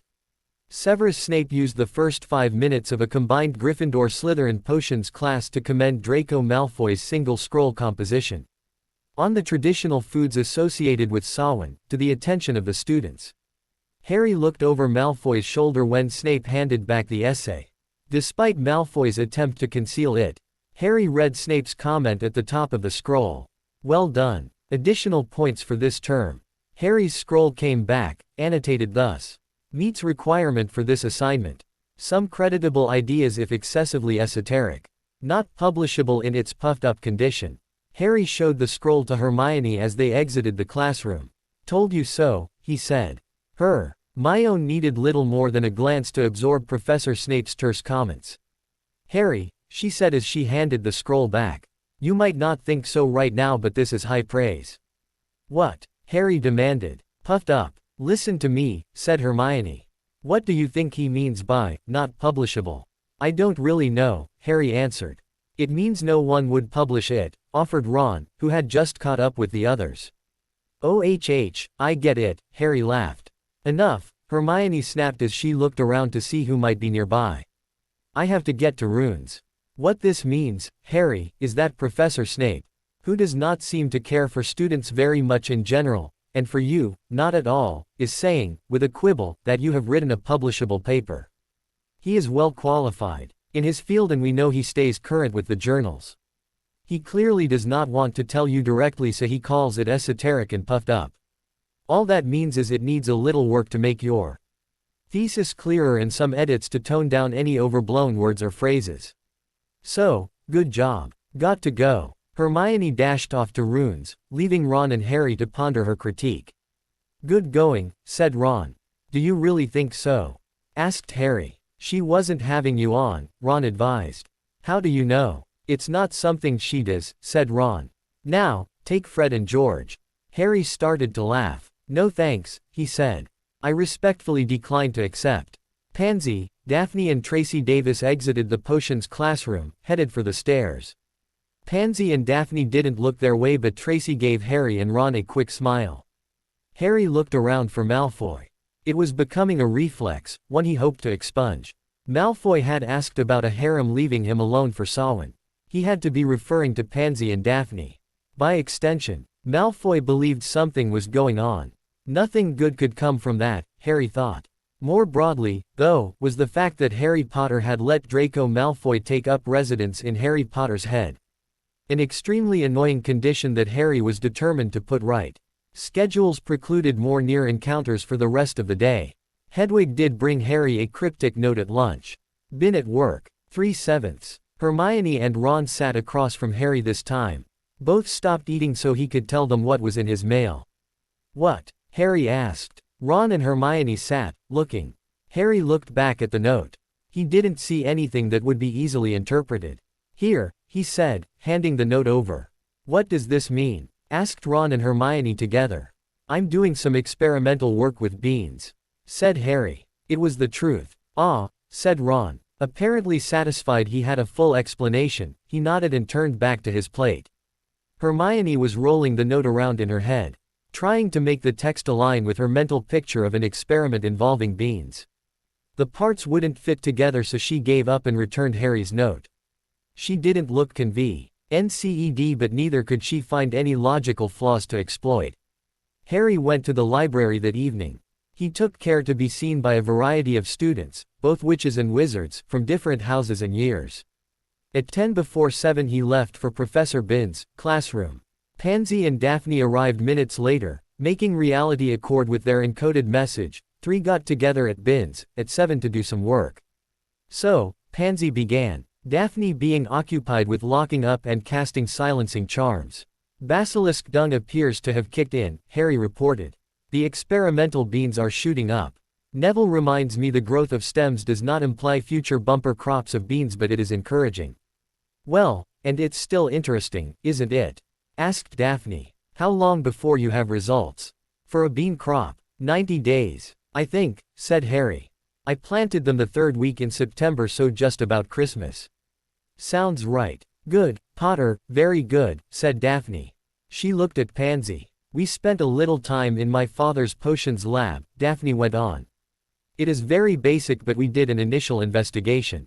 The product is acidic, so we might find acid-loving plants respond best. We infused it into water and alcohol. Just soaking some in those. We didn't have time to study those samples, but that shouldn't be important considering the amount of raw material available. Woo, got that right, said Harry. Very convenient to a lab as well. Said Daphne.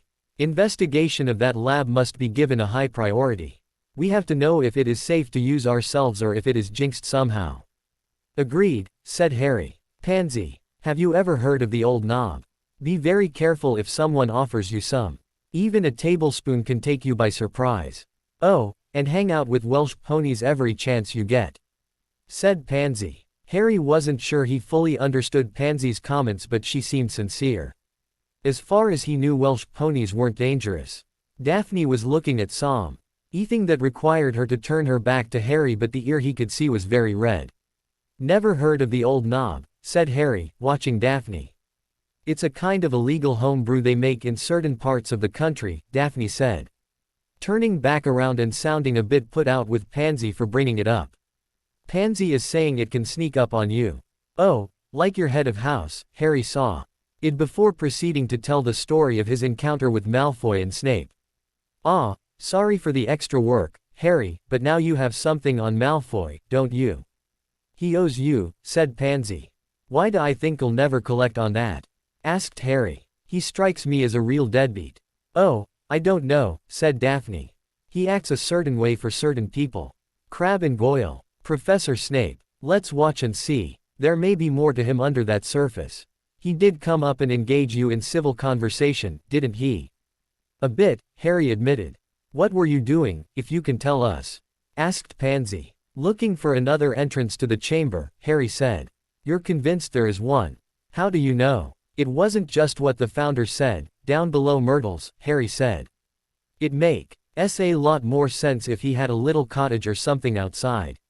Someplace for sitting, talking, reading, having a glass of mead, taking a meal together.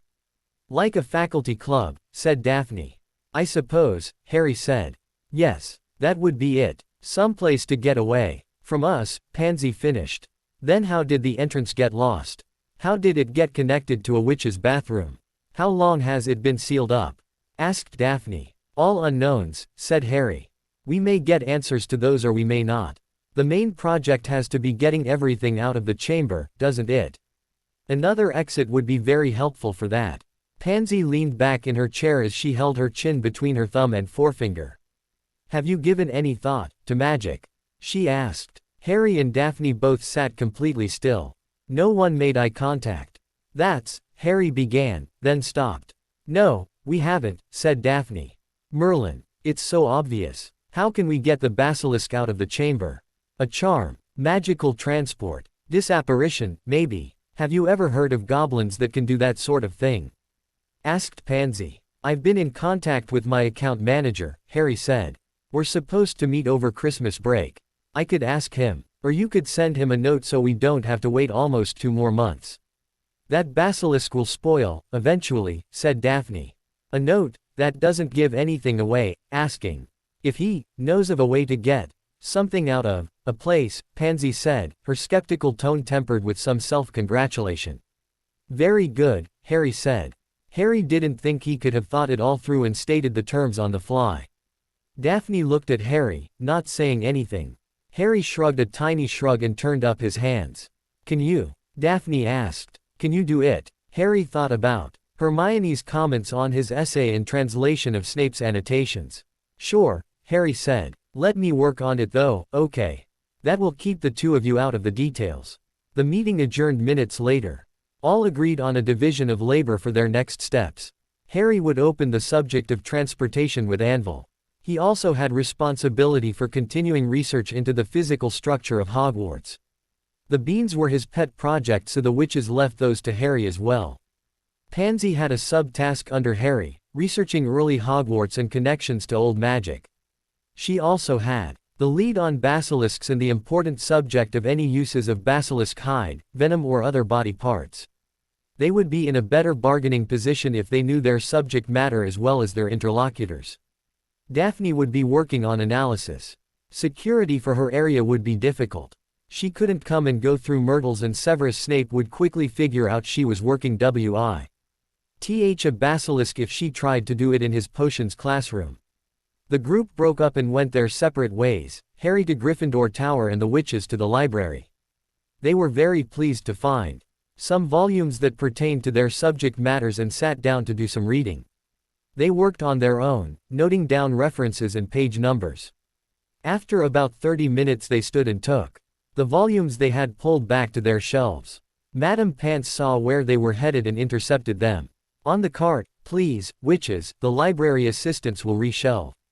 Order is critical in the library," said the habitually admonishing librarian. Pansy and Daphne complied with her instructions, taking note of the quick look Madame Pants gave the spines of their books. They had no doubt Madame did the same all day, every day. The experience of decades sufficient to interpret the hidden meaning of students' book selections. The witches were nearly to the main door when Pansy noticed Draco Malfoy sitting nearly hidden at a table in a paneled alcove set into the near wall. She suspected he had been watching them as they read and took notes and knew where to find the books they had just returned to the cart. Draco tilted his head just slightly in greeting or farewell or some nicety or other, stretched his legs and began to stand. Confundo. It was barely audible, mostly breath, but Daphne got it off. Draco stopped and put his hands on his hips. The witches kept walking. "Do your own research," Daphne muttered, as if for Draco but really for Pansy. As delighted as Pansy was to be an eyewitness to such a brilliant bit of witchcraft, along with the richly deserved comeuppance meted out to Draco Malfoy, she also knew they would have to review their security measures and plug every single hole. No matter how tiny, Draco had them under surveillance. There was no other possible explanation. "Potter," whispered Pansy. "Something isn't right." "Damn right," muttered Daphne. "We're going to have to brace him." "Yup," said Pansy. "Throw his wizard ass up against the wall. Let him know we're in this up to our earlobes and we don't have Gryffindor Tower to run home to." Daphne spat. "Oh, I like the way this is going," Pansy said. Daphne laughed. She kept it low but it was a real laugh from way down in her chest. "What?" An orange-ish, gingery cat came around a corner at a lope.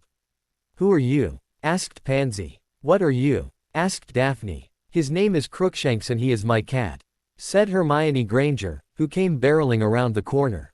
"Don't think he knows that," offered Pansy as she watched Crookshanks and Hermione race past, disappearing again at the next intersection. "Guess he has some business down that way that can't wait," Daphne observed. Pansy laughed this time. She tried to keep it down. She didn't have anything against Granger, aside from the fact that Granger expected the whole school to toady to her because she was breaking every record for scholarship set since the founding. She hadn't had any close encounters with Crookshanks, having seen him only once before, at some distance, as the students left the Hogwarts Express that September. "That's no cat," Daphne went on in a whispered aside. They were descending the stairs to the dungeons and the Slytherin common room. Pansy looked around them and back up the stairs. No one was around. "Meaning, I'd swear that thing is at least a quarter Kneasel," Daphne replied. Cat-Kneasel crosses are hybrids. They can grow larger than cats, lots larger, sometimes. The main thing is they're smart. Way smarter than the smartest cat. They make good familiars. I've heard of witches who learn to communicate with them. Not baby talk about food. Real conversations. Kneasels can go places a witch might not be able to go. See what's there to be seen. Listen to what's being said. Bring it back and report." Pansy opened the hidden door and stepped across the threshold into the common room. She automatically looked at Salazar Slytherin's bust on the mantel. The same questions asked themselves. Was it enchanted? Could it visit its big brother down under Hogwarts? Was it watching and keeping the big sculpture informed? Pansy really wanted answers to those questions but was still working out how best to get them. All talk of Potter, dung, basilisks and chamber ceased as soon as the witches got back to Slytherin. Pansy and Daphne shared a quad room with Tracy Davis and Astoria Greengrass.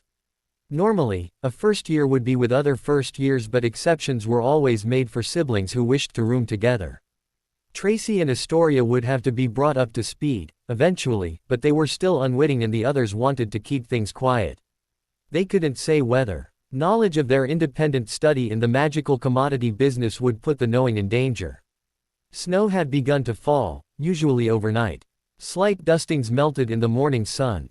Harry knew he would have to stop his search for the secret exterior entrance soon. If he left tracks in the snow, they would lead directly to his search area. Nightfall came very early in November and Harry determined to make use of it. In the end, the task proved so easy he was mildly disappointed in himself for being so blockheaded. Harry checked the calendar for the next moonless night. When the day arrived, he again left the Great Hall for the library as soon as dinner was over.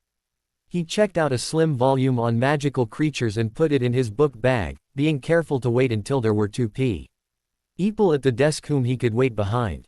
Thus assured some would remember they had just seen Harry Potter in the library, he left for the great doors, the courtyard and the grounds beyond. When he was satisfied he was all alone in the vestibule, Harry slipped his invisibility cloak from under his shirt, gave it a swirl up and over himself and stepped out into the night.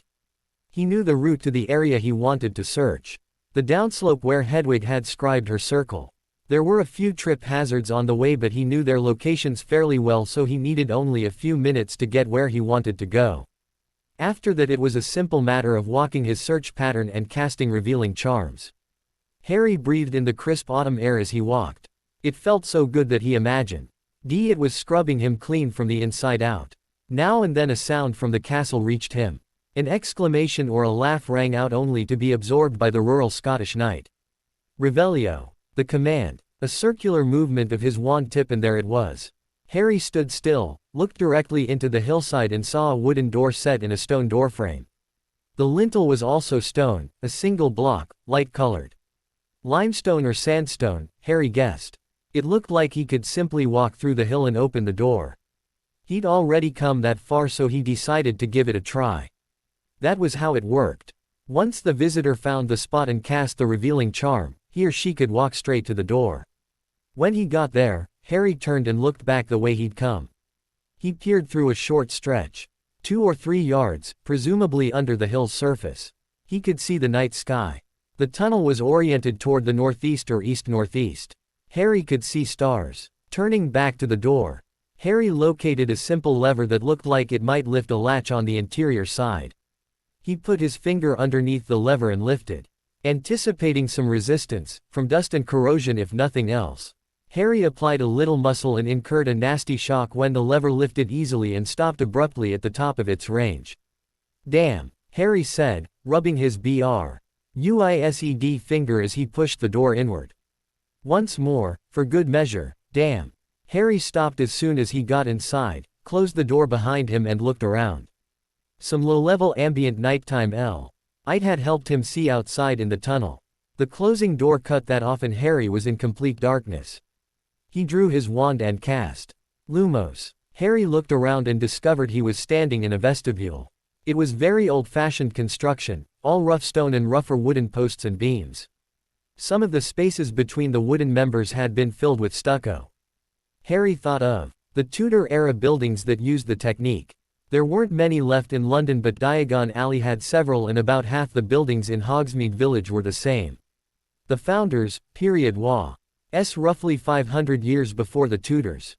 Either the builders of Harry's current location in the underground chamber were very advanced or they came along a few centuries after Salazar Slytherin left this earth. Harry broke off his inspection and walked further in. He looked for some source of light other than his wand.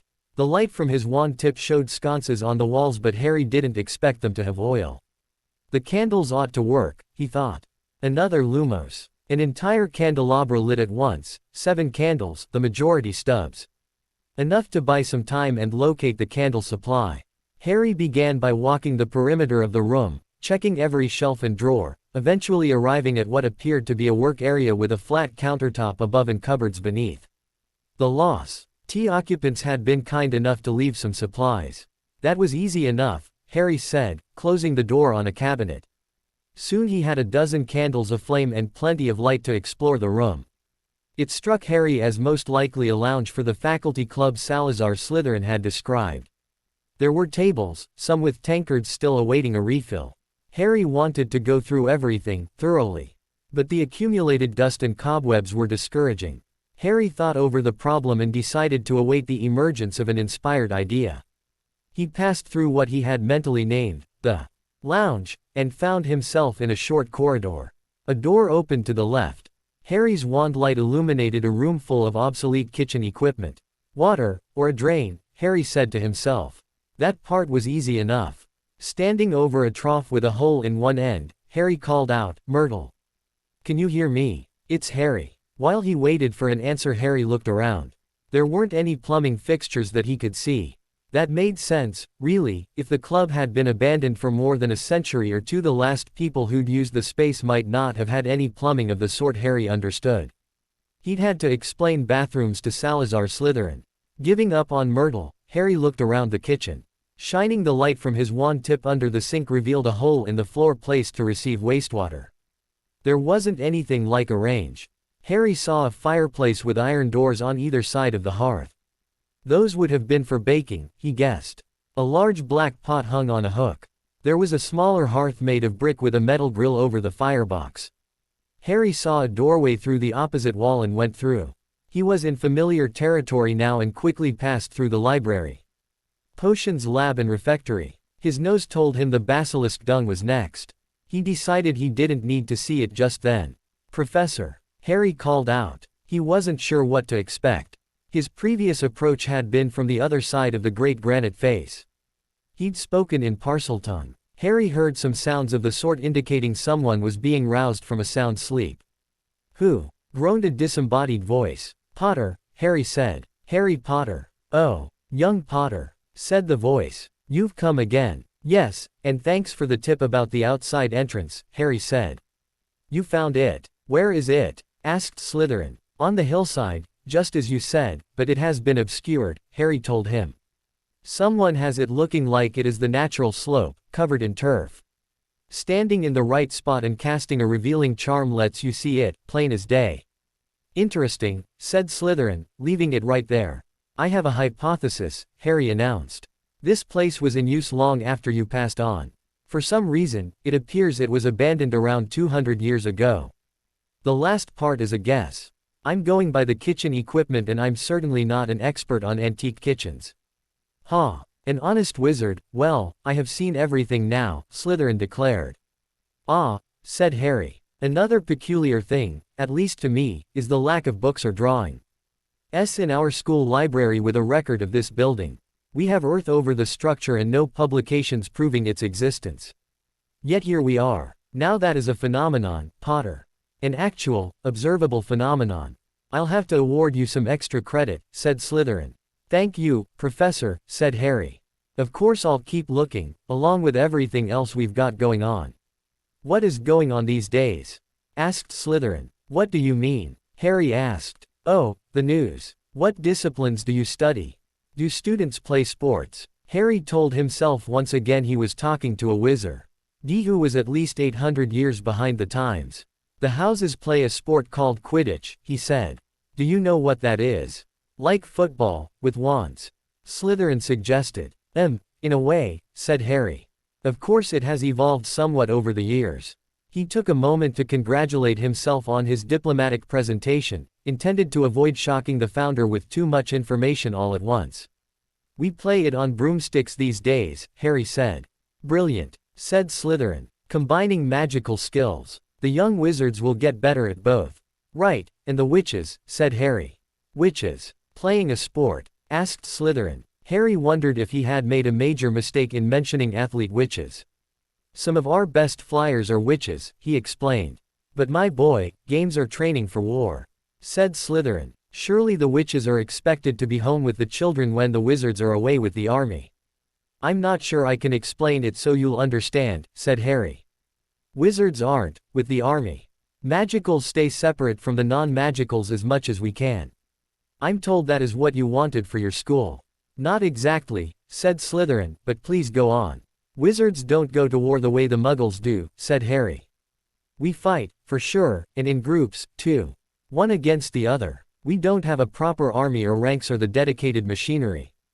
And we aren't attached to the regular army the way things were in your day. After your time someone got the idea that working with magic was evil. Witches and wizards consorted with the devil. There were waves of persecution and a lot of blood spilled. Finally the wizards had enough and signed an international convention. Like a treaty, everyone withdrew from the greater society and we try to stay with our kind in our spaces. They start teaching us about it, here at Hogwarts, in first year. The goblins do the banking and mining, the elves clean the house and prepare food. It is just easier that way, for everyone. But that won't work for long, will it? The magical families will intermarry and the next thing you know the magical lines will develop oddities. Infertility. Weakness against this or that disease. Argued Slytherin. How do you propose to avoid that? In my case, my mother was born into a non-magical family, said Harry. She was the brightest witch in her generation, pretty much everyone agreed. She got her letter and came to Hogwarts and showed she belonged here. Certainly, said Slytherin. What have you heard about my wishes? Just that you wanted admission reserved for the children of all magical families, said Harry. Ah, that is a distortion, said Slytherin. Whoever tells you that is lying. Godric, you see, wanted anyone who thought he or she could learn to work magic admitted. I couldn't agree. I still can't. Why bring a young person in just to give them years of frustration? When a person with no ability learns about magic and tries to work a charm and can't. It is heartbreaking to see. I always had some talent so I can't say I know what they feel but it must be devastating for them. I think you're right, Professor, said Harry, thinking of Petunia. Enough of that, said Slytherin. Anything else I can help you with? Oh, I'm working on a way to remove the dead basilisk from the chamber outside. The one you Saint be looking at from your big sculpture, Harry said. I can't see it most of the time, said Slytherin. No lights out there unless someone is around. It does make a bit of a stink, Harry said. Sorry about that. Worry not, said Slytherin. I appreciate your concern and courtesy, but I've no sense of smell. The granite, I suppose. Lucky, said Harry. What are you going to do with it? Slytherin asked. We'd like to find a buyer and sell it, Harry said. The body parts have magical properties. Basilisks are rare. Just getting one to hatch, then getting it to maturity. It takes luck and serious magic, Slytherin agreed. What will you do if you get it sold and out of here? Finish cleaning up your excellent clubhouse and sit around talking with my friends, said Harry. The bit of Salazar Slytherin embedded in the great granite sculpture rewarded Harry for the wit with a deep and prolonged laugh. He didn't indicate he expected further conversation.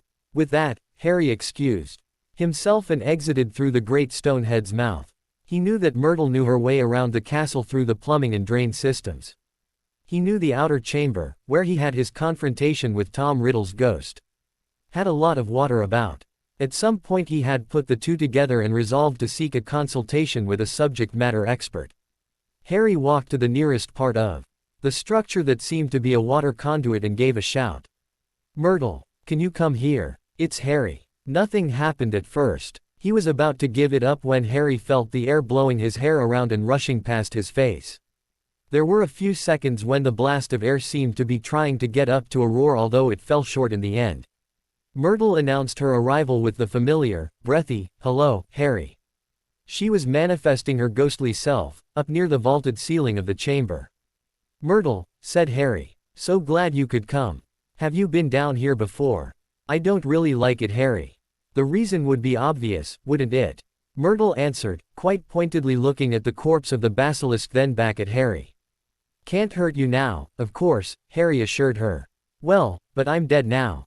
"Of course," replied Myrtle. Harry thought she sounded bitter and sarcastic, probably the same as he would sound, were their roles reversed. Even so, he hadn't come to judge. "Myrtle, if there was anything I could do, anything at all, to improve your condition, I'd do it," Harry said. But, I'm dead," said Myrtle. She was clearly enjoying throwing such obvious truisms back at Harry, paying him back for the ones in which he took refuge, behind which he hid. "Maybe we'll think of something," Harry said. "Let's work on it. Now, there is something else I'm working on. With those two witches you brought down here." Myrtle semi-snarled. "Yes, exactly," said Harry. I realize you don't have any use for money, but that basilisk is valuable and I don't want it to go to waste. It nearly killed me and I have nothing to show for it but a scar and one liberated house elf. Oh, is he your valet now? Asked Myrtle. No, said Harry, brought up short by Myrtle's question. I wonder if he knows how to be a valet. How did you liberate him? Myrtle asked. Just between us. Myrtle nodded yes, something of an accomplishment for a ghost. I tricked Lucius M. Malfoy into handing him a book with a sock inside, Harry said, a big involuntary smile coming on at the memory. The sock is clothes, so Mr. Malfoy gave his house elf clothes and that liberated him. Why? The Hogwarts elves are quite fond of the students, most of the time, said Myrtle. Where does your elf work these days? Here, said Harry. We were here when he was liberated and Professor Dumbledore said he could stay on and work in the kitchens. I'd see if I could call him up if I were you, said Myrtle. You won't know until you try. He might be happy to work with you, if he thinks why. Oh, you improved his condition by liberating him. What's his name? Dobby, Harry said. Sweet, said Myrtle. He is very junior so he gets pots and pans duty most of the time. I've warmed up in his dishwater now and then. Dish duty doesn't require a lot of effort for a house elf. Not like he was an actual human who had to use muscles and a scrub brush. Making pot scrubbing magic is a strain, though, even for an elf. Fascinating, Harry said, as a conversational bridge. So call him, said Myrtle. Oh, Dobby. Can you come here? Harry said. Seconds later, Dobby materialized with a pop that echoed down the cavernous chamber. Aye, Dobby screamed, backing away from the basilisk's corpse. Dobby. It's fine, the thing is dead. Harry said. Just stay away, we don't know much about it. The fangs are probably filled with basilisk venom. It might be dangerous for house elves. Why does Harry Potter want Dobby here? Asked the trembling elf. I want to take this thing out of the chamber, said Harry. Do you know a way to get it out? Dobby looked up at Myrtle. The thing is too large for an elf, said Dobby. If it were divided up it might be possible. Has Miss Myrtle followed the drains? They have to empty somewhere. Quote, Myrtle tried using a HSSST to cut Dobby off but it was too late. Harry looked up toward the ceiling. Myrtle, he began. Can we talk? Myrtle had a very road time saying no to Hogwarts wizards when they were nice to her. She had not had the opportunity to mature, to grow into her still dormant feelings, experience the excitement, the tingling under her sternum. When she held a hand and looked a wizard in the eye at close quarters. Nor would she ever, now that she was a ghost. Myrtle was in a permanent state of becoming, frozen in time right at the point where she very much appreciated a little personal attention from a young wizard. Harry, said Myrtle as she floated down to floor level. If I wanted to take something out of here, something big and bulky and difficult to maneuver. Would there be a route one could take? With room all the way to the outside. Something like a drain. A main drain for all the drains from the castle to empty into. Harry asked. Yes, said Myrtle. And, Harry tried. Myrtle let out a long, slow, noisy breath, strictly a rhetorical device for a ghost who had no need to respirate. That big one, there, goes on, underground, for a long way. Said Myrtle. I don't know how far. A mile, maybe more. There is an opening with bars across. The water and sewage goes through the bars and into a pond. It's quite awful. Terrible smelling. It takes years for the muck to fill the pond. When it gets full with just a little water on top, Mr. Filch talks to Dumbledore and they close the sewer. They do it in the summer when there aren't any students. The pond dries up and someone comes and they clean out all the bottom muck and haul it away in wagons. Then they turn on the sewer and start over. Thanks, Myrtle, Harry said. That is very helpful. If you get it out, Harry, will you still come to see me? Asked a clearly distressed Myrtle. Certainly, said Harry. Myrtle, can you keep something to yourself? I'm serious. I don't want this becoming common knowledge. Of course, Harry, I'm not one to gossip, protested Myrtle. Harry agreed. What I want to do is clean this up so that I'll have someplace to go. No one pays attention to this so I thought it would be nice if it was cleaned up and I could come down and study. What do you think? That's a wonderful idea, exclaimed Myrtle. Then you wouldn't have to use a witch's bathroom when you come to see me. Hadn't thought of it that way, but of course you're right, said Harry. Now, my friends and I are working on getting the basilisk out of here so we can sell it. We have to make some more arrangements so we have a place to put it. No one do anything until we get it all organized. Okay. Dobby and Myrtle both agreed they would. In't do anything with the basilisk until instructed. I have to get back, Harry said. You both should, too, so you're not missed. We'll get together again, soon. Harry walked back to the gaping grand mouth of Salazar Slytherin's enchanted sculpture and on past the basilisk dung, through the potions lab and dining room and out to the lounge. He had put out the lamps and candles along the way in. Dee was letting the candelabra give him some light while he shook out his invisibility cloak when he happened to look down. There, in the leather armchair Harry was standing beside lay a big, red-orange cat. Crookshanks? Harry asked. Row W, answered the cat. Crookshanks got to his feet and sidestepped as close to Harry as he could get, arching his back and waiting for some scratching. Murrow, he offered as a follow-up. How did you get down here? Harry asked as he reached behind an ear and gave it a scratch. Crookshanks rewarded Harry with some purring while he turned his head this way and that to keep the scratching even.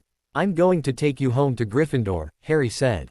Hermione must be frantic. It took some acrobatics but Harry managed to pick up Crookshanks and get his cloak over them both and out the door. He wanted the door closed and added a, "Notice me not" charm, walked 3 paces toward the night sky and found himself outside of the boundary on the path that crossed the hillside. Harry turned and looked back into the hill.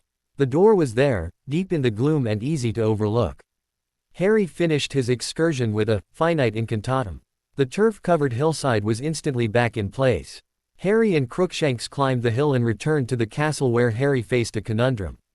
If he entered without his cloak and someone was hanging around the vestibule, which was not uncommon at all, he would be returning to the castle after dark. That would be a violation of the standing emergency rules in place because of the escape from Azkaban by Sirius Black. Besides disobedience of the specific order given to him by Severus Snape. If he went in under the cloak, the same parties would see a massive wooden door open and close for no apparent reason. A phenomenon sure to bring unwanted attention and perhaps initiating an investigation. Harry had an idea. He knelt down on the flagstones, himself and Crookshanks both beneath the cloak. I'll get Dobby to let you in, Harry said for Crookshanks. You're to go straight back to Gryffindor Tower and make sure Hermione sees you. Understand? You're supposed to be really smart. I guess we'll soon find out. Dobby. Dobby materialized immediately, beneath the cloak. Whoa! Exclaimed Harry, leaning back. Sorry, Dobby, didn't expect you under here. This is Crookshanks, Crookshanks, this is Dobby. Dobby knows Crookshanks. Harry Potter, said the elf as he tickled the cat under the chin. Crookshanks visits the elves in the Hogwarts kitchens. He catches mice in the pantries and all he wants. For the service is a saucer of warm milk. Makes sense, I guess, Harry said. Dobby, I need you to do something. I want you to go into the vestibule and open the door. Crookshanks will run in and go back to Gryffindor Tower. I'll come inside, too, but I'll still be under the cloak. Can you do that? Of course, Harry Potter. Dobby will be happy to help Harry Potter sneak into the castle after dark, said the elf. Harry was still pondering Dobby's easy acceptance of the role of Harry Potter's enabler when the door opened. Harry put Crookshanks down on the flagstones and the cat, or whatever it was, ran through the door and up the main staircase. Harry stepped inside and looked around before whipping his cloak over his head and stuffing it under his shirt. Dobby, Harry muttered as he ooked his finger toward the elf to come closer. If I needed, for some reason, say, to talk to my account manager at Gringotts, is there a way you could get me to London sometime? Over a weekend or something. Dobby could, said the elf. If Dobby and Harry Potter were discovered. Let's think about a way that wouldn't lead to discovery, then, said Harry. Thanks for everything tonight, Dobby. Better get on back to the kitchens. See you soon. Harry left as Dobby disapparated, their exits leaving the vestibule deserted. Crookshanks was still waiting for someone with the password for the fat lady in the portrait hole when Harry got to Gryffindor Tower. He scooped up Hermione's cat, gave the password and entered. Crookshanks! Exclaimed Hermione, who was sitting in a big leather armchair, a book propped on her knee. And Harry Potter. Where was he? Harry wasn't about to say Crookshanks had found his way to the Chamber of Secrets on his own, so Harry extended the courtesy of bringing him back to the castle proper. That road would lead to all kinds of follow-on questions that Harry did not want to answer, nor did he wish to begin lying about all kinds of things. Instead, he told a half-truth. "Downstairs," he said. "I knew he'd ought to be up here, so we talked and agreed he'd come straight back. He was waiting for me by the portrait." Harry put Crookshanks in Hermione's lap, giving him a few goodbye scratches as a bonus. Hermione didn't seem to find anything too drastically out of line with Harry's explanation. Later on that evening, Harry lay in bed updating his list of things to do. Avoid Dementors kept putting itself at the top. Harry tried to make it go away, was unsuccessful, and resolved to work around it. He and his partners needed a destination for the basilisk. Once they had that, they would require subject matter expertise to harvest the carcass and sell it. He needed to meet with his account manager. He wanted to move up the date for said meeting but could visit Gringotts over Christmas break if necessary. Dobby could take Harry out of Hogwarts and bring him back, but could he do it without being discovered? Finally, he had to remember to avoid Dementors. The serious snow began that Friday night and continued into Saturday morning. It was a Hogwarts weekend and Harry was frustrated. He knew there wasn't a lot to see in Hogwarts because he had talked to plenty of people who had been there. He didn't crave conversation over butterbeers at the Three Broomsticks. He simply wanted to look at something different. Harry was starting out to walk to Hogsmeade under his invisibility cloak when Fred and George Weasley interrupted his skulking and dragooned him into an impromptu lecture on the Marauders map.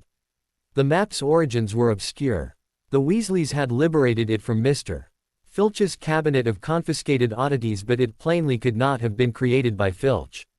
He couldn't do the simplest magic. Although Harry was impressed with the initial features demonstrated by the twins, he immediately thought the map had additional wonders to reveal, probably in its own good time. "Why do you want to give this to me?" Harry asked. In his mind, he was considering the circumstances that would cause him to give away such a unique asset.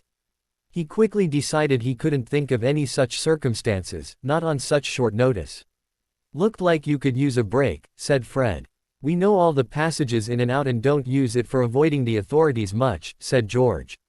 "Our misbehavior is much more finely tuned these days." Harry didn't know how to thank the twins for such a unique and useful gift.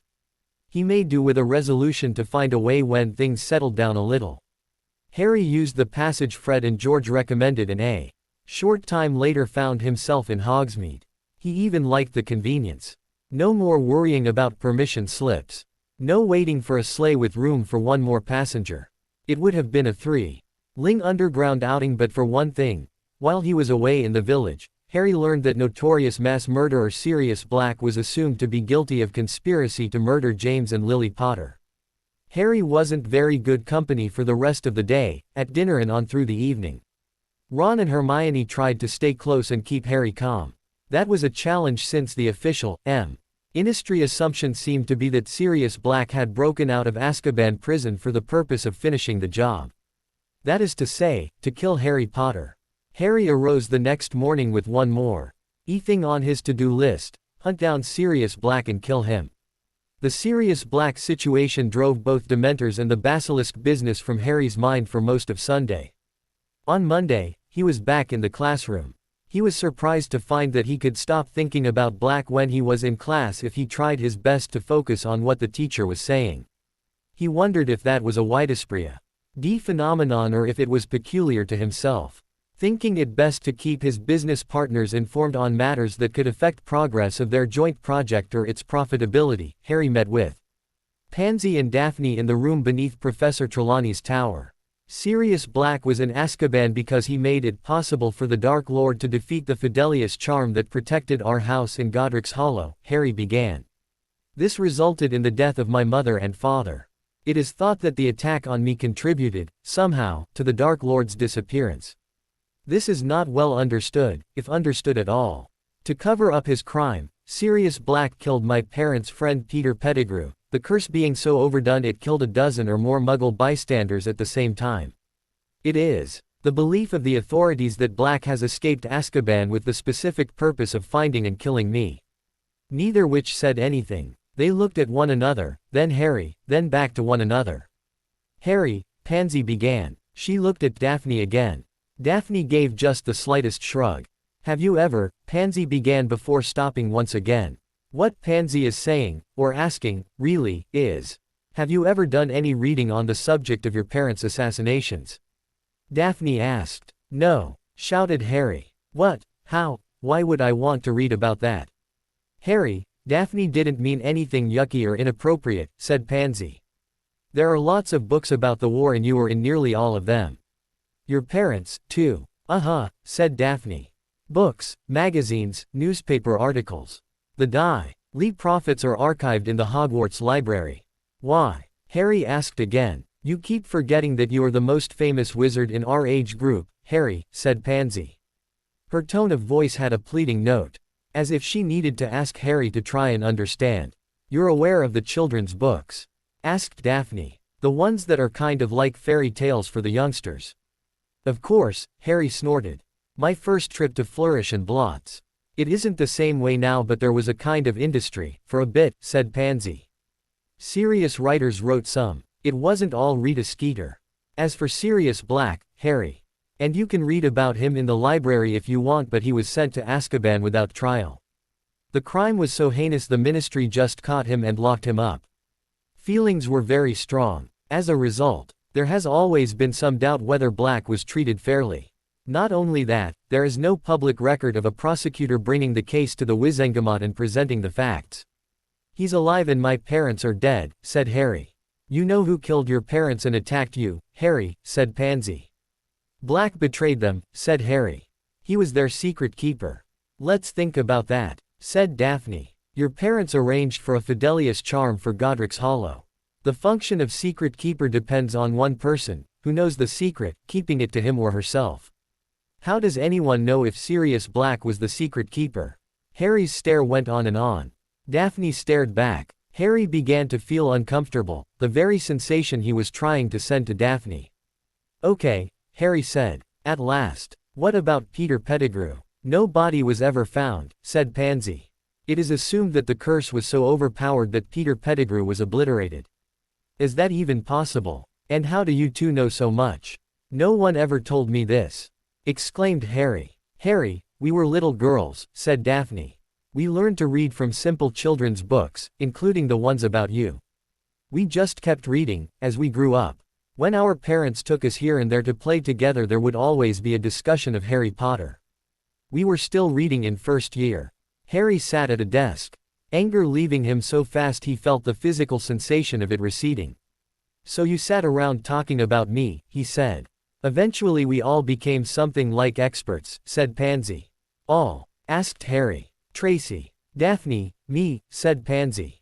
Potter is kind of a favorite subject for all of us. Why? Asked Harry. And how is it possible there wasn't anything left of Peter Pettigrew?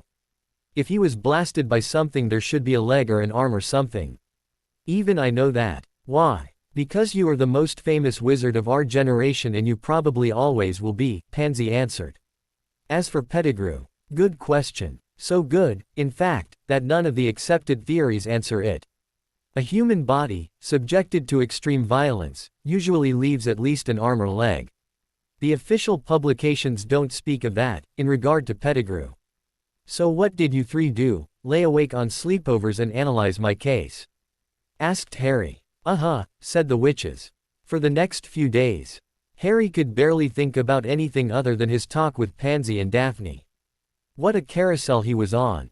Harry was convinced, following the conversation with his witch partners, that most of the true details surrounding the assault on the Potter home in Godric's Hollow had been withheld.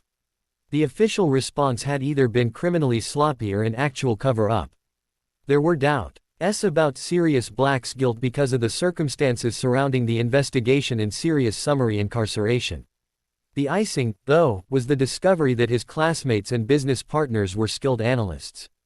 Despite their amateur status, Harry conceded they asked relevant questions for which, apparently, there were no generally accepted answers. Harry was anxious to get back to the chamber beneath Hogwarts and get to work. At the very least he intended to borrow Dobby from the kitchens and start cleaning up the rooms behind the great stone sculpture of Salazar Slytherin. Those had been Slytherins, a kind of club for himself and his friends. Harry had some ideas about putting them to use, although everything depended on success with the cleaning project, removing the bacilli. SK and the basilisk dung, then getting the chamber aired out and scrubbed. Harry's discovery of the uses of focused study in driving competing thoughts from his mind got a lot of use in the weeks leading up to Christmas. Harry was putting his discovery into practice in the Gryffindor common room one evening when his effort to focus lost a skirmish with a stray thought. He was immersed in a mind-numb Bing paragraph on the introduction of the night bus when his mental notes activated and he remembered there was something he'd been meaning to ask Hermione. "You know those passes for the buses and trains?" "Uh-huh," Hermione said. She looked a bit annoyed because she had been equally lost in the memorization of some runes and had had to put her finger at her stopping point to attend to Harry. "If I were in need of one, where would I go?" "Any station with a service window," Hermione cut in. "You've lived around London all your life." "Yes, and seldom had any money to buy one and wouldn't have gotten permission to go out on my own if I'd had some," Harry said. "Up until the last year, let's say." "Look," Hermione said. She closed her book on her right index finger and reached with her left hand into the beaded bag she always carried. "Just walk up to the service window and ask for one of these." Hermione brandished a card with snazzy printing and a red and blue logo. "They come in different categories: adult, student, senior. You can get one for a day or a month or a whole year. I don't get the annual pass, they're hundreds of pounds and only make sense for commuters who have jobs and use them every day."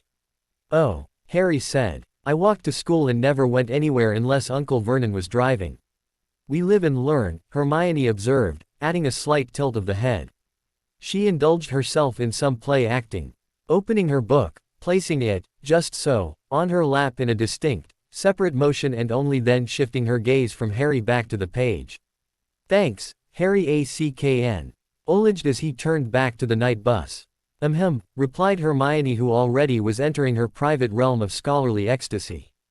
Harry was spending 30 or more minutes a day studying the Marauders' map. He might have done more were he not being extremely careful about keeping the map's existence to himself. The Weasley twins had told him, at his initial briefing, that they had nicked the map from Mr. Filch's file cabinet of confiscated student treasures. He was certain that heavy discipline awaited him, were he to be discovered with the map in his possession. Hogwarts Castle was F.A. Shenading and the map made exploring a compelling avocation. Harry knew there were unplottable locations in the castle and its surroundings. He assumed those hosted features awaiting discovery. He found, with the aid of the map, another category of spaces. They came and went. A bathroom would spring into existence at the junction of two corridors, one name would appear inside in 2 or 3 minutes. Later the person would leave and the bathroom would disappear. It made sense. Whenever he had been in desperate need he'd always managed to find one, even if he was on his way to the closest one he remembered. Up some stairs and 50 meters down the corridor. One of the occasional rooms was labeled, Bursar. Harry didn't know what those were, so he looked it up and discovered the bursar was an official of an institution who received and made payments on the organization's behalf. "Did you know we have a bursar?" Harry asked his partners at their next business meeting. "No," said Pansy. "I expect this means you are going to enlighten us," added Daphne, who at 13 had a finely honed sense of irony, along with a voluminous vocabulary. "Well, yeah," Harry said. "I saw something about a bursar. I looked it up. It is the person who makes and receives payments for the school." "Who does the school pay?" asked Pansy. "I don't know that," said Harry. "I just saw something about the bursar." He wished he hadn't brought it up because he was being very careful about the existence of the map and had the additional concern of having 2 Slytherin witches as partners. The Slytherins would be better off not burdened by esoteric knowledge concerning an enchanted map of Hogwarts in Harry Potter's possession. Harry resolved to redouble his mental discipline. No more idle conversation. Entirely he would be back at the Dursleys. "Someone supplies the food," Daphne observed. "There must be contracts." "Ah," said Pansy. "The teachers get paid, I imagine." Said Harry. "I suppose they do. Funny, I never thought of that." "Couldn't expect to get people to come teach 9 months of the year out of the goodness of their hearts," said Daphne. "Interesting," said Harry. "Actual bussin'. concerned Dobby's demurral on the subject of dead basilisk transportation in Myrtle's description of the end of the wastewater culvert at a settlement pond some distance from the castle. Maybe we should shrink it, snorted Pansy. Actually, though, what do you think, Daphne? Could someone shrink a basilisk to get it out of a basement or chamber of secrets? If their magic was strong enough, sure, said Daphne. Want me to get to practicing anything on a destination? Asked Harry. Both witches had family members in some phase of magical commodities, but they had also avoided volunteering to approach their fathers to ask about storing a dead basilisk in family facilities. Harry suspected neither trusted their father's business practices to give them a fair deal. The goblins will know, Harry said. I can ask Anvil at Christmas, if we don't have a place before. Harry had Friday afternoon free that week. He indulged in some time wasting after lunch, sitting at the foot of his bed in the deserted dorm. Studying his map, he located some of the people he kept an eye on. Severus Snape was in his classroom. Draco and the goons were in Transfiguration. Daphne was in Runes. Pansy was in the library. The bursar was in the bursary. Hell oh, Harry thought. Now's the time. He tapped the map with his wand as he bestowed the ritual closure, mischief managed. Locking the blank parchment in his trunk, Harry headed for the bursary. Just around the corner from the Great Hall, the bursary was easy to find once you knew where to look. No one was standing there, doing bursary business. So Harry walked right up to the grilled window. Hello, Harry said to the goblin in the bursary. Hello, returned the goblin. He sat on his stool, implacable, fingers laced and hands resting on the granite countertop before him. Sir, my name is Harry Potter, Harry said. Mr. Potter, I am Damascus, said the goblin, who hadn't moved a muscle below chin level. I have an account at Gringotts. Do you? How unusual, observed Damascus. Really? Asked Harry. The goblin stared through the thin brass bars of the grill between them. No, said Damascus, tiring very quickly of banter with W.H. That was obviously a rather dull-witted boy, even for a wizard. You all have accounts at Gringotts, most with 5 galleons in them, he said. There are all kinds of minuscule transactions that happen in the course of a school career. The school has an agreement with Gringotts requiring you each maintain a minimal account so they have someplace to deposit your 25 Canute prize for spelling Y. Our own name correctly for an entire year. News to me, said Harry.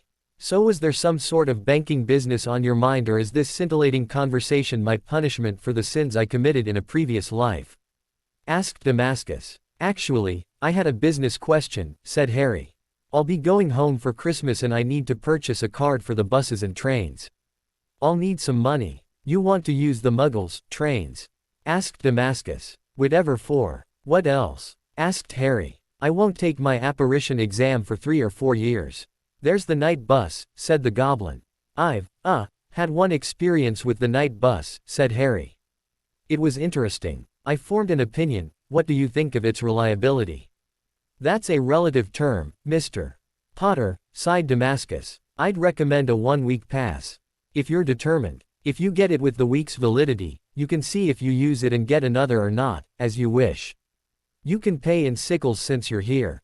Oh, said Harry. I thought. Pounds or pounds, I guess. I guess, agreed Damascus. 10 sickles. Oh, my money. Is up in Gryffindor Tower in your trunk, said the goblin. Did you remember your wand, or are you commencing your biannual migration to Muggledom? Wand, said Harry, handing his over. The wonders are thick this day, muttered Damascus. The wizard carries his wand upon his person. Surely it is an omen of impending doom. Damascus the bursar laid Harry's wand in a little cradle on top of a brass device that looked like one of the old Muggle adding machines. He pushed me little buttons on top before slapping his goblin hand on a large red one on the side. After a few clicks and whirs, the machine spat a card onto the counter. The goblin picked up the card and Harry's holly wand and handed both back through the opening at the bottom of the brass grill. 1 pass for the Muggles, trains and buses, the glory of London, and 1 wand, said Damascus. Gringotts Acco. Unting system will work with your wand and settle up with the Muggle operating authority. Just use the card in the reader in the station as you would a non-magical counterpart. I didn't realize it would be magical, said Harry. What does it do that is magic? Operates Muggle turnstiles, said Damascus. Anything else today? I need to talk to Anvil, my account manager, said Harry. I suppose. That will have to wait until term break. Damascus peered through the grill, employing the standard goblin frown of concentration. What do you have the rest of the day? He asked. Nothing, Harry replied. I'm completely free. Well, I'd like to have dinner tonight. A moment, said Damascus. He took a cone-shaped device from a hook and spoke into it, mumbling something in the goblin language. All set, said the goblin as he hung up. Please come through. Harry stepped over to the door and entered the bursar cage. Just stand there in the corner. Damascus waved in the direction he wanted Harry to take. Harry did as he was told, taking a position in a space marked off by a painted quarter circle. Without warning he felt his body elongating and rushing through some medium. He didn't say consciousness, but he felt he was being stretched and stretched and stretched until he had a vision of his body separating into molecules and the whole swarm racing along, none connected to any others but all going the same place. He thought he must be unconscious or having a waking dream. The sense of motion stopped as suddenly as it had manifested and he was standing in a corner of a paneled office being greeted by a goblin. Mr. Potter. Anvil, said the goblin, extending his hand. Harry took what he thought was Anvil's hand and tried to grip it, but he didn't feel anything gripping back. No, stay right there, said Anvil when Harry began to step toward his desk. You aren't really here, you see. You must stay on your spot in the bursar's cage. What can I do for you today? Can we talk? Harry asked. Certainly, said Anvil. Nothing you say here can be overheard on the other end. Convenient, isn't it? A little goblin variation on ordinary telephony. You're just placing a kind of specialized call. Well, last year I killed a basilisk, Harry began, noticing his account manager perk up.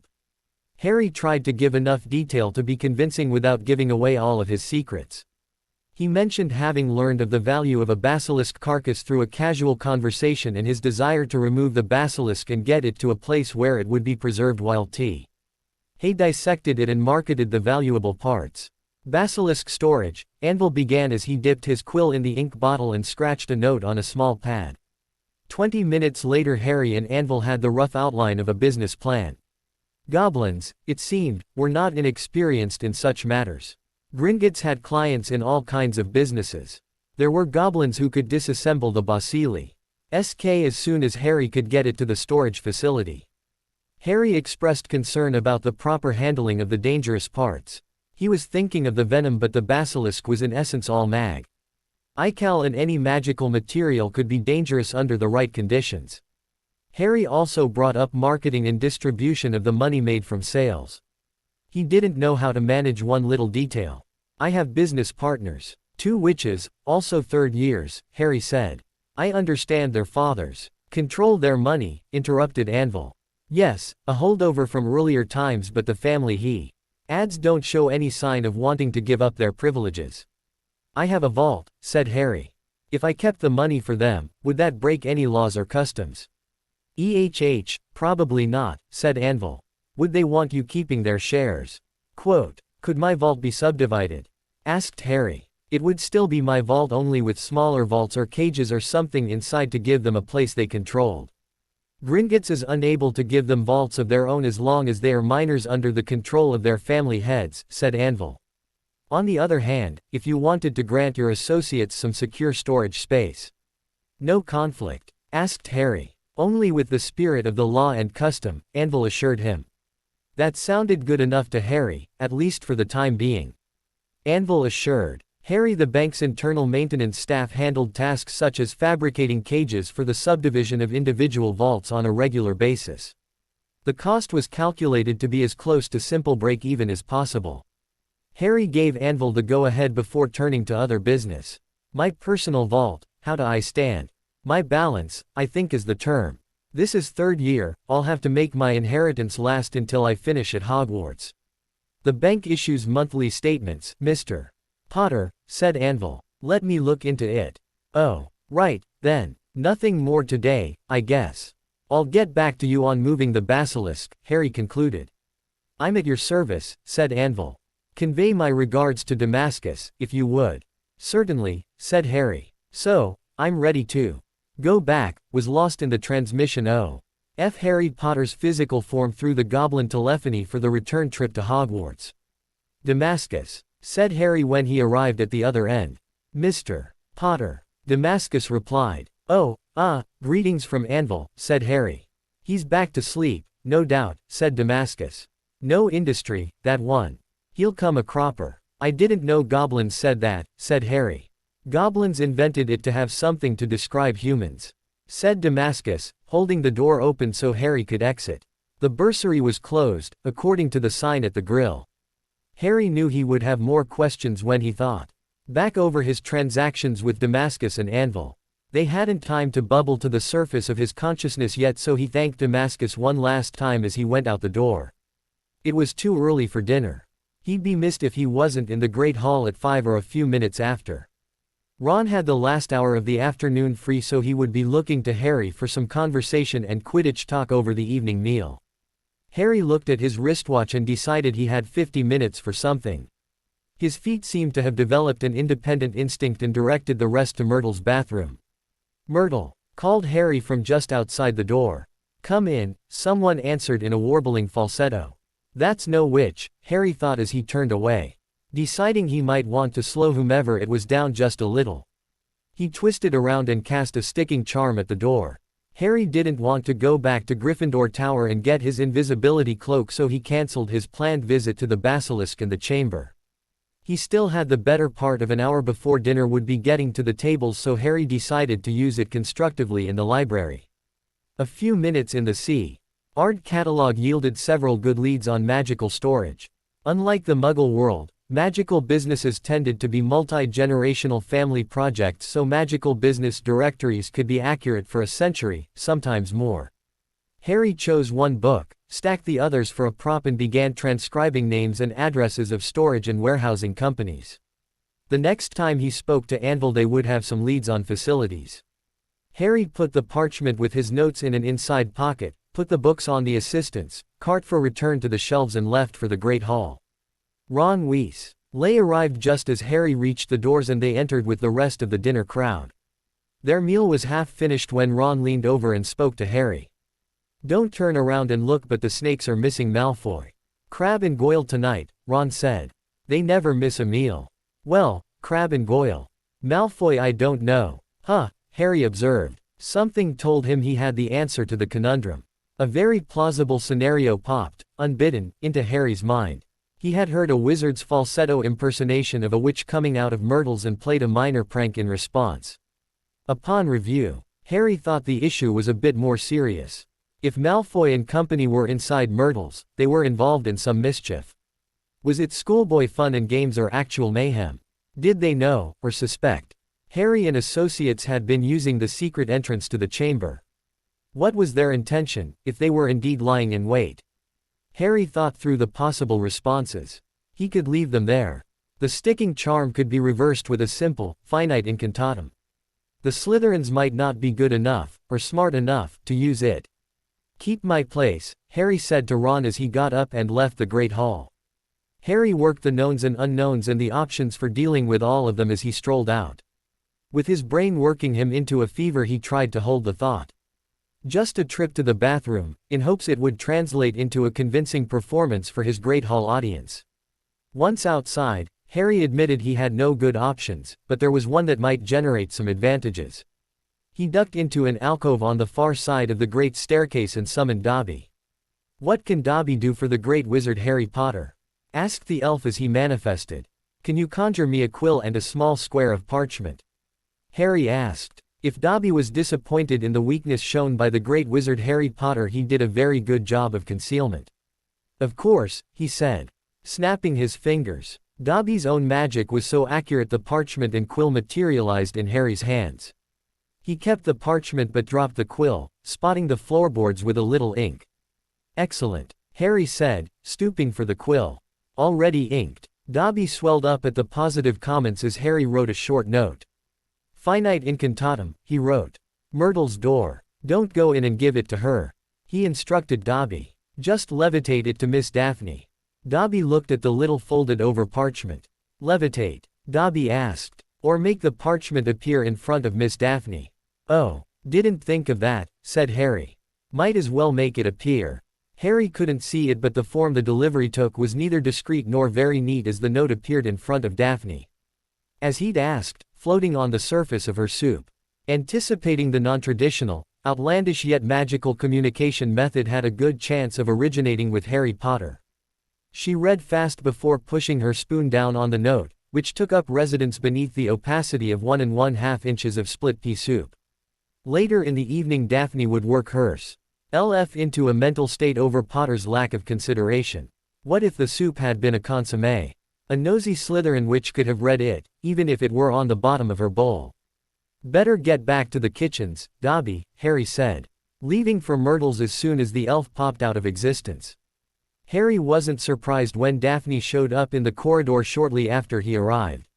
Harry took up a position just around a corner, keeping an eye on the door while staying where he'd minimize being seen by a casual passerby. Daphne, he stage whispered, motioning her over. I passed by and called out to Myrtle, he began. Someone answered from inside. It definitely wasn't Myrtle. I noticed the Malfoy gang is missing dinner. Yeah, we've been discussing it, Daphne said in a barely audible tone. You think? She twirled a finger toward the door. Could be, Harry mumbled. I used a little sticking charm. Want to try reversing it? You stay here, said Daphne. Try not to be seen. If they get out of line, Harry began. Shush, not yet, not unless there's a need, Daphne whispered, turning for the door. Daphne crossed the corridor, her head tilted, concentrating on listening for sounds from inside Myrtle's bathroom. She stood next to the door, near the frame, so she wouldn't be in a collision if someone came charging out and cast Finite Incantatem. The door gave a little jiggle as the sticking charm released. There was no further movement at first, then a 2-inch gap appeared at the jamb, revealing an eye looking out. A hand grasped the door, 6 inches above the eye, then the door swung outward. Into the corridor. Greengrass, shouted Draco Malfoy, shoving his way past Gregory Goyle and out of the bathroom, wand in hand. He intended to bring his wand to bear on Daphne, it was clear. Daphne already had her wand out and warmed up from the canceling charm. It rose as if by its own powers and locked onto the spot between Draco's eyes. Despite himself, Draco thought a paralyzing thought, Defindo. The piercing curse would just clear the bridge of Draco's nose before penetrating his brow ridge and traveling upward to and through the crown of his head. The saint he could hope for would be an amateur lobotomy followed by a long and peaceful dotage staring at the gardens of Malfoy Manor. Draco stood, frozen, feeling the blood drain from his face as he sensed some motion just behind him. Goyle, said a voice, and 3 Slytherins looked toward the junction of the corridors while the 4th kept her wand aimed at Draco Malfoy's forehead. Harry Potter stepped out from around the corner, wand up. Gregory Goyle decided to put a little magic behind some sort of curse and be rid of the troublesome Potter forever. His wand wasn't fully trained on Daphne, so he shifted, looking toward Harry. Merlin, thought Harry, his wand deployed and already pointed at the slow-witted Goyle. Petrificus Totalis, Harry commanded, letting the spell get away before shifting his wand to Crab. Daphne still had Draco stopped. She and Harry were both puzzling over what should come next. Harry knew it wasn't a very good idea, but it was the only one he had. Pick him up. And get him back to the Slytherin common room, he ordered.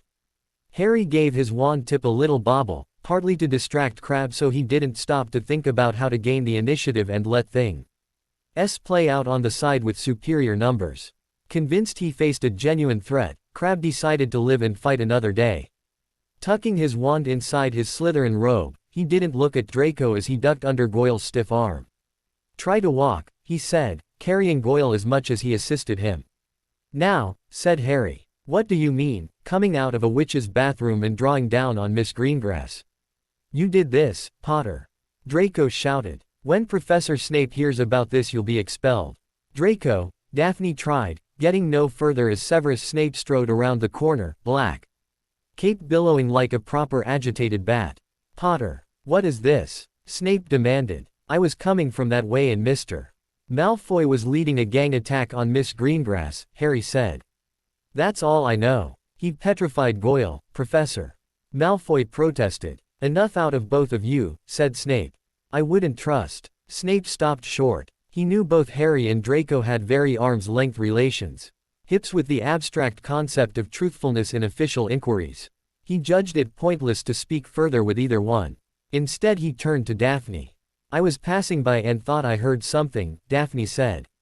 "It didn't sound exactly right for a witch using myrtles, so I tried the door, just to take a peek inside. The door wouldn't open, so I tried a little, finite. Well, Draco, perhaps you'd like to tell the professor why you emerged from a witch's bathroom, wand up, after you were rescued." "Greengrass, I never cast anything even close to you," said a rosy, sweaty, agitated Draco. Cognizant that the situation as it stood put him in a very difficult position.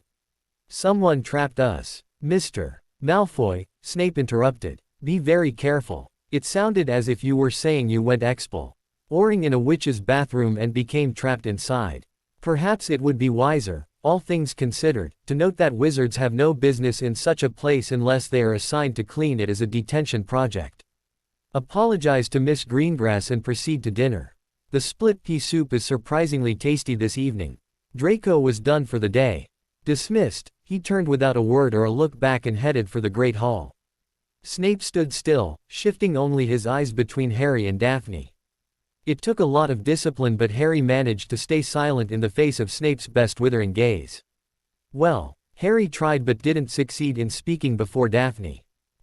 He managed. "Mr. Potter's presence saved me from some kind of prank, distasteful at best, at worst, as you saw, Professor. 3 of Slytherin's best against a solitary witch. As for their plans..." Daphne shuddered, visibly, at just the thought, following up with a stage-worthy, limp-wristed back of hand to her forehead. She recovered through the medicinal restorative of the deep breath, released slowly through her pursed lips, then pivoted to face her rescuer. "Much as it hurt to see my house disgraced before a Gryffindor, I confess I harbor gratitude in my heart.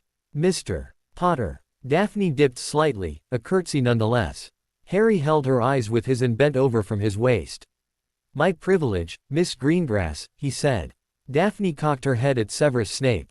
"Sir?" she asked. Snape dismissed her, silently, with a sideways shake of his head toward the stairs. "You are incorrigible, Mr. Potter," Snape said when they were alone. "And I must give you some leeway or reconcile myself to spending all of my time on a single project. I take this opportunity to remind you that Sirius Black is still at large, and the consensus is that he means to hunt you down and kill you. If you won't take measures to protect yourself, will you at least venture out on your own and let the witches and wizards of Slight Heron House attain their majorities in relative peace? With respect, Professor, I doubt the witches of Slytherin need me to arrange adventures for them," said Harry. Snape gave him one last glare. "Back to your common room," he snapped. Harry had gotten as far as he could with the critical components of his nascent basilisk marketing business. It was beginning to look like another evening with a choice between reviewing the day's notes or preparing for tomorrow's classes. Climbing the stairs to the fat lady's portrait, Harry was grateful when he heard a scream. No one at Hogwarts, human, GHO. Saint or portrait had the operatic voice to produce that scream, but the fat lady herself. "He's here," she told the crowd gathering at the portrait entrance to Gryffindor Tower. Sirius Black. Her canvas would require restoration to repair the long slashes someone, presumably Black, had put there. Luckily for the fat lady, magical art restoration was more efficient than the work of Muggle restorers. The former requiring only a capable wand and competent charm casting. Albus Dumbledore consulted with the faculty and decided prudence required the students spend the night in the Great Hall so that a rotating watch of professors and prefects could keep guard. When dawn arrived, there was another conference. With no further sightings, the situation returned to its status quo ante. The Hogwarts grounds, in theory, were to be free of Dementors, while the same would be just outside, screening every human who came or went. The following weekend's Quidditch match highlighted the flaws in that line of thinking when Harry chased the snitch through a storm and into a handful of Dementors hundreds of feet in the air, fell from his broom and was saved from serious injury only by the intervention of Albus Dumbledore's well-timed arresto momentum. The following days were a roller coaster. Depression over his destroyed Nimbus 2000 was well swaddled in positive feelings deriving from Harry's business. Madame Pomfrey released him from the hospital wing following a short confinement for observation. As was becoming customary, a period of bed rest, medicinal chocolate and visits from friends proved more than sufficient to restore Harry to robust health. Quote? The parchment was small, the totality of text consisting of one punctuation mark. It didn't matter, Harry knew what the sender meant. He couldn't tell one witch's question mark from another, but either Pansy or Daphne thought it was time for a conference. Harry reviewed the possibilities. They had used Bin's classroom more than once, but the most recent time was 2 months past. Myrtle's bathroom figured in a recent incident, so it might be a location of interest for Severus Snape or Draco Malfoy and his gang of 2. Moving around outside at night was officially forbidden, meaning hormonal 6th and 7th years were more tempted than usual to be out snogging and whatnot in the blind spots on the grounds. There were no classes scheduled for the classroom beneath Professor Trelawney's tower as far as Harry knew. Divination tonight, 7 inches, read Harry's note. He'd gotten one of the school owls to deliver it to Daphne at dinner. Harry took his book bag from his bedside stand and sat, checking to make sure he had a supply of parchment, quills, ink and 2 of his textbooks. The route he took was direct from Gryffindor Tower to the library. He spoke to 2 people, tossing in vague allusions to essays and at one point lifting his bag and patting it with his free hand. He made sure no one was around before continuing straight past the library and onto Trelawney's tower. Rune drill, said the note on the door. It was Daphne who knocked 3 times and peeked into the room. Runes? She asked. Harry thought her tone must have been adjusted to a level of sweetness meant to satirize phonily sweet voices. You've come to the right place, said Harry. He stood at the door until the witches passed the threshold, then ripped the rune drill note from the exterior, replacing it with Second Goblin War. Harry, is anyone studying the Second Goblin War this term? Asked Pansy. I hope not, said Harry. They might want to join us. Right then, are we ready? The considerable gap since the last meeting meant there was a lot of news to relate. Harry began with his visit to the bursar for a London Metro card and concluded with his meeting with Anvil. If the bursar is in the bursary, Pansy began, anyone can walk up and do business. Is that correct? That's my understanding, said Harry. I bought a bus and train pass with my wand. Saved me a bunch of hassle. And the bursary has a device, of sorts, added Daphne, for meetings. Is that right? For face-to-face conversations, I'd say, if someone has business with their account manager or some other bigshot at Gringotts. I don't know if it connects with other places. The witches looked at one another. That is good information, Harry, said Pansy. That could be useful, in the future. Under the right conditions. Pansy's comment jogged a memory for Harry. I almost forgot, Harry said. I had Anvil set my vault up with subdivisions. I don't know what he's going to do. I told him cages would be fine.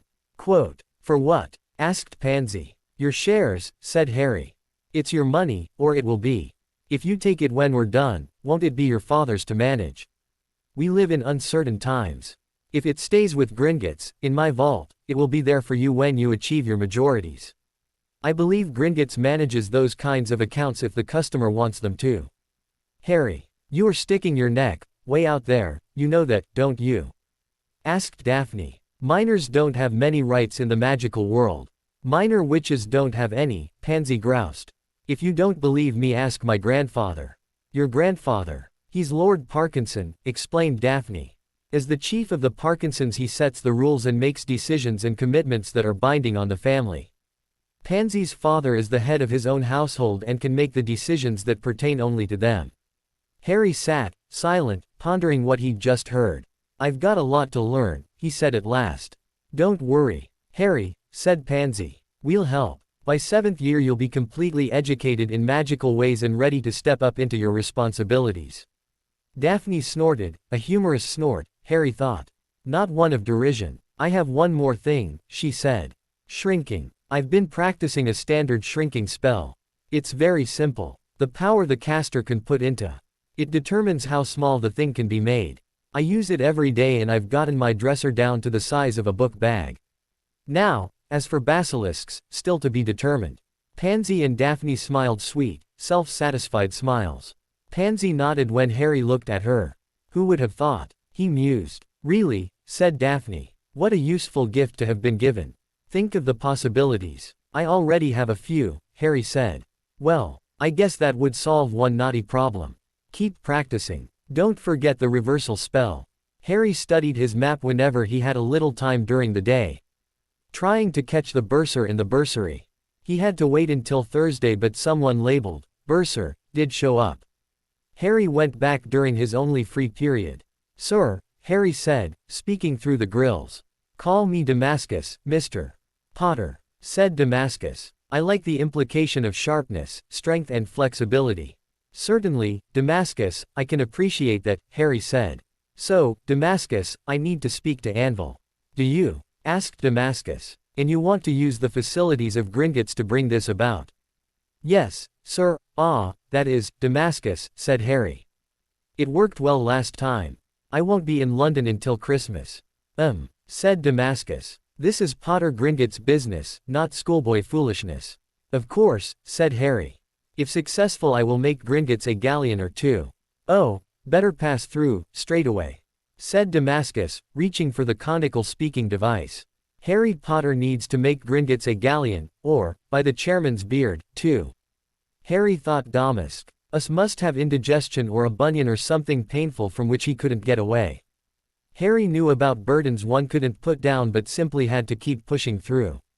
Following the uncomfortable feelings associated with the goblin telephonic transport device, Harry again performed the ritual handshake with Anvil. This time he knew he had to stay on the designated spot. He noticed there was room for a stool. If Anvil cared to acquire one. I found magical storage and warehousing facilities, Harry began. I sent you a note with 3 who looked like they would fit our needs. I consulted my colleagues who will be doing the actual deconstruction of the specimen, said Anvil. There are 2 they like, one of those more than the other. I'll have to trust their judgment, said Harry. I know nothing about this and rely on you to look out for my interests. I'll do my best to earn your trust, said Anvil. Now, the space will be needed for 2 weeks. The cost was quoted as 100 galleons per week. There will be 3 renderers. The job can be done by 2, but 3 speeds everything up and cuts down the days you're paying rent. 3 renderers therefore works in your favor. Agreed, said Harry. The renderers charge 100 galleons each for the job and 0.5% of the sale price. Split 3 ways it really isn't much. I doubt if you'll miss it. Gringotts will assign me to manage the project, for which it will charge 20% of the gross amount gained from the sale of the beast. Sounds reasonable, said Harry. Of course I wouldn't know one way or the other. I have a question and now seems the time to ask it. I would like enough basilisk hide for 3 capes. Properly prepared and ready for the tailor. Can you arrange it? It will cut into your personal profit a bit, but yes, I can see some is obtained, said Anvil. Are you anticipating troubles, Mr. Potter? Troubles, said Harry. I've learned a bit about trouble, Anvil. It comes to me, and the people I care about. Anvil nodded. That is wisdom I sincerely wish you had been spared, Mr. Potter, he said. Let me know when you want to turn the basilisk over to the team. Harry and his company conspirators arranged another meeting, back in Professor Bin's classroom, just a few days later. The space is ready to go. The team will be goblins, 3 of them. The whole project ought to take 2 weeks. Then Anvil totals up everything, pays the bills and we get the net, Harry said. How's the shrinking charm? Daphne took a deep breath and let it out slowly. I think, she began. She's ready, Pansy assured them both. You are. I can tell. Thank you, Pansy, Daphne said, looking determined. I can do it. Good, said Harry. Now, money. We get the basilisk too. The goblins at the warehouse and get it back to its full size and we're done. Anvil does the math and our shares will be put in our individual spaces in my vault. The disposition is up to you.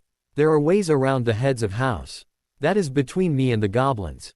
It will be between me and the heads, of course, if word leaks. You understand we trust no one with the knowledge.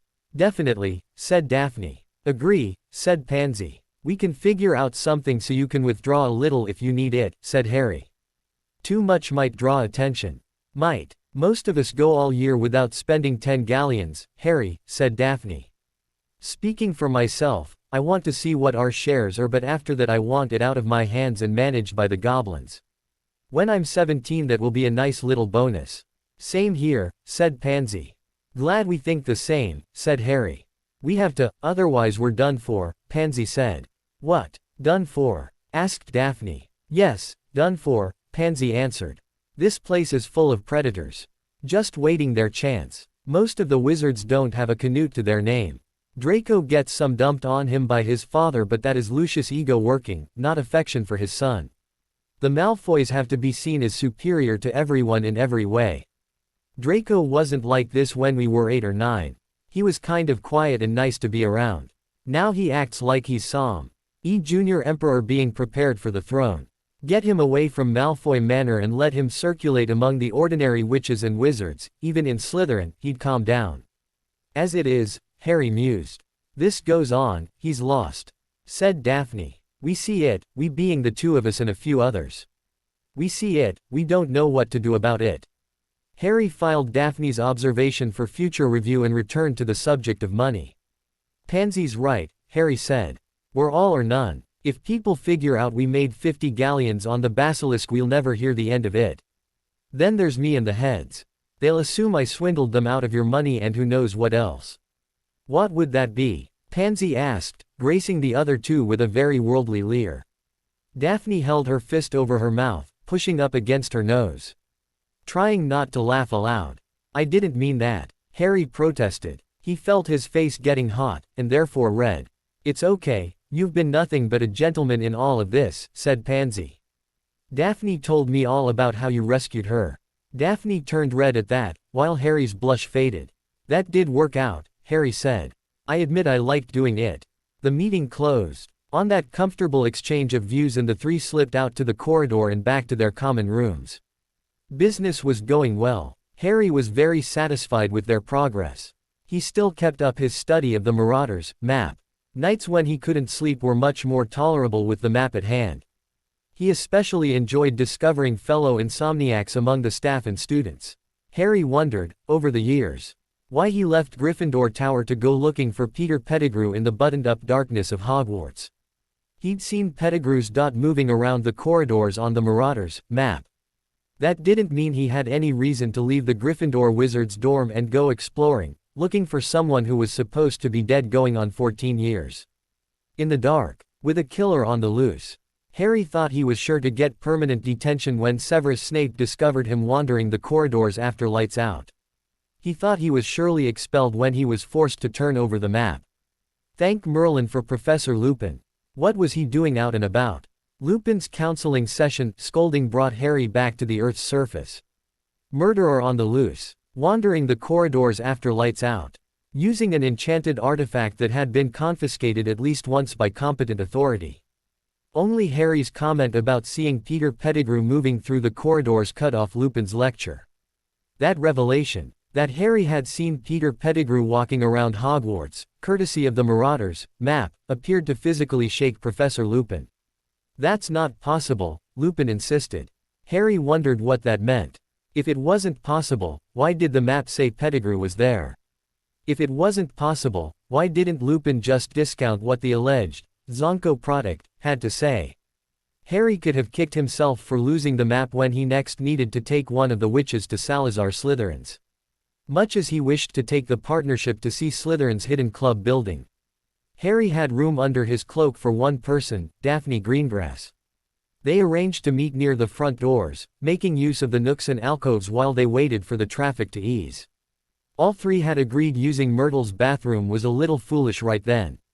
Draco Malfoy had been observant enough to form the opinion that Harry Potter was involved in nefarious deeds and that Myrtle's bathroom played some role. Harry knew he'd have to make up the lack of attention somehow, sometime, but for the present, Myrtle would have to wait. Getting to the chamber was easy. Harry led the way. Daphne under the invisibility cloak, holding onto a good handful of Harry's robe. He found the spot, cast the revealing spell and led the way inside.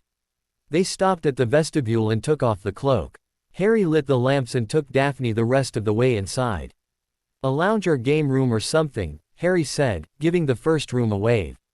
Kitchen, he said. Library and refectory. He waved at the pile of basilisk dung and onward to the opening in the great stone head's face. And back to the chamber, said Daphne. Brilliant investigation, young wizard. I'm honestly impressed. Want to go see our prey? Let's do that, said Harry. Daphne knew she'd done well as a witch. She also recognized she had been doing school stuff, spells, charms and incantations, following a curriculum that had been refined over generations. She looked at the basilisk. She had to fight herself, force the negative thoughts out, fill up on positive, powerful feelings, lust for the sensation of her own magic flowing out of her and reducing a monstrous abomination and perversion of animal life to 1/10 of its normal size. She let her eyes half close and took a breath. Reducio. Merlin, said Harry. Give a wizard some warning.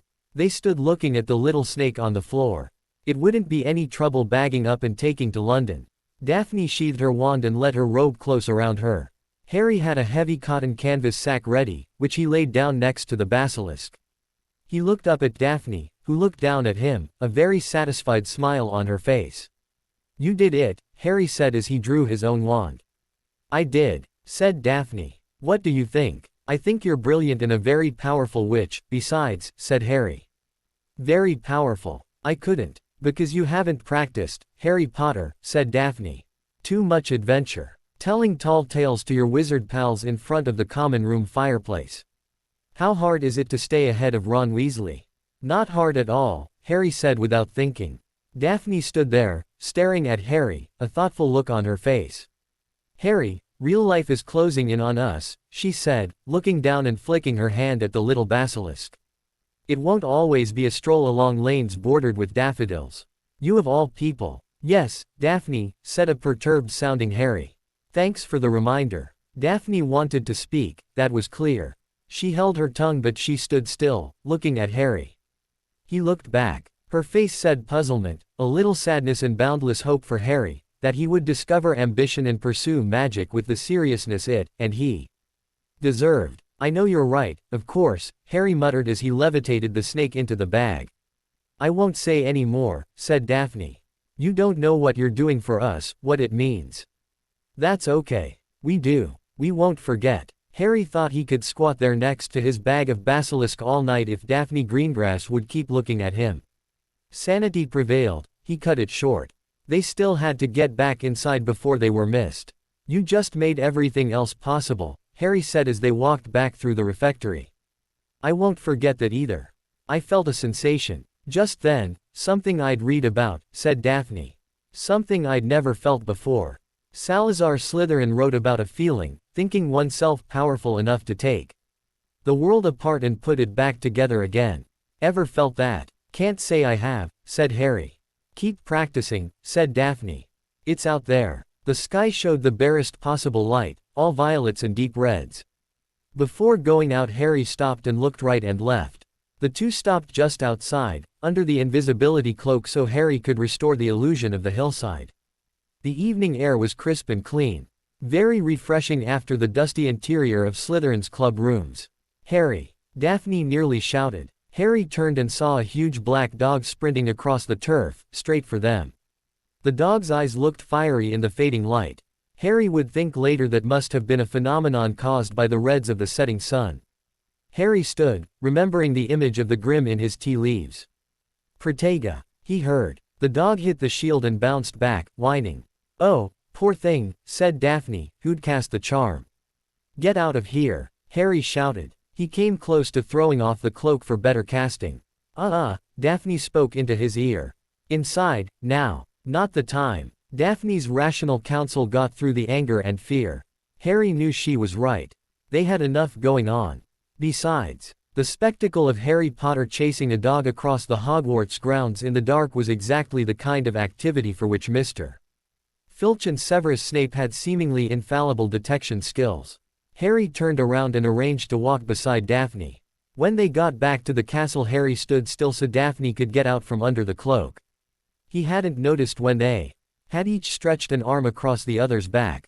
Getting the basilisk to the renderers was a lot less trouble than Harry anticipated. As arranged with Anvil in advance, an owl post arrived at Hogwarts, asking Harry to appear at Gringotts for a meeting for the purpose of delivery of official correspondence. Flow travel between Hogwarts and Gringotts was perfectly safe, so Harry had his justification and a means of getting to London. Free time was abundant over the Yule break. The magical inflation of Aunt Marge and subsequent visits by the accidental magical reversal squad had left a negative impression at the house on Privet Drive. This applied to Harry, for obvious reasons.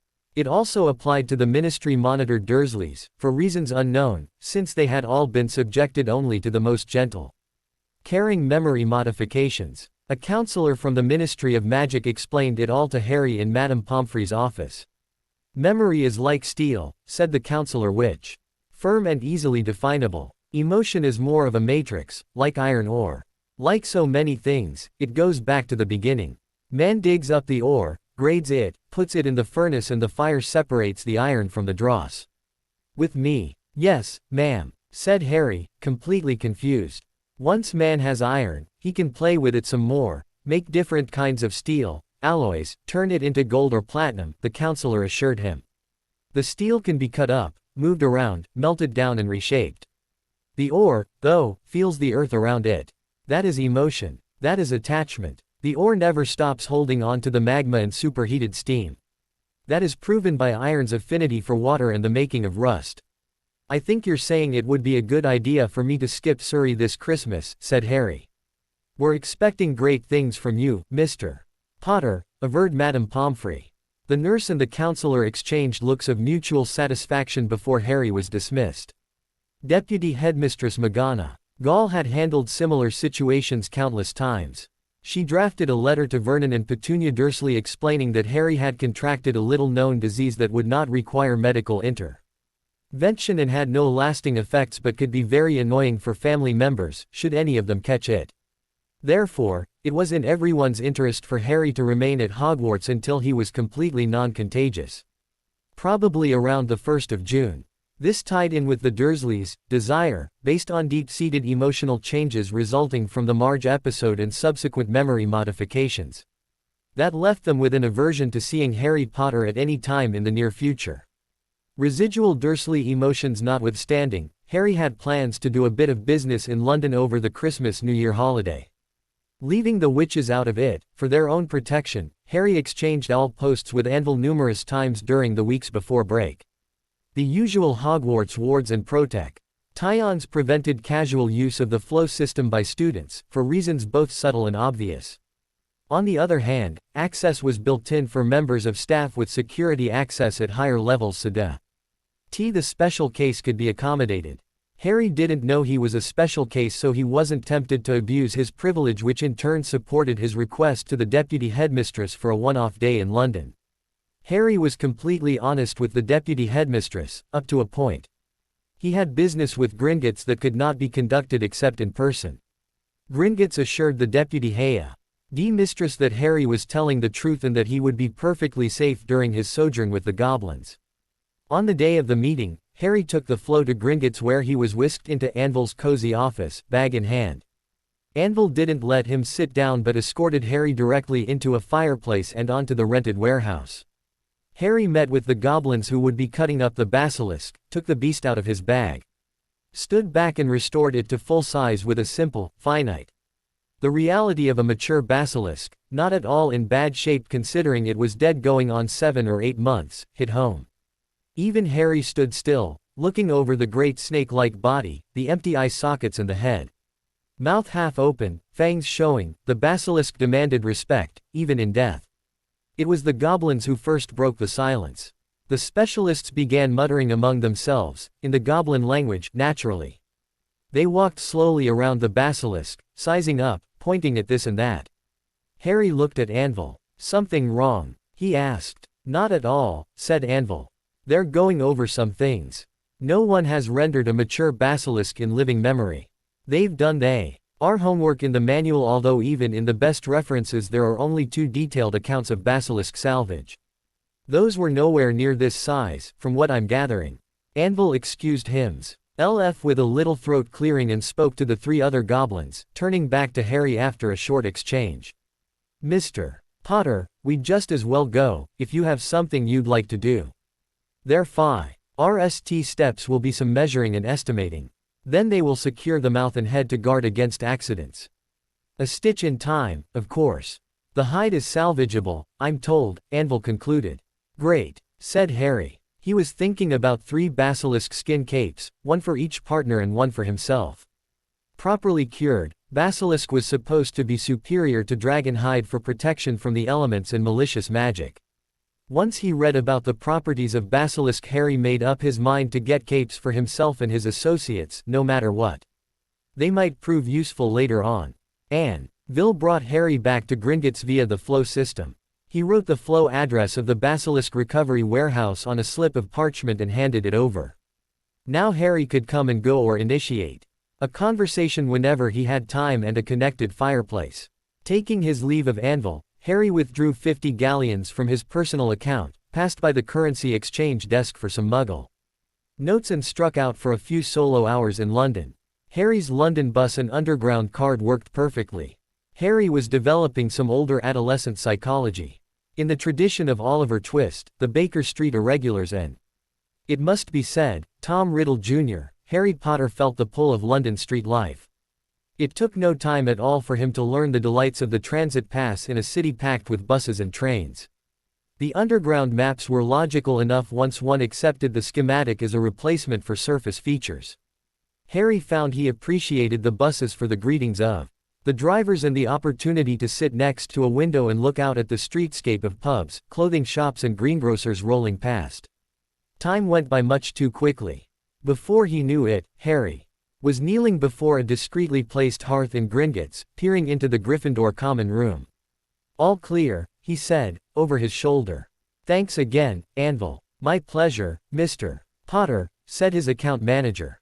"Come back any time." Quote, Harry had declared his destination when he used the fireplace to look into Gryffindor, so he simply moved forward and let the whoosh of the flow system take him back to Scotland and Hogwarts. He'd barely wanded the soot off his traveling cloak when a 6th-year witch, a prefect no less, popped her head up over the back of a sofa, then popped right back down again. He tried hard not to, but he heard the hoarsely whispering voices as he crossed to, then ascended the stairs to the dormitories. "You said no one. What if he? Hey, you're the prefect. He's sneaking." Shish. That was the end of it.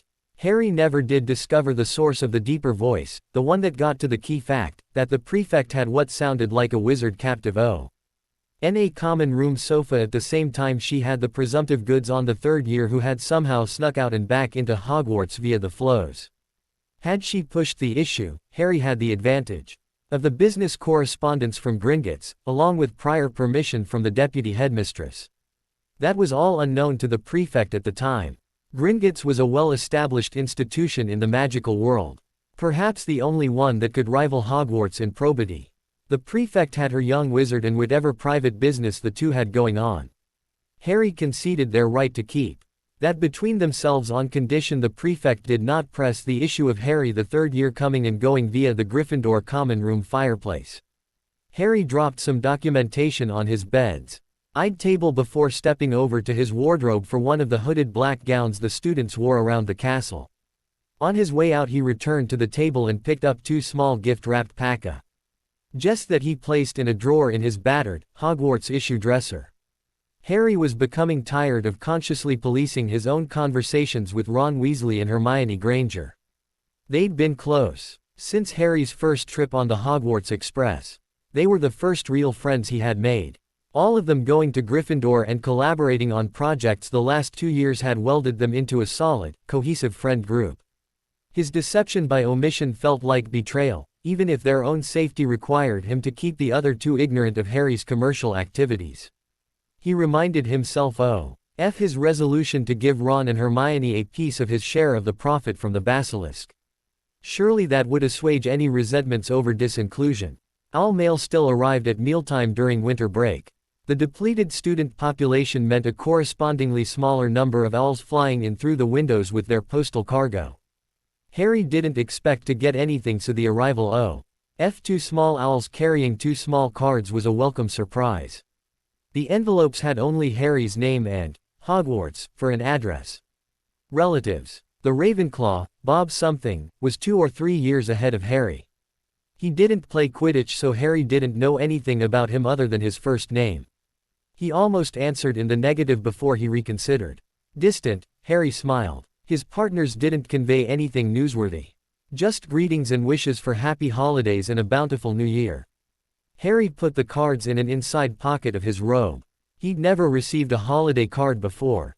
If you didn't count Ginny Weasley's Valentine message from second year. He wanted to put these two away, for historic preservation purposes. Harry was eager to meet with his partners when the student body returned at the end of break. Not surprisingly, they wanted to meet with him. They knew he'd been to London to consult with Anvil and the goblins doing the basilisk work.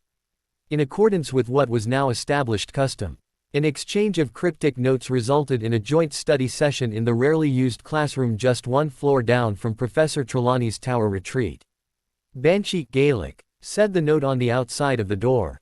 How was it? Both witches wanted to know. First of all, Harry said, reaching into the slash pockets of his robe. Merry Christmas and Happy New Year. He handed over his gift-wrapped packages, 2 boxes of exorbitantly expensive chocolates, swag from his day of running around London. The witches gasped, followed by some, ooh, and, oh, my, observations. Harry, you shouldn't, Daphne began, only to be cut off.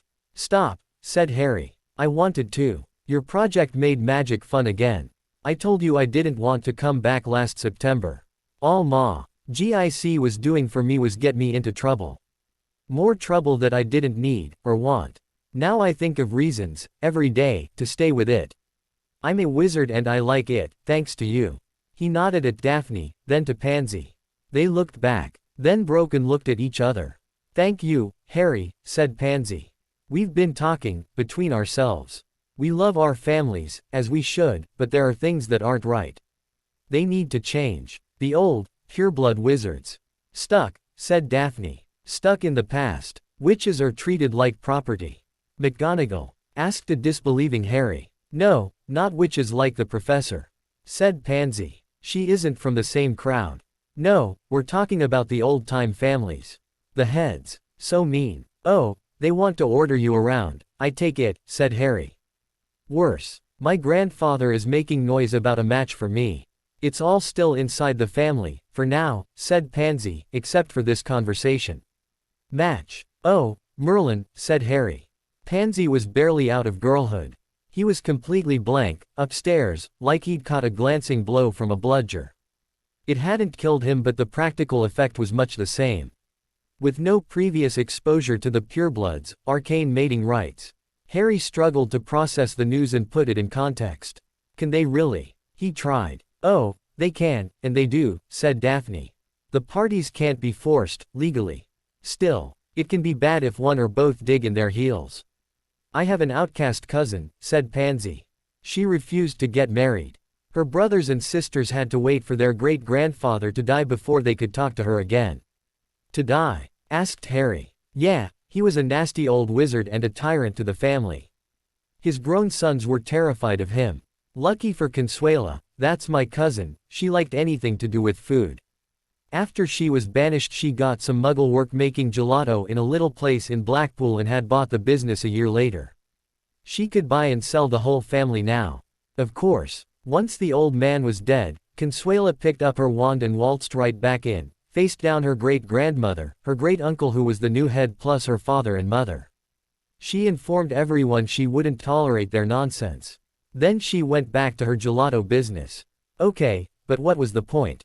Asked Harry. To show those jerks she wouldn't be intimidated, said Pansy. And to give us witches someone to look up to. Daphne nearly doubled over. She stifled a chuckle so that a sound came out like, snark. This is going to be so useful, said Harry. I don't have anyone to tell me this stuff. So, what else? Asked Daphne. Oh, well, the deconstruction is underway, thanks to you, Harry said, inclining his head toward Daphne. Our big friend Wa's back after the application of a single, finite. We could say it worked like a charm. The goblins were impressed, as they should be. I don't have anything on the sales because it's too soon. I did talk to Anvil about your shares. He recommended we pool for now and let everything stay with Gringotts. They'll pay a little interest. Later on, if you're interested, you can look into investments. Investments? Asked Pansy. What kind of investments? There are ordinary stock and bond investments like you read about, real estate, funds for different things, said Harry. Something more to read up on. I'm not an expert and we really ought to do our own homework. Do you trust the goblins? Asked Daphne. I always heard they only tell the truth to other goblins. I don't have a choice, said Harry. I'm not an adult and my living relatives don't work with the magical world. I haven't heard of Gringotts stealing from witches and wizards, said Pansy. Daphne looked a bit skeptical. Well, where do we go to learn about magical business? Asked Harry. I don't remember that being an option when I was picking out my classes. The witches looked at one another, shrugged and looked back at Harry. Good question, said Pansy. We're going to have to learn. My guess is the library won't have much. School is all working with magic, not doing business with charms and spells and so on. Red and George Weasley have some business talent, Harry observed. Harry, Daphne muttered, shaking her head a little. Too, you know, added Pansy. Goofy? Asked Harry. Yeah, something like that, Pansy answered. Okay, point taken, Harry said. It won't matter until the buyers pay us, and according to Anvil, if we don't do anything your shares will be safe until you want to take them, when that is legal. The witches shared a look again. What? Asked Harry. Our 17th birthdays, said Daphne. If we aren't married or part of some deal, Pansy added. Harry shook his head. It occurred to him that he was developing some strong biases toward pureblood magical culture. He decided to move along. How about the growth medium? Harry asked. Did you do any work with that? Yes, I did, said Daphne, flashing a very self-satisfied smile. My friend Pansy supplied a little flinderwort. I put it on some of the growth medium prepared according to the guidance we'd found, and flinderwort definitely does grow on the gelled form of basilisk droppings. Wow, said Harry. That fast. Something more to work on. Production. Testing. The beans are doing fine, but Neville doesn't see any difference than if we'd used any other animal's manure. Too bad, but we aren't sitting on enough quantity to meet the need for field crops. Have you seen what the farmers spread on their fields? Pansy asked. We need a magical crop. Flinderwort. Maybe that is what we will do, in the end, said Daphne. Nothing wrong with that, Harry said, although I did want to clean up the space soon and put our club rooms to work.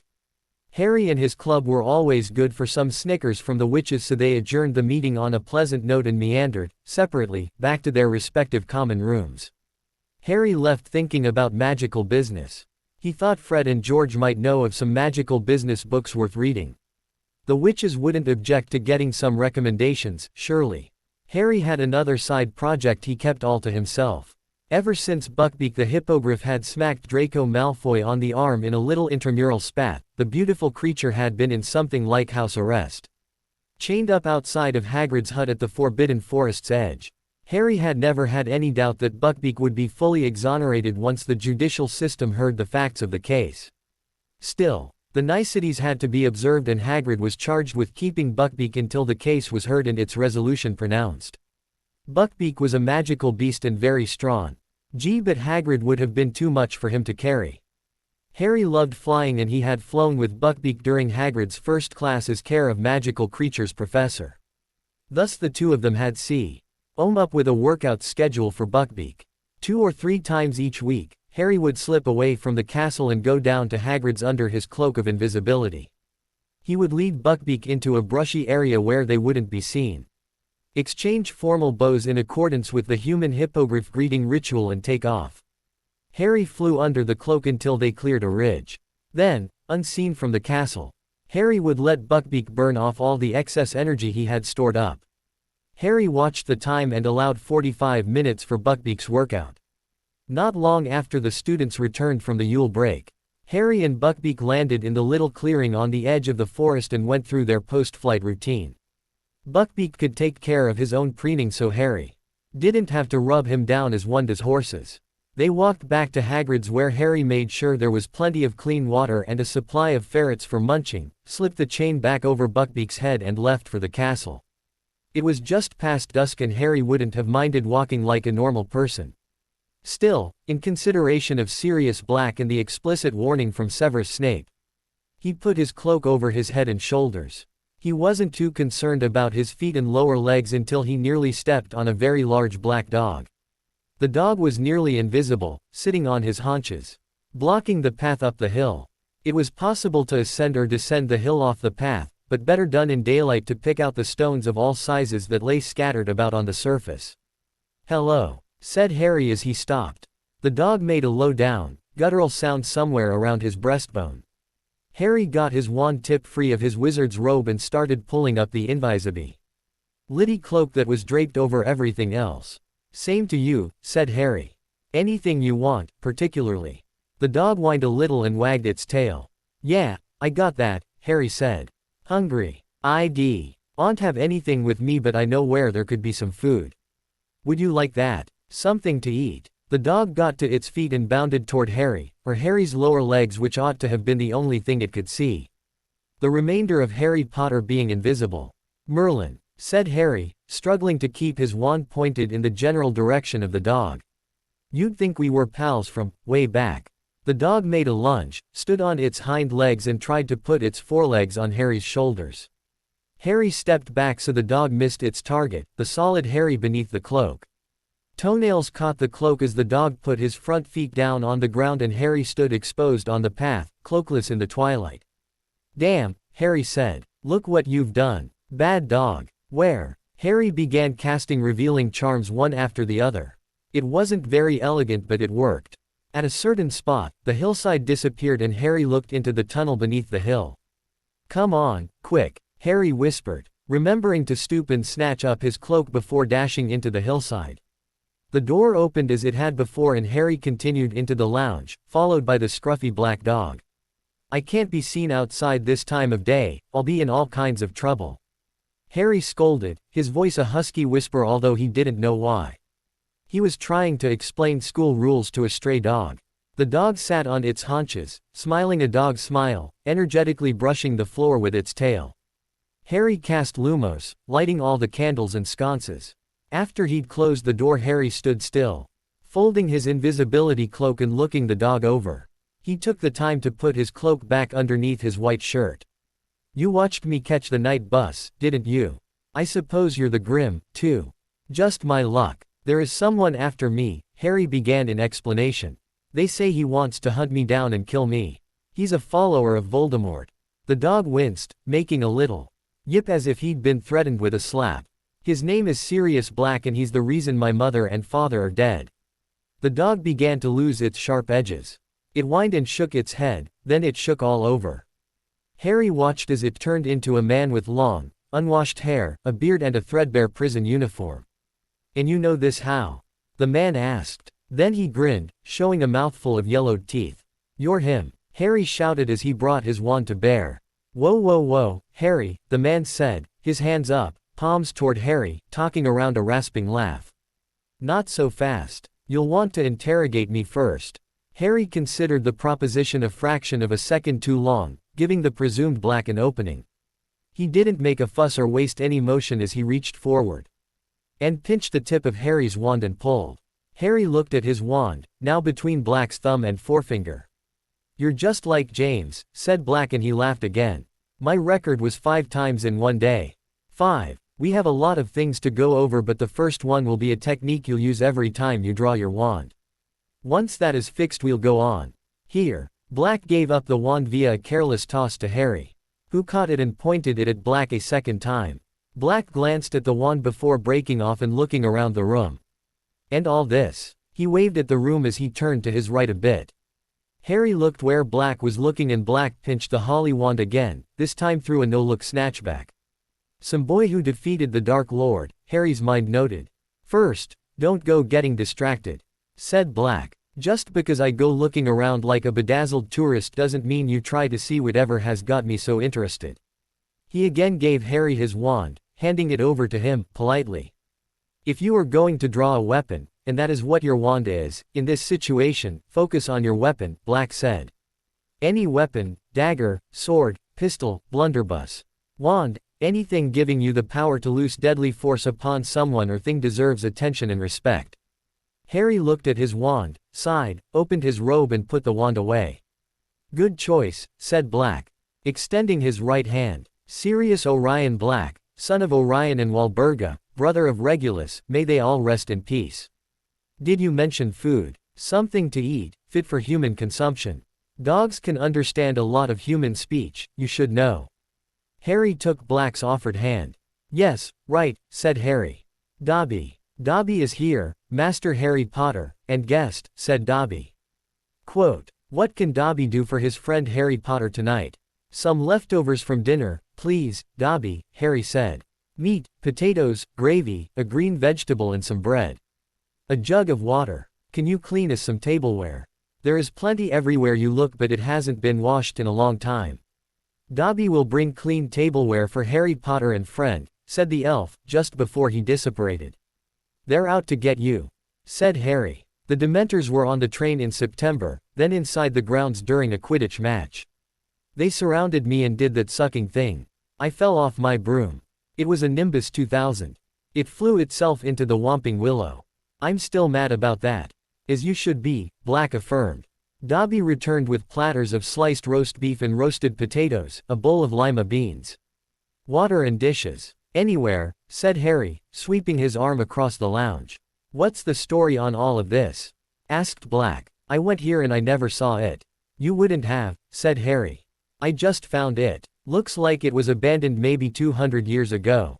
Sirius Black leaned against the back of his chair, chewing his first bite of the roast beef.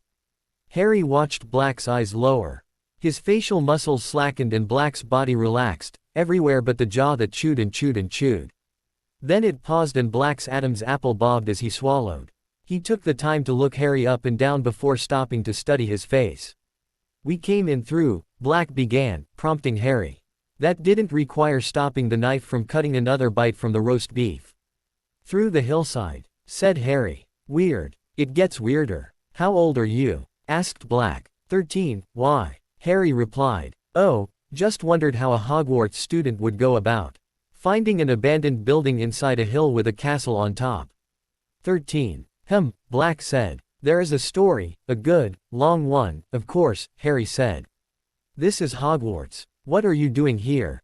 I take it the bit about hunting me down and killing me is bogus since you had 2 tries and here I am. Black let out another raucous laugh. Right you are, Harry, he said. I'm here to kill a rat.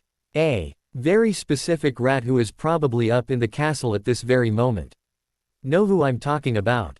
No, admitted Harry. He's an animagus named Peter Pettigrew, said Black. I'm an animagus. Did you notice? I did, said Harry.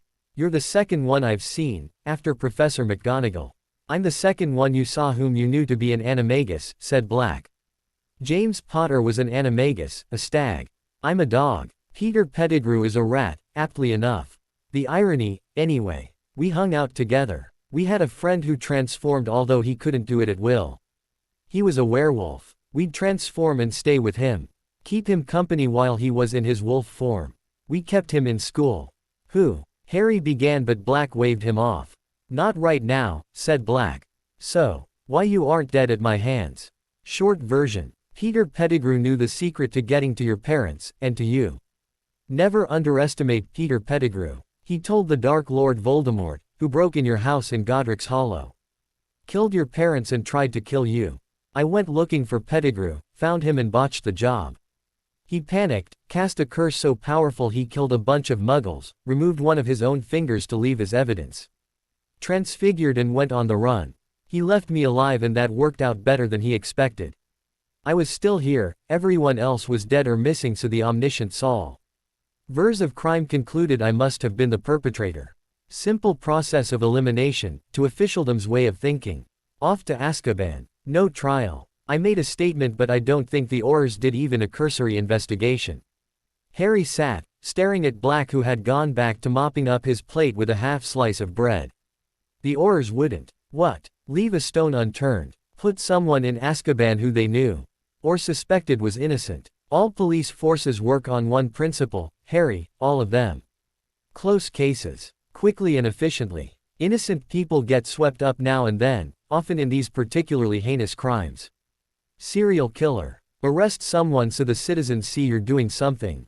Vandalism. Round up a few local ruffians and put on a show. Harry still stared. You know this how? He asked. 12 years in Azkaban, shrugged Black. Merlin, Harry observed. Look, we have to get together and talk, Harry continued. I don't know how we're going to do that, do you?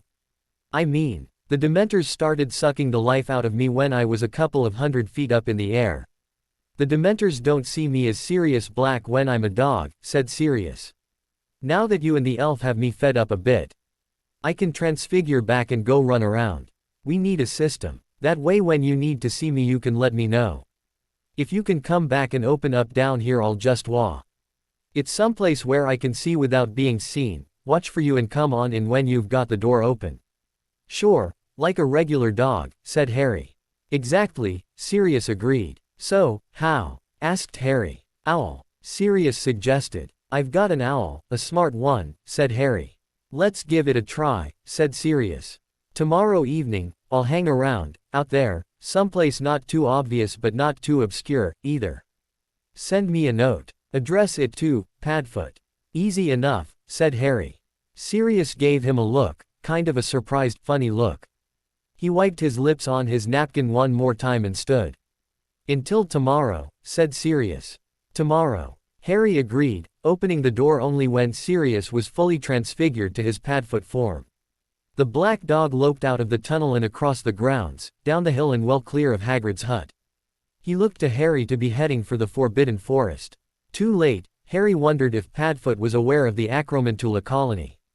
Back in the Gryffindor wizard's dorm, Harry kicked off his shoes and lay on his bed reading a day-old Daily Prophet. Article after article found some way to bring up Sirius Black, regardless of surrounding subject matter. Harry might Avenue been in shock from his narrow escape, except he didn't think he'd had a narrow escape at all.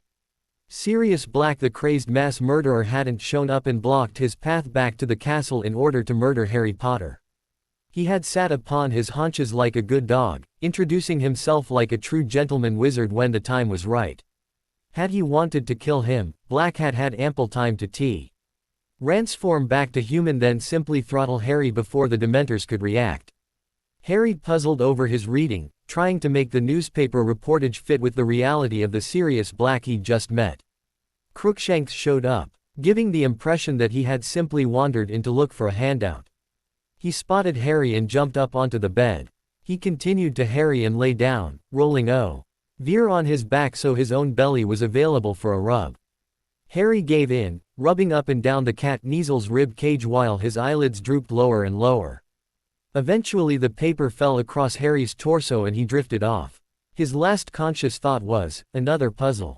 The following day, just past dinner time, Harry took a note-sized piece of parchment and wrote a single sentence, "If you get this, tear off a corner and send back with the owl." He folded the note in half, twice, and addressed it to Padfoot. Hedwig was thrilled to get a flying job from Harry. Harry had barely made it back from the Ollery to the Gryffindor dorm when Hedwig showed up at the window next to his bed. Harry unlatched the window and swung it open. He didn't need to fully unfold the parchment to see the missing corner. Crookshanks reappeared, sitting down next to Harry and staring at the parchment he held.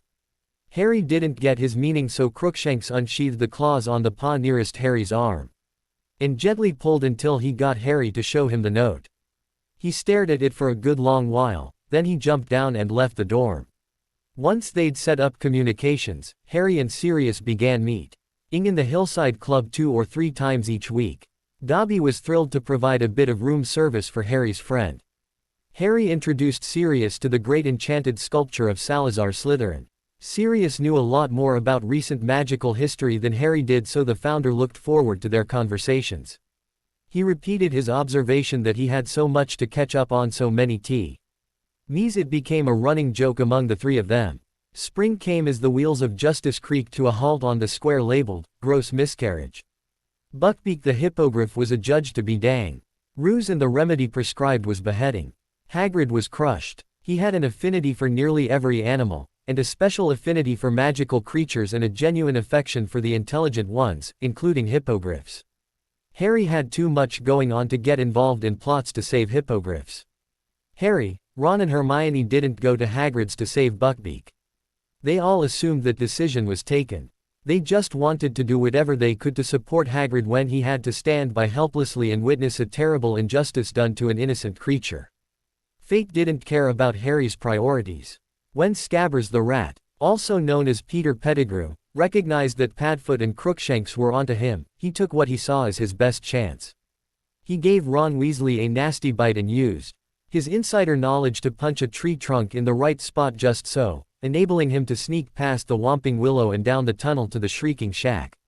Heedless Ron chased after Scabbers and put himself in range of the Whomping Willow just as the willow resumed its whomping. Padfoot saved Ron from his folly, presenting Harry with a complicated metaphysical problem. Harry knew who Padfoot was. He was Sirius Black's cover identity. Sirius was a fugitive from justice, not yet exonerated for the heinous crime that had put him in Azkaban. Harry needed to reassure Ron and Hermione that the big black dog was harmless. Or meant to be. He couldn't do that without simultaneously revealing that he had known Sirius was there all along. That would mean confessing that he had been feeding and communicating with the wanted fugitive. Sirius' arrival in Harry's life had an effect equivalent to the rising of the sun after a long, midwinter night. The episode in the shack would haunt Harry for the rest of his life. Handled properly, exposing both Padfoot and Wormtail would have led to Peter Pettigrew's arrest and prosecution for aiding and abetting the murder of James and Lily Potter. Mishandling was another perversion of justice. When Professor Snape ordered Sirius to come along so he could be turned over to the Dementors, Harry saw the sun turn around and fall back down toward the horizon. He didn't think. He acted, stunning Snape and aiding Sirius' escape. Harry and Sirius could be excused for letting their guard down. It probably wouldn't have mattered if Lupin had been taking his Wolfsbane potion. As it was, the rising moon rose on schedule and rewrote all of their futures. Some positives emerged. At the end, Sirius and Buckbeak were able to get away and begin their fugitive lives. They were both still under the harshest of sentences for things they hadn't done, but at least they had hope. Another positive was the arrival of Harry's fully corporeal Patronus, the stag he called Prongs. Decades of wheedling finally resulted in a field trip to the scene for Daphne and Pansy.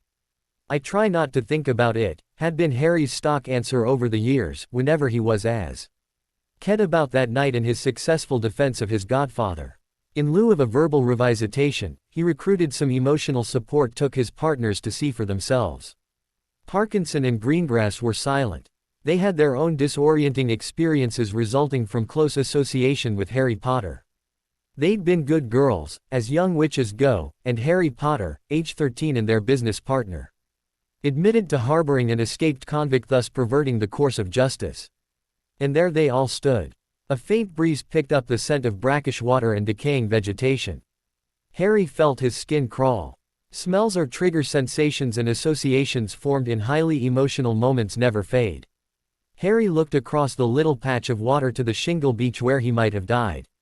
"I've heard this is a popular place for students to come and work on casting a corporeal Patronus," said Pansy. "Oh, please," Ron Weasley began. "Seriously, they think the place has good karma or vibrations or something." Pansy countered in a tone dripping cautionary guidance. "How long has it been?" asked Daphne. 19, 20 years, Harry offered. "Something like that," said Hermione. She stood, stock still, looking at the slab of bedrock where Harry stood to cast. She felt sweat drops running down her spine. She carried a deep and genuine primal fear. Her muscles wanted to do something. Tremble. Run away. Back then, when she had stood with Harry on that spot, Hermione knew Harry had to be successful or the Dementors would kill the version across the water and the one she had brought with her. 3 hours into their shared past, would pop out of existence. People were calling her by lots of superlatives then, brightest witch, and so on. How would the brightest expel? Ain't getting the boy who lived lost in a time paradox. 20 years later, standing on her spot, Hermione hoped the memory would not bring on any symptoms worse than sweat and chills.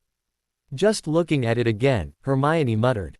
She turned slowly and thought of Harry, right there, saving all of them with that stag. It was the first time the stag made an appearance. Minutes later, Buckbeak sprint D across her spot there on the bar to get speed for takeoff. Another one of those moments. "Merlin, we got Sirius out of it," Harry said. "Yep. For 2 more years," said Hermione, staring at nothing, beginning to sniff a little. Ron was silent, observing. "And that's that," said Harry. He looked at Daphne and Pansy, his expression asking if they were ready to go. They had no complaints. It took 20 years to get him as far as they did. Harry turned to walk back. He wouldn't take up gray cells thinking about past trauma. His mind was already back in Salazar Slytherin's club rooms, de facto. To apprentice to his father's best friend. Harry lived a double life during those glorious weeks. Sirius was being hunted by all of magical officialdom. Albus Dumbledore and the faculty were on constant alert, responsible for protecting the students of Hogwarts in general and Harry Potter in particular, from the maniac-escaped killer Sirius Black. Harry could not see the mess that waited for him as he was feeding and socializing with Sirius Black in a forgotten underground faculty lounge Harry had appropriated because he found it and no one told him not to. "Let's see," Sirius had said as he tried to pluck Harry's wand. The wand stayed in Harry's hand because he'd learned a grip from Sirius that was useful in thwarting surprise disarming moves. Sirius wanted Harry to practice over and over until the grip felt so natural he couldn't hold his wand any other way. When Sirius made his move the wand stayed with Harry. "Good man," said Sirius. "This is really good." He might have been commenting on the food or Harry's improving wand security technique. Both, possibly. The weeks with Sirius were the origin of Harry's competence and confidence in his abilities. Sirius Black had become an expert in self-preservation, by necessity. He had a lot to pass on. They were having a dinner of chili topped with chopped onion and shredded cheddar cheese. "Dobby says it's from Texas," said Harry as he watched Sirius. "I've read about Texas. I'd like to go someday." "You and me both," said Sirius. "How is the project coming?" Harry had told Sirius about the basilisk during their second meeting. He didn't know why. Something about Sirius and Sirius' story of his incarceration in lieu of trial coupled with the lessons in things like wand handling resonated with Harry from the beginning of their acquaintance. "Coming along well. According to Anvil," said Harry. "I have to take his word for it.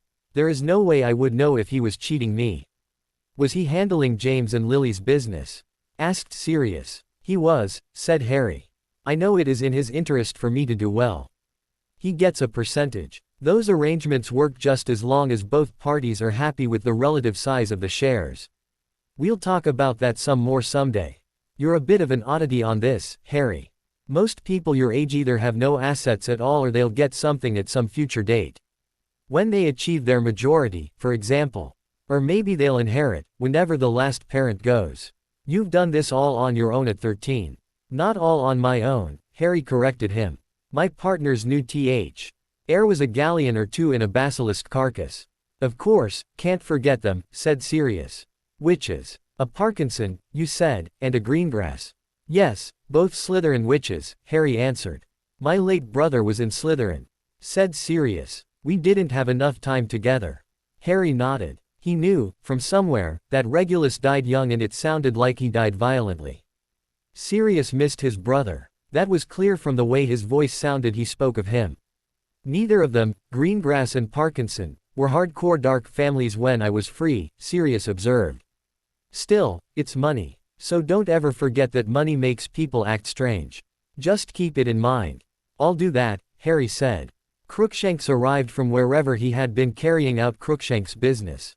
He gave a couple of greetings and began to rub against Harry's leg. "Message received, Crookshanks," said Sirius. "We have to get you some sleeping accommodations," Harry said. "Oh, I don't mind, really," said Sirius. "Getting out and around in my dog form keeps me sharp. Merlin willing, we'll put the charges to rest soon and then we can see about spending some more time together. Your home situation isn't a proper environment for a young wizard of your quality." "I agree on the young wizard, don't know about the quality," said Harry. "Nonsense, you haven't had time to grow into more than a small fraction of your magical abilities," said Sirius. "Relax, magic manifests at its own speed." Harry remembered that conversation and ran it through his mind many times in the course of his life. Sirius had known what he was talking about. It came slowly, but Harry discovered the fine line the victorious warrior must walk, disengaging from life just enough to let his skills and subconscious play their parts in guiding his action. Mentally clinging to life and caution is a good way to end up ceding the day to the enemy. They wrapped up the conversation. Sirius transfigured to his dog form. White picked up Crookshanks and did his cloak wand, Crookshanks juggling while closing up and charming the hillside back into place. The hallways were sparsely populated, so a little stub of corridor that I didn't go anywhere was sufficient for uncloaking. Harry gave the password and entered Gryffindor territory, Crookshanks in his arms. Crookshanks, Harry said as he handed the cat to Hermione. The closing weeks of the spring term should have given anyone in Harry Potter's position a permanent case of vertigo. The project to render and market the basilisk carcass was a great success. Harry had taken 2 witches' word that the meat, hide, bone and venom would bring a good price in the magical commodities market. He had to, as he lacked the magical business knowledge and cultural background to appreciate that a dead basilisk, available for salvage, was a near impossibility. In contrast, the narrow escape of the 2 fugitives, Sirius Black and Buckbeak the Hippogriff, took away Harry's newly acquired mentor and a fine animal companion and source of recreation. The emotional swing between the 2 peaks was tiring and disorienting. Harry and Hermione visited Ron in the hospital wing, bringing him the necessary information that Sirius and Buckbeak were away. They didn't fill in every single detail, thus keeping him from becoming an inadvertent co-conspirator. Madame Pomfrey ushered them out, or they might have spent the night. Once they were gone, Ron could get some sleep, Madame assuring them that, with magic and rest, his injuries would be minimal in the morning. The 2 strolled back rough, nearly deserted corridors to Gryffindor Tower. Crookshanks seemed to sense Harry's distress after Sirius' departure. Harry was sharing a common room sofa with Hermione, staring into the fireplace. When Crookshanks jumped up between them. He looked, briefly, at Hermione, then turned and climbed onto Harry's lap. "What a mess," Harry observed. "Muro ow ow?" asked Crookshanks. "Yes, I'm afraid so," said Harry. "We can't say when we'll see them again." "Ow ow ow ow ow." Crookshanks wept, arranging himself just so. "Row," he observed, "one more time." Harry began scratching behind Crookshanks' right ear. "I know," he said.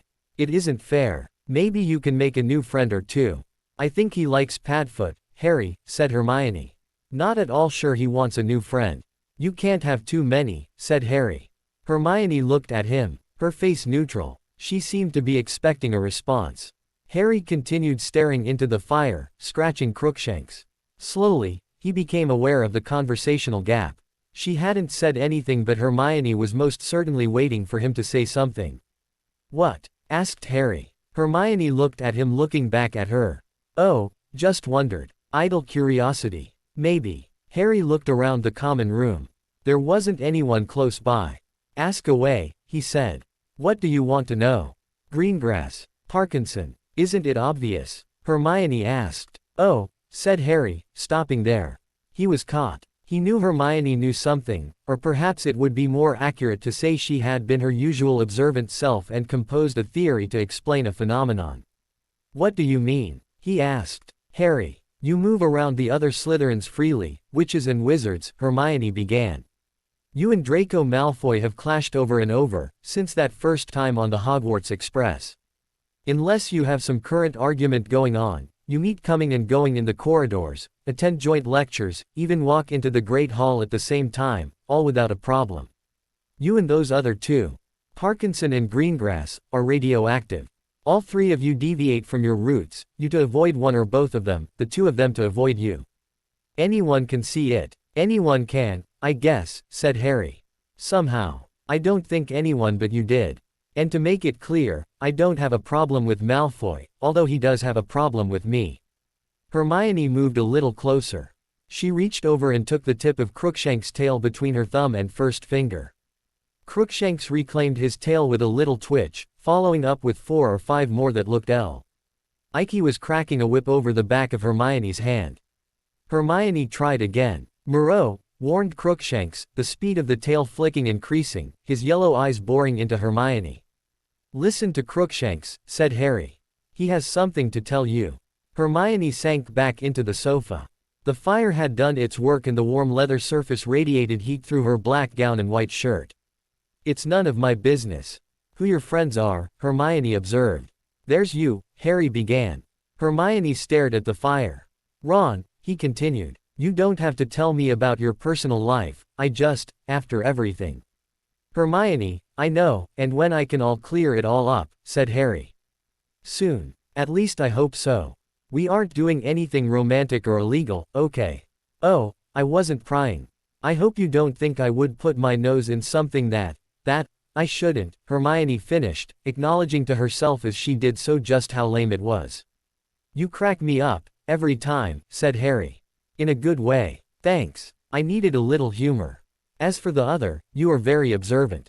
That's good, normally. Just please don't say anything to anyone right away, please. There are good reasons. Hermione was silent, watching the fire. She decided it was time to get to sleep and turned toward Crookshanks, holding out her hands. Bedtime, Hermione asked. Crookshanks gave every impression he intended to make a protest. Then uttered a little, "Mrowl" comment before standing and hopping over to Hermione's lap. Harry stayed on the sofa, staring at the fire, feeling the warmth fading from his lap after Crookshanks' departure. He wondered when he'd be seeing Sirius again. For a brief moment he wondered if he ever would, before he remembered, and took heart from, Sirius' record as a survivor. Their clandestine meetings in Salazar's faculty club came back and Harry allowed himself a quiet, private chuckle. Confident he definitely would see Sirius again, Harry rose from the sofa and climbed the steps to the wizard's dorm. Sleep didn't come easily for Harry that night. The events of the afternoon and evening had strained his magic in addition to provoking repeated floods of adrenaline. His fight-or-flight response was tested over and over. He berated himself for letting Peter Pettigrew escape. When he did drift off it seemed like his mind worked all night long. He didn't awake. And until Seamus Finnegan and Dean Thomas began a loud argument over some obscure Quidditch statistic. Harry opened his eyes and stared up at the ceiling. The conversation was so annoying it served to assist him in making peace with necessity of swinging his legs over the edge of his bed and putting his feet on the floor. Ron Weasley wandered in, released from the hospital ward that morning. He even managed to join the Gryffindors at breakfast. All healed up? Asked Harry. Good as new, according to Madame Pomfrey, Ron answered. Harry nodded. He wanted to convey, that's good. It didn't seem important enough to put into words. Not with everything he had on his mind. Some unexplained changes had occurred at Hogwarts, some obvious, some not. Professor Lupin resigned his position, suddenly, without explanation or any sort of farewell. The hippogriff that lived next to Hagrid's hut disappeared. Draco Malfoy had told a number of students that the beast was to be executed for his affront to the Malfoy family, but no hippogriff carcass was seen, nor was there any other evidence that a magical creature the size of a horse had been slaughtered. The school was alive with rumors that purported to explain some or all of the anomalies. Harry knew he had to figure in some of them. For one thing, when he came upon a group of students they all looked at him, held it for a second, then turned T's way or that so they were no longer looking right at him. After Hermione's outline of her observations of Harry, Daphne and Pansy, Harry was acutely aware of his movements when in the vicinity of his business partners. Down to whether or not he looked in their direction. He also noticed if they looked at him, if they looked then looked away, or if they did not look at all.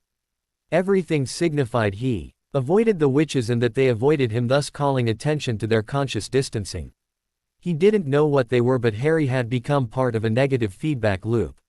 He felt the need for a meeting to clear a few things up, all while not having any concrete reason to call one. Harry kept an eye out for Damascus, but the bursary, closed, sign seemed to have become a permanent fixture. One day, well into May, Harry decided to reach out to Anvil and ask for an update. He sent Hedwig to Gringotts with a brief note. Anvil, the term will soon end and I do not have any information on the project. Please let me know how things are going. Sincerely, Harry Potter. The next day's mail brought a reply. Mr. Potter, I believe I will have some good news very soon. Thank you for your patience. Best regards, Anvil. Harry would have appreciated a more informative note, but the one just arrived provided a reason to call an immediate meeting with his partners, just to pass on the bit of information from Anvil. Harry knew what he wanted to do. He wanted to meet at Myrtle's and take both witches down to the chamber, then on into Salazar Slytherin's retreat. He thought through communications, ducked into a little stub of corridor that served one little used classroom, and summoned Dobby. The elf was very pleased to be asked to do something for the great wizard master Harry Potter. Harry bore it as long as he could. Dobby, please, he stage whispered. The little corridor wasn't the best cover. Harry cast a simple notice me not over the two of them.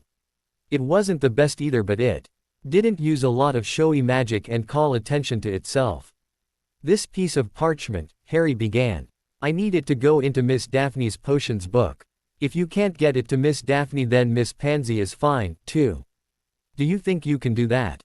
Of course, Master Harry Potter, said Dobby, scrunching up his face while he consulted with some elvish authority on Slytherin witches. One snap of his fingers and Dobby was gone. Harry hadn't made an arrangement with the elf for reporting back, so he stood in the same spot and waited, hoping Dobby would want to come back and declare the job done. Sure enough, minutes later Dobby returned to give his report. Miss Daphne was walking in the corridor with Miss Tracy, and Dobby sent Master Harry's parchment to Miss Daphne's potions book, said the elf. Very good, Dobby, said Harry. Adding, that is a job well done. Better get back to the kitchens. Dobby smiled his biggest elf smile and disappeared with a pop. Harry didn't have a plan for meeting the witches, so he waited near Myrtle's beneath his invisibility cloak.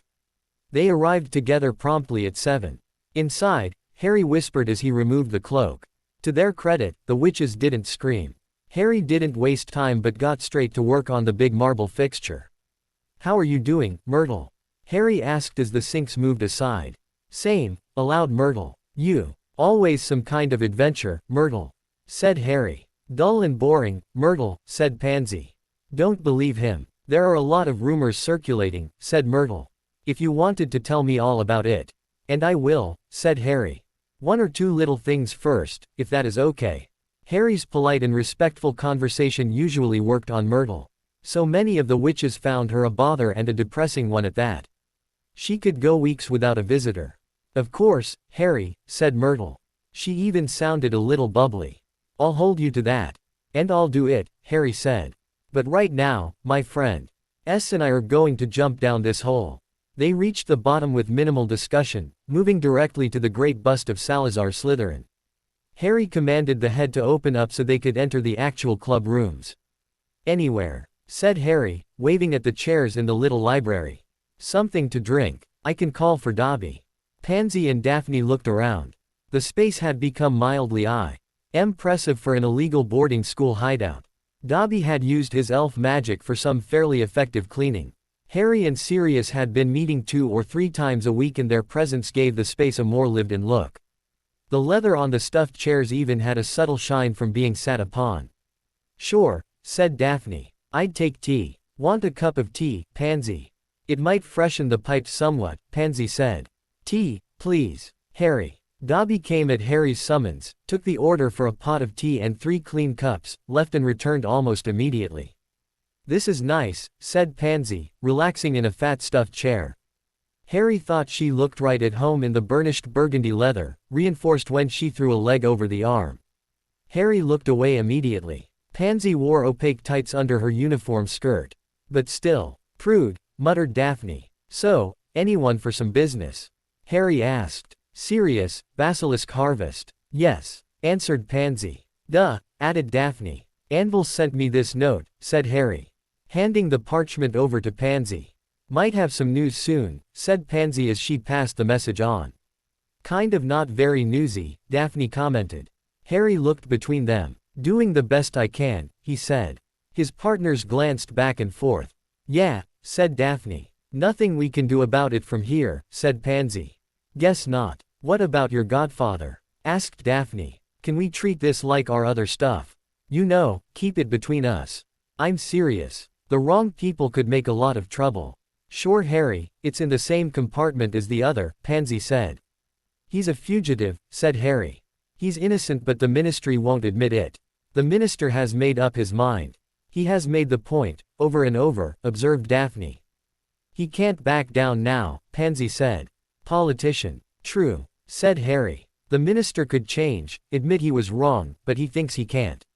Sirius told me not to expect anything from the ministry unless they are forced to change. He called it their party line. I thought that was a kind of telephone setup. He said it came from the communists. I've heard of them, Daphne said. Didn't they give the Muggles a lot of trouble? How could they give the Muggles trouble? Asked Pansy. Weren't they all Muggles? I think it was like the dark and the light, but for Muggles, said Harry. They had two sides and they each thought they were right and the other side should give in. The way Sirius explained it, the communists thought they were right and everyone should agree. They wouldn't change, so that was the party line. Pansy and Daphne looked at him, neither speaking. Maybe I didn't understand it very well, Harry concluded. The ministry will change when someone forces them to, said Pansy. Moving along, then. It looks like Anvil thinks our project is close to completion, said Harry. Daphne stared into space, pinching her lower lip between finger and thumb, twirling a thick rope of her hair with the other hand. We'll need to be patient, she said. This is about gold. Goblins are more serious about gold than anything, except maybe goblin honor. If Anvil says they are close, then they are. Anything else? Harry shook his head, then looked at Pansy. Nope, said Pansy. She pushed one slip-on off, then the other, rotated in the big leather chair and lay across the seat cushion, head on one arm and legs over the other. Her uniform skirt moved several inches further up her legs. I like it here, Pansy announced. Do you have anything new on this building, how it came to be, when it disappeared? Not yet, said Harry. I like it too. I'd like to keep it just for us. You found it, said Daphne. I'd say it's yours. As long as nobody else knows about it, said Harry. It is on Hogwarts grounds. Or under them. True, said Pansy. It's very exclusive for now. It would be nice if we could take it with us, when we've finished our schooling. Harry always appreciated Pansy's speculations. I'll go to work on it, he said with a little laugh. Maybe in 4 more years. No one said anything right then. Later on, all three would stumble on the exchange from time to time, just a stray thought that popped up. The meeting devolved into little bursts of small talk and everyone started feeling restless. Need to get up tomorrow, Harry observed. True, said Daphne as Pansy collected herself, straightened up and found her shoes with her feet. Oh, I meant to ask, everything okay for you? In Slytherin? Of course, Harry, said Pansy. Any particular reason you're asking? Beginning of term, Malfoy had some comments, said Harry. He thought he'd seen us together and couldn't figure it out. He hasn't said anything lately. We're down to days, said Daphne. Then we're gone until September. Good, Harry said. Let me know, you know. His partners were smiling all the way back to Myrtle's. So, we wait for Anvil, Harry said. The witches didn't see a need for words, agreeing with a pair of nods. How? Daphne wiggled her fingers at Myrtle's door. I'll go to the library, said Harry as he glanced at his watch. You too. Our place, said Pansy. She looked to Daphne for agreement and got it. Nails, she added, making Daphne look at her own. They could stand a little buffing, I suppose, Daphne said. Harry nodded and peeked out the door before exiting Myrtle's. Draco. Malfoy sat alone at a table near the library door. Harry thought Draco looked like someone monitoring the entrances and exits while trying very hard not to look like someone monitoring. Harry didn't Avenue any ongoing conflicts with Draco, so he gave a slight nod as he walked by. Draco looked puzzled, as if he had been thrown into a fit of analysis and interpretation by Harry's gesture.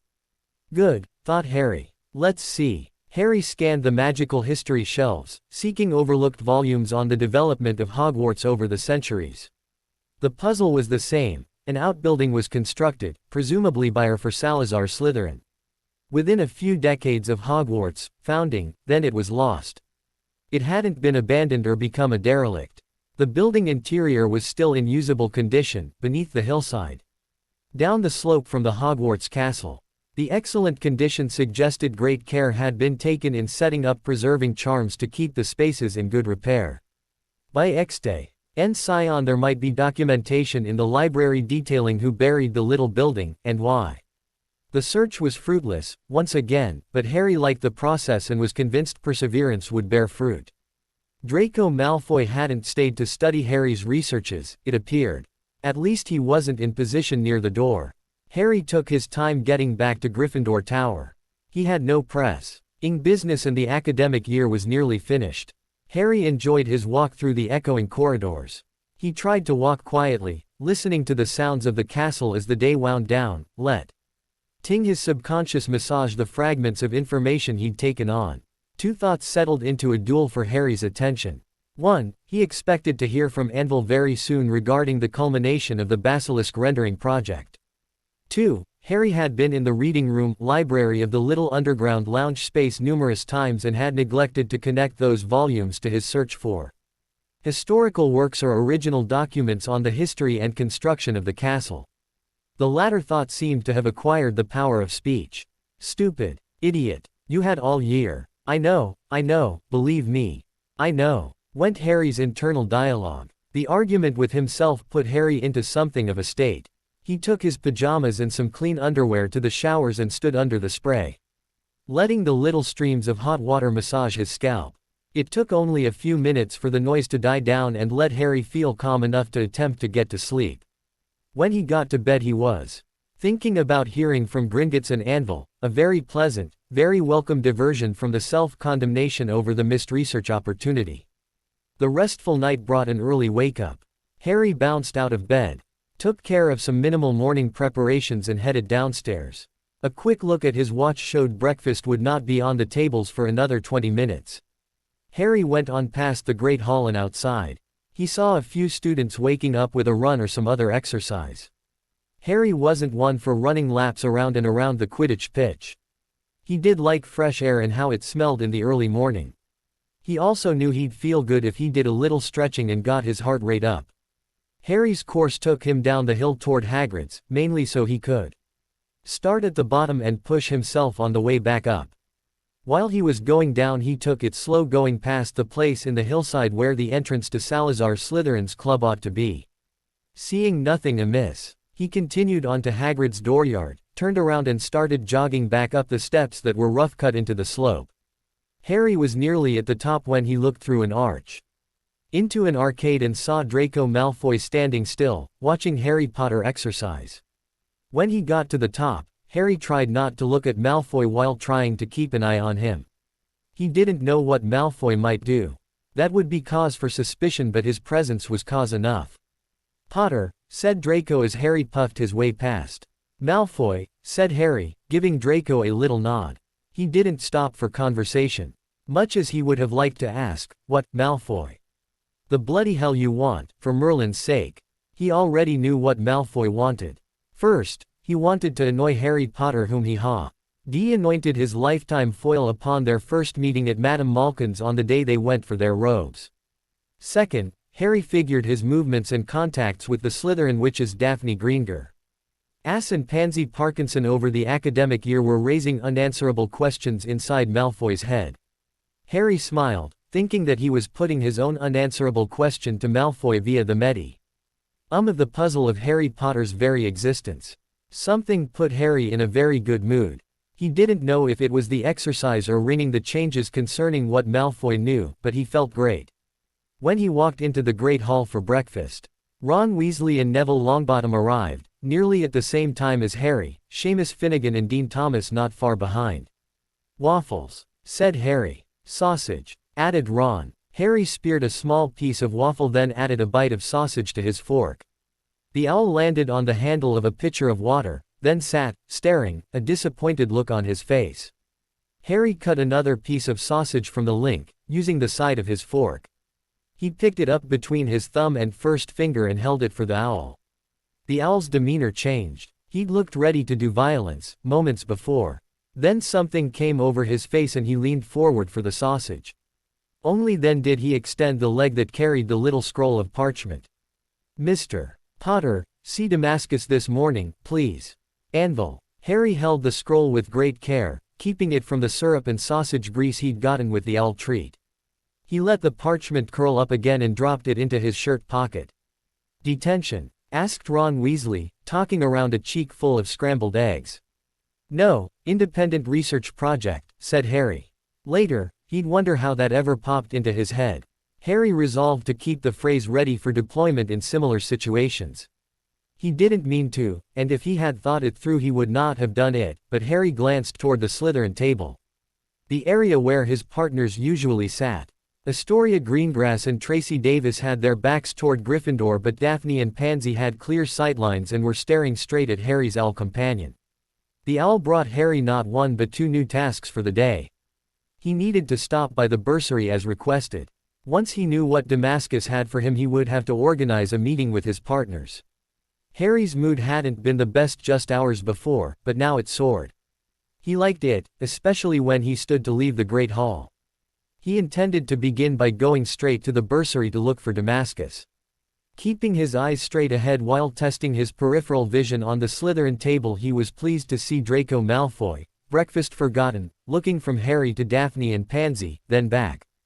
Again and again. Damascus was opening up when Harry arrived at his little cage. He opened his window and moved a few rubber stamps around on the counter.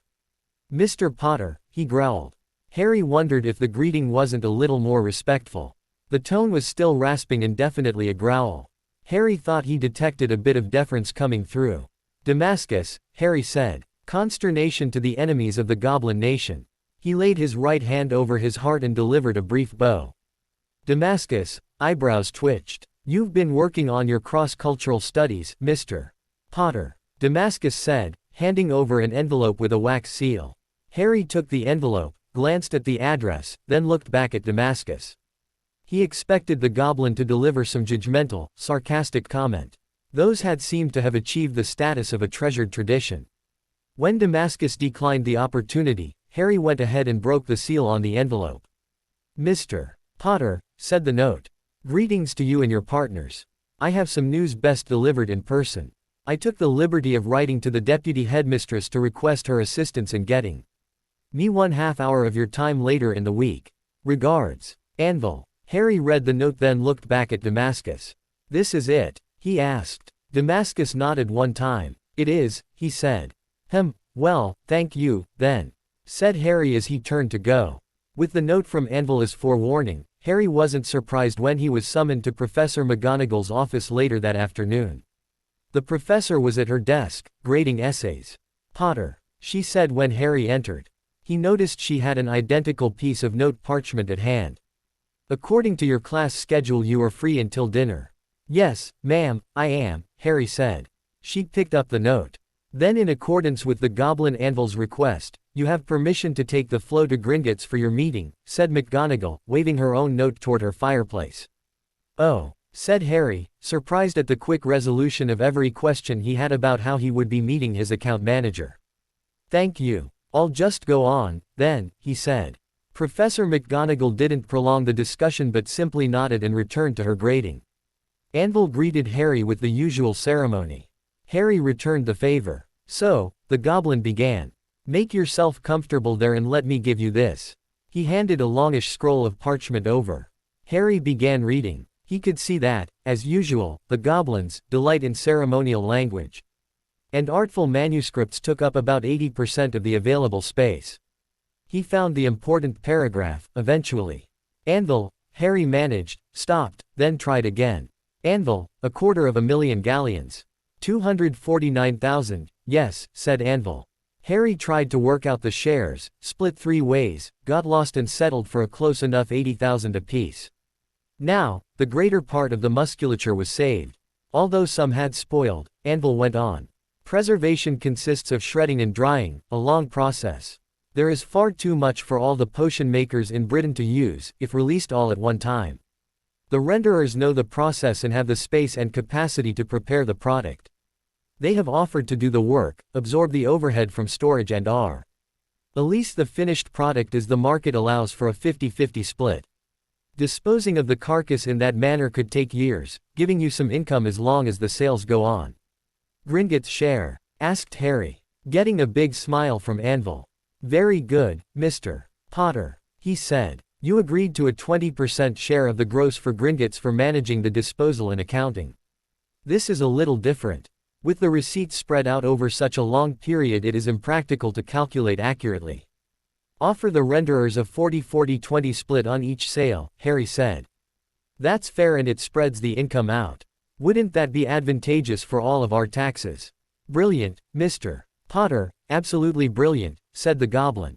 "So, 1/3 each for my partners and myself," said Harry. "We agreed we will talk about some investments later on.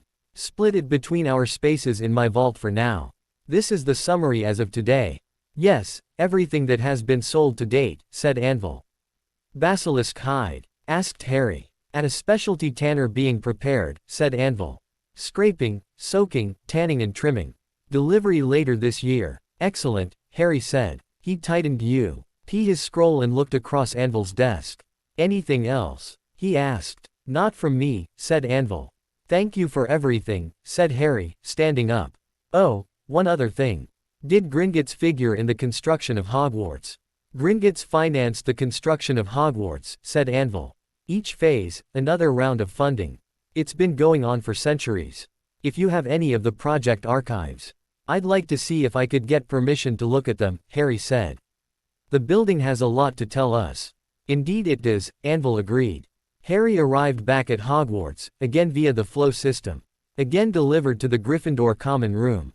There were no students in the common room, so Harry took the opportunity to walk straight upstairs to the wizard's dorm and lock his basilisk documentation away in his trunk.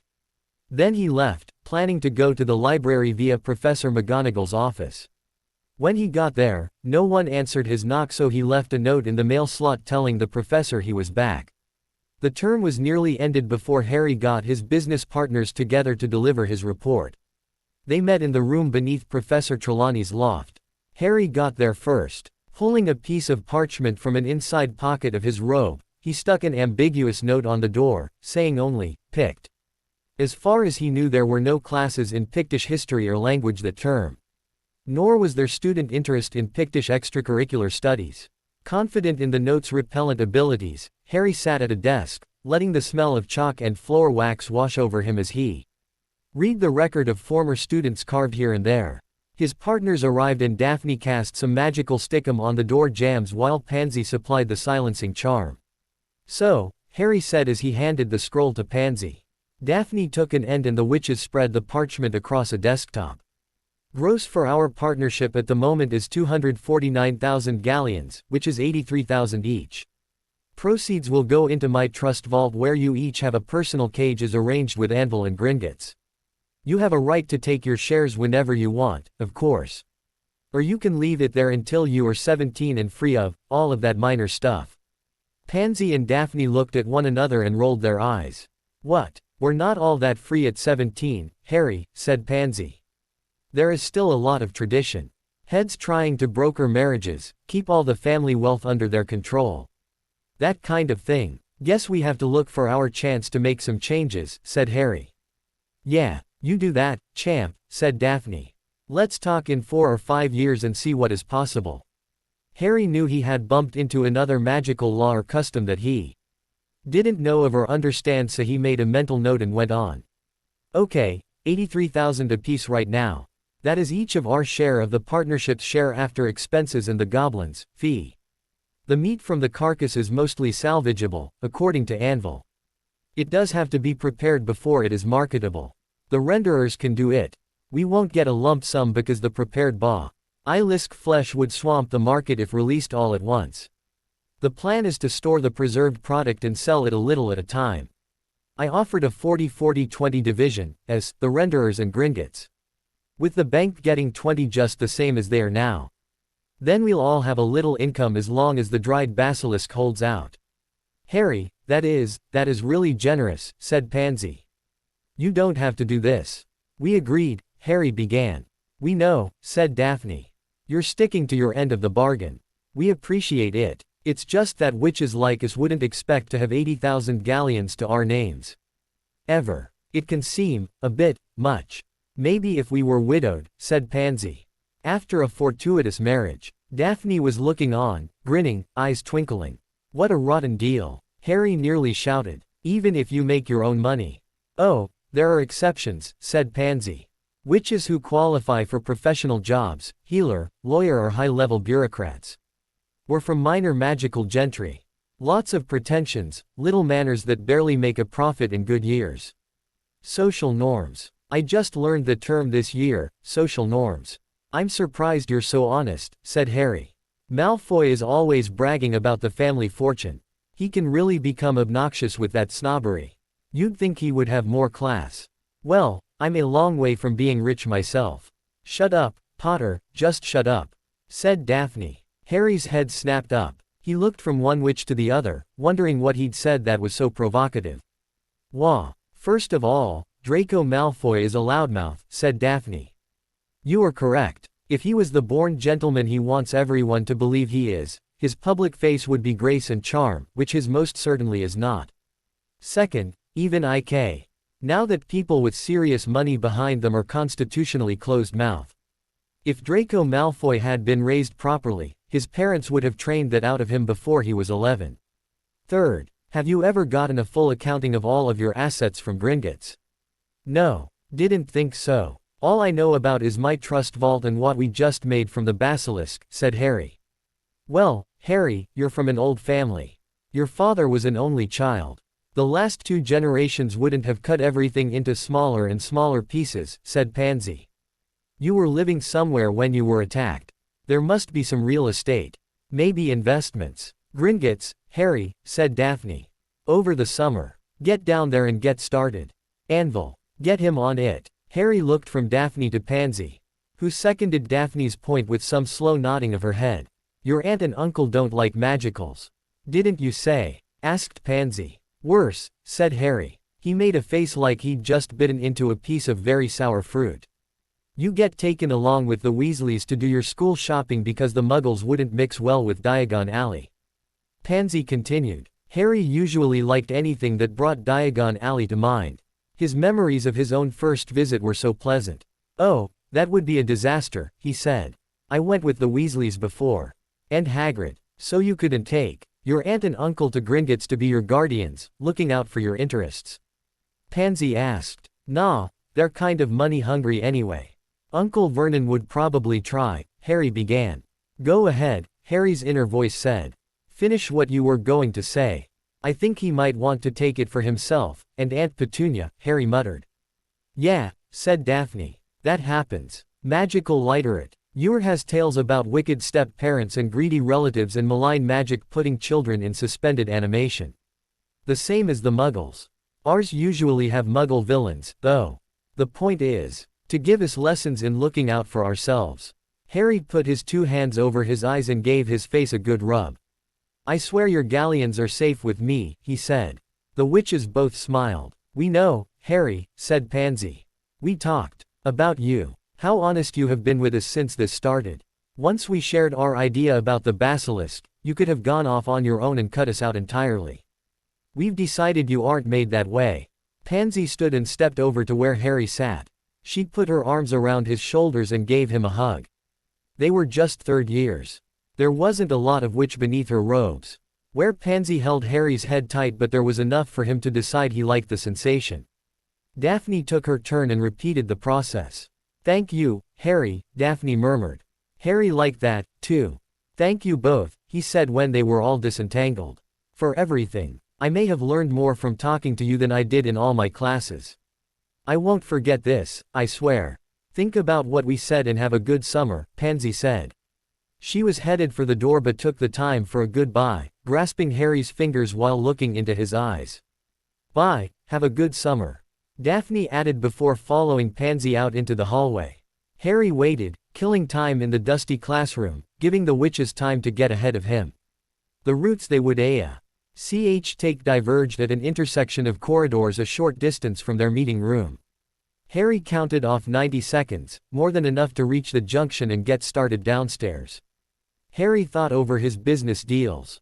His infant organization, the pleasant feelings he got whenever he had a meeting with his partners or used an idle moment to think about spending time with them. He considered the arc of their association. Beginning on the outcrop where he'd gone to think about magic, danger, his close calls at Hogwarts and the option of chucking it all and returning to Little Whinging and the local state school. Now it was spring and the witches had made him rich. Or, possibly, Harry had made the witches rich. No, neither of those were correct. The witches brought Harry a proposition and he acted upon it. The 3 of them did a deal and they all got rich. Maybe they didn't get rich but they did well, for 3rd-year students. Harry smiled, thinking about it. Hogwarts, Lucius Malfoy and Professor Gilderoy Lockhart had nearly combined to get him killed, along with his friends Hermione, Ron and Ginny. He was that close, in September, to walking away from the place, trying to make up his mind. When Pansy and Daphne got him cornered and changed his life. Over the course of the almost finished academic year he'd learned a lot and made a little money. The money was nice. Knowledge was many times more important. Finding Sirius and learning the truth felt like a rebirth. His witch partners had pulled back a curtain on the small, elusive and insular world of magical Britain. Even after 2 academic years at Hogwarts, Harry had been unaware of the extent of his ignorance. He still felt ignorant. The difference was that he was done being a Muggle orphan thrown into magical culture. Bedazzled by all the lovely, non-rational sparkling whiz-bangs. The transition had been wrenching. Sirius' story of his mistreatment by the Ministry chipped away at Harry's relatively pleasant memories of Minister Fudge's handling of the fiasco of Harry's departure from the Dursley residence. The witches gave him the beginnings of insight into how many traditional magical families functioned. Anvil worked with the naive 13-year-old, helping him appreciate a bit of the magical business infrastructure. Harry didn't have enough reference points to be sure, but he believed he would remember those for some time. Probably the rest of his life. There was one more business matter to attend to. Harry thought a cabin on the Hogwarts Express might be the best place to do it. He and Ron took the carriage to Hogsmeade Station, crossed the platform and boarded the train together. They found an empty cabin and settled in. Neville joined them, then Dean Thomas and Seamus Finnegan. Harry enjoyed the company rather than fretting about his pending business. When the train got underway, Seamus Finnegan was the first to suggest going to look for the trolley witch. "We just had breakfast," Neville observed. Thomas and Finnegan replied with a joint look that said, "So." Then they were gone. The cabin did sort itself out as Harry had envisioned. Neville left for some leg stretching and Hermione arrived. All chatter and bouncing hair. That put Ron in a good mood, a cause-and-effect phenomenon that had gradually become more apparent as the year progressed. "I need to talk about something," Harry said. His 2 friends looked at him. Their conversations usually evolved without the need for announcements. "Okay," said Ron and Hermione, together. "We have to agree on confidentiality," Harry began. "Agreed, Harry. When have we ever?" Hermione began.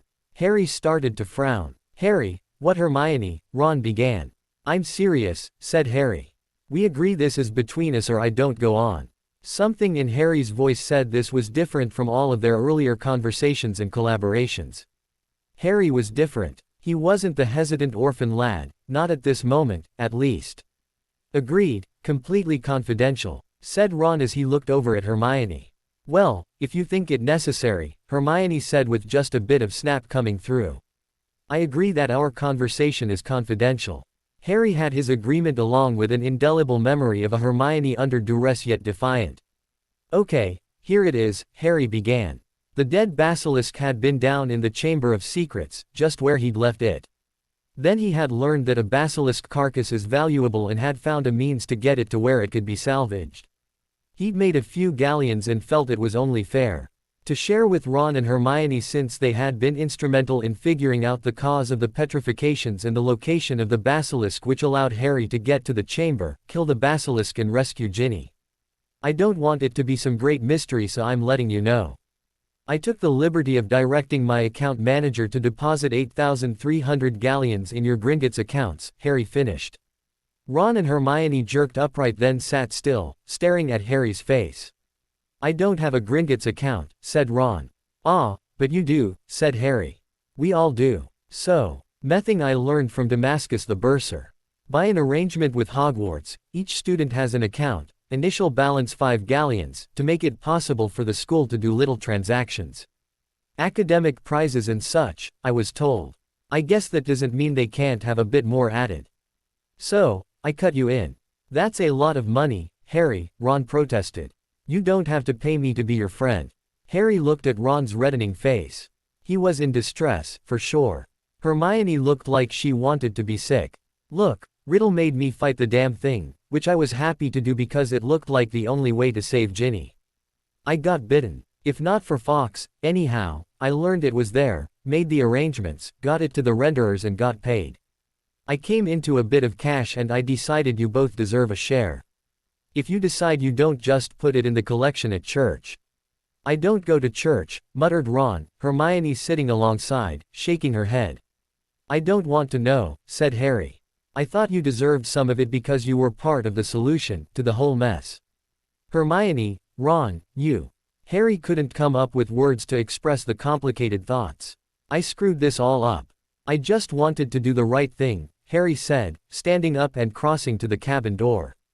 Ron took a deep breath and seemed to be about to say something when Hermione laid a hand on his forearm. When Ron looked at her, she shook her head. Harry didn't want to leave in a huff, so he took care to close the door quietly. Much of the running and shouting in the corridors had died down after an hour. There were still students in 2s and 3s moving about, peeking in compartments, waving and chatting up schoolmates during their last mass gathering until fall. Harry walked the corridor, nodding and dispensing reciprocal wishes for a happy summer. Entering a car with no one coming or going, Harry stopped in the middle to look out at the countryside rolling by the window. How did I mess that up so badly? He wondered. The first 2 friends he had ever made were offended because fortune smiled on him and he was feeling generous. Harry needed one of 2 things, some wise counsel or a distraction. Counsel wasn't available. The countryside was nice. He stood, letting the hills, forests and fields of rural Britain massage his bruised feelings. Harry wondered if he, and the train, was in Scotland or England. Like it? Asked a familiar voice. Lovely, said Harry, looking around. Daphne and Pansy had joined him without his noticing. It kind of sucked me in. Lots of space for rambling, Harry said. We don't have that in Surrey. Not where I live, anyway. Sheep, said Pansy, pointing with her chin. The scene framed by the window could have been a travel poster. A series of pastures, enclosed in stone walls, cascaded down a long hillside. The bottom of the hill was fringed with trees. The trees must have been growing near water, judging by the reflected sunlight that sparkled as the train sped by. Sure enough, some of the pastures hosted sheep. I could live there, said Harry, pointing at a farmhouse. I don't know what I'd do. I just like the way it looks. I could see that, said Daphne. She began pointing out the features that appealed to her. That house is a nice size, not too big, not too small. I've a soft spot for thatch when it is done well. Little dormers for the upstairs rooms. Stucco, white, probably over stone, which might be exposed inside. Big, thick beams. That paddock makes me think they keep a horse or 2. Yeah, said Harry. Something to set as a goal. Live out here. Take care of your animals. Teach the children. Show them how it all works. Harry, murmured Pansy. There is a man of the soil underneath all of your more martial skills. Harry was struck silent by Pansy's comment, studying the farm until it was out of sight, puzzling over his martial skills. He didn't think he possessed martial skills. It seemed, to him he was always under threat of imminent death. Fate seemed to think him an easy victory just waiting to be won.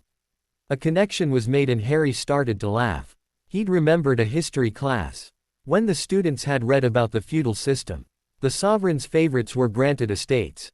They rented pieces of the estates out to the farmers who had to live on the land and make it productive. In times of conflict, the able-bodied were expected to leave home and perform military duties as long as the Lord needed them. Men of the soil with a sideline as soldiers. Harry tried to put himself in that picture. If he wasn't sure he was a good fit, it seemed like Pansy did. Thank you, he said, then shook his head. Martial skills. Harry sensed Daphne moving and turned to look at her. Shish. He had twisted at the waist to look down the corridor, toward the end of the train in the last car, the passengers almost exclusively from Slytherin. Merd, whispered Pansy. Potter, what are you doing in the company of decent Slytherins? And witches besides? Demanded Draco Malfoy. Harry couldn't decide whether Malfoy was actually angry or just exercising his scrunched-up, flushed face. One Nev. Knew with Malfoy, but experience said he could go volatile if he wasn't handled properly. Trying to learn something, Harry said. Even if school is in recess. Learn. What are you going to learn here? These witches aren't professors unless stuck-up frigid tight asses are a subject, said a suddenly wound-up Malfoy, his word choice a challenge to Pansy and Daphne as much as Harry. Careful, Harry said, the word coming out in a growl. We can learn from anyone. Even you. You'll learn to remember your place, Malfoy said. What did you learn from me? Harry's right hand had been inside High's left sleeve throughout the conversation. Serpensortia. Harry said in a hoarse whisper. Light flashed around his left hand, then he removed his right hand and his wand to let the adder crawl out of his sleeve. The adder looked at Malfoy. Then his 2 thuggish friends, Crabbe and Goyle, each in turn. Their faces said they were pondering fight or flight. That I learned it last year, in dueling club. Remember? Dueling club, Lockhart. Snape, Harry said. Want to talk to him? Is I os. The adder looked at Harry, paying attention while Harry spoke. The witches began working their way around behind Harry, taking little half-steps until they'd put a bit of distance between themselves and the snake. When Harry stopped talking, he extended his left hand while the adder crawled further outside of Harry's sleeve, raising his head higher and testing the air with his tongue. Go ahead, you can talk to him, said Harry. He added a few words in Parseltongue for his adder, who raised and extended himself some more. Crabbe broke first, then Malfoy and Goyle together, running back down the corridor, bumping one another into the paneled walls all the way. Want to go home? Harry asked the snake, in Parseltongue. He touched the snake on the head with the tip of his wand. Serpensortia reversa, he muttered, and the snake disappeared, an ephemeral remnant, barely visible, sliding into the tip of the wand. Remember that. Dueling club. Seemed like a useful spell, conjuring a snake. Especially for someone who can talk to them. I looked it up and practiced. Can't be hard if Malfoy can do it, I figured. Thought I was going to wet myself, Pansy whispered, looking at Daphne. Know what you mean, said Daphne. Ready to find a cabin. Sit down. She was asking Harry. Sure, if we can find one, he said. They couldn't find an unoccupied cabin. None of the three felt like joining in with the groups already formed, sitting around, talking and playing Exploding Snap. Baggage car? Asked Daphne. Pansy coughed, snorted, laughed and took in a deep breath while she turned aside. The baggage car had a raffish reputation, figuring in a large number of stories of students pushing against the boundaries of custom, regulation and ordinary propriety. Some were actually true, almost none were documented. Most concerned lovers who couldn't face the prospect of school holiday without the memory of one last tryst.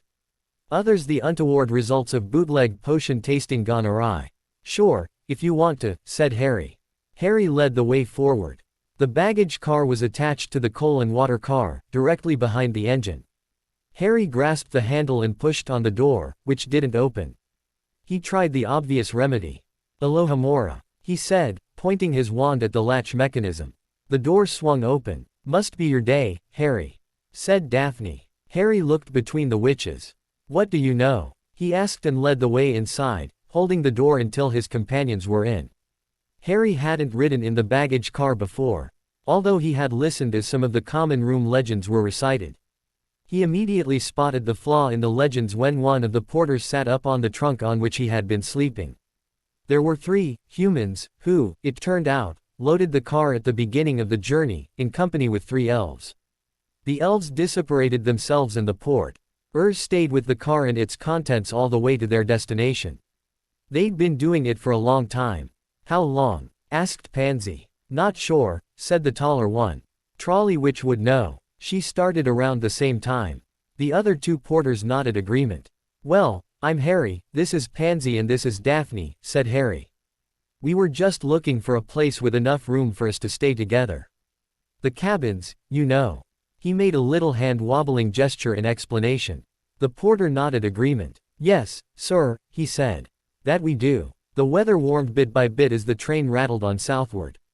Harry and the witches sat on trunks with the porters, listening to tales of trips from years past when blizzards and floods threatened to keep them from going on, when the engineer asked for volunteers to stand up front. Wands drawn, sending flares ahead and searching for washouts. Harry wanted to know what they'd done when the Dementors had shown up on the way to Hogwarts, but he wanted, equally, to avoid a conversation involving Dementors. I'm feeling it is a bit close in here, said the taller porter. Would you like to see the best part of the job? Sure, said the students, all together. The tall porter stood and pulled the long sliding door open. Warm, moist air filled the car, carrying scents of grass and clover and earth, fully awake for summer and growing the green crops for the sheep, cattle and horses in their pastures and paddocks. Said Daphne, breathing in through her nose. She might have been sitting down to a trencher loaded with every known culinary delight. Harry, said Pansy. Harry looked at witches standing at the plank that stretched across the door opening. Pansy took a step sideways and drew back her arm in invitation. When Harry crossed to stand between them, the witches crossed their arms behind him. They had to be getting close to London, he thought. Better make use of the time he had left. I owe you both, for this year, Harry said. I owe you so much. I learned so much from you. Thank you, Harry, said Daphne. Although, if you could teach us that Patronus thing, we'd be even, Pansy finished. That's it for today, I will stop here. I hope you all enjoyed this video. If you please consider subscribe and make sure to hit that like button, share with your friends, and don't forget to check out author of this story. Details in description.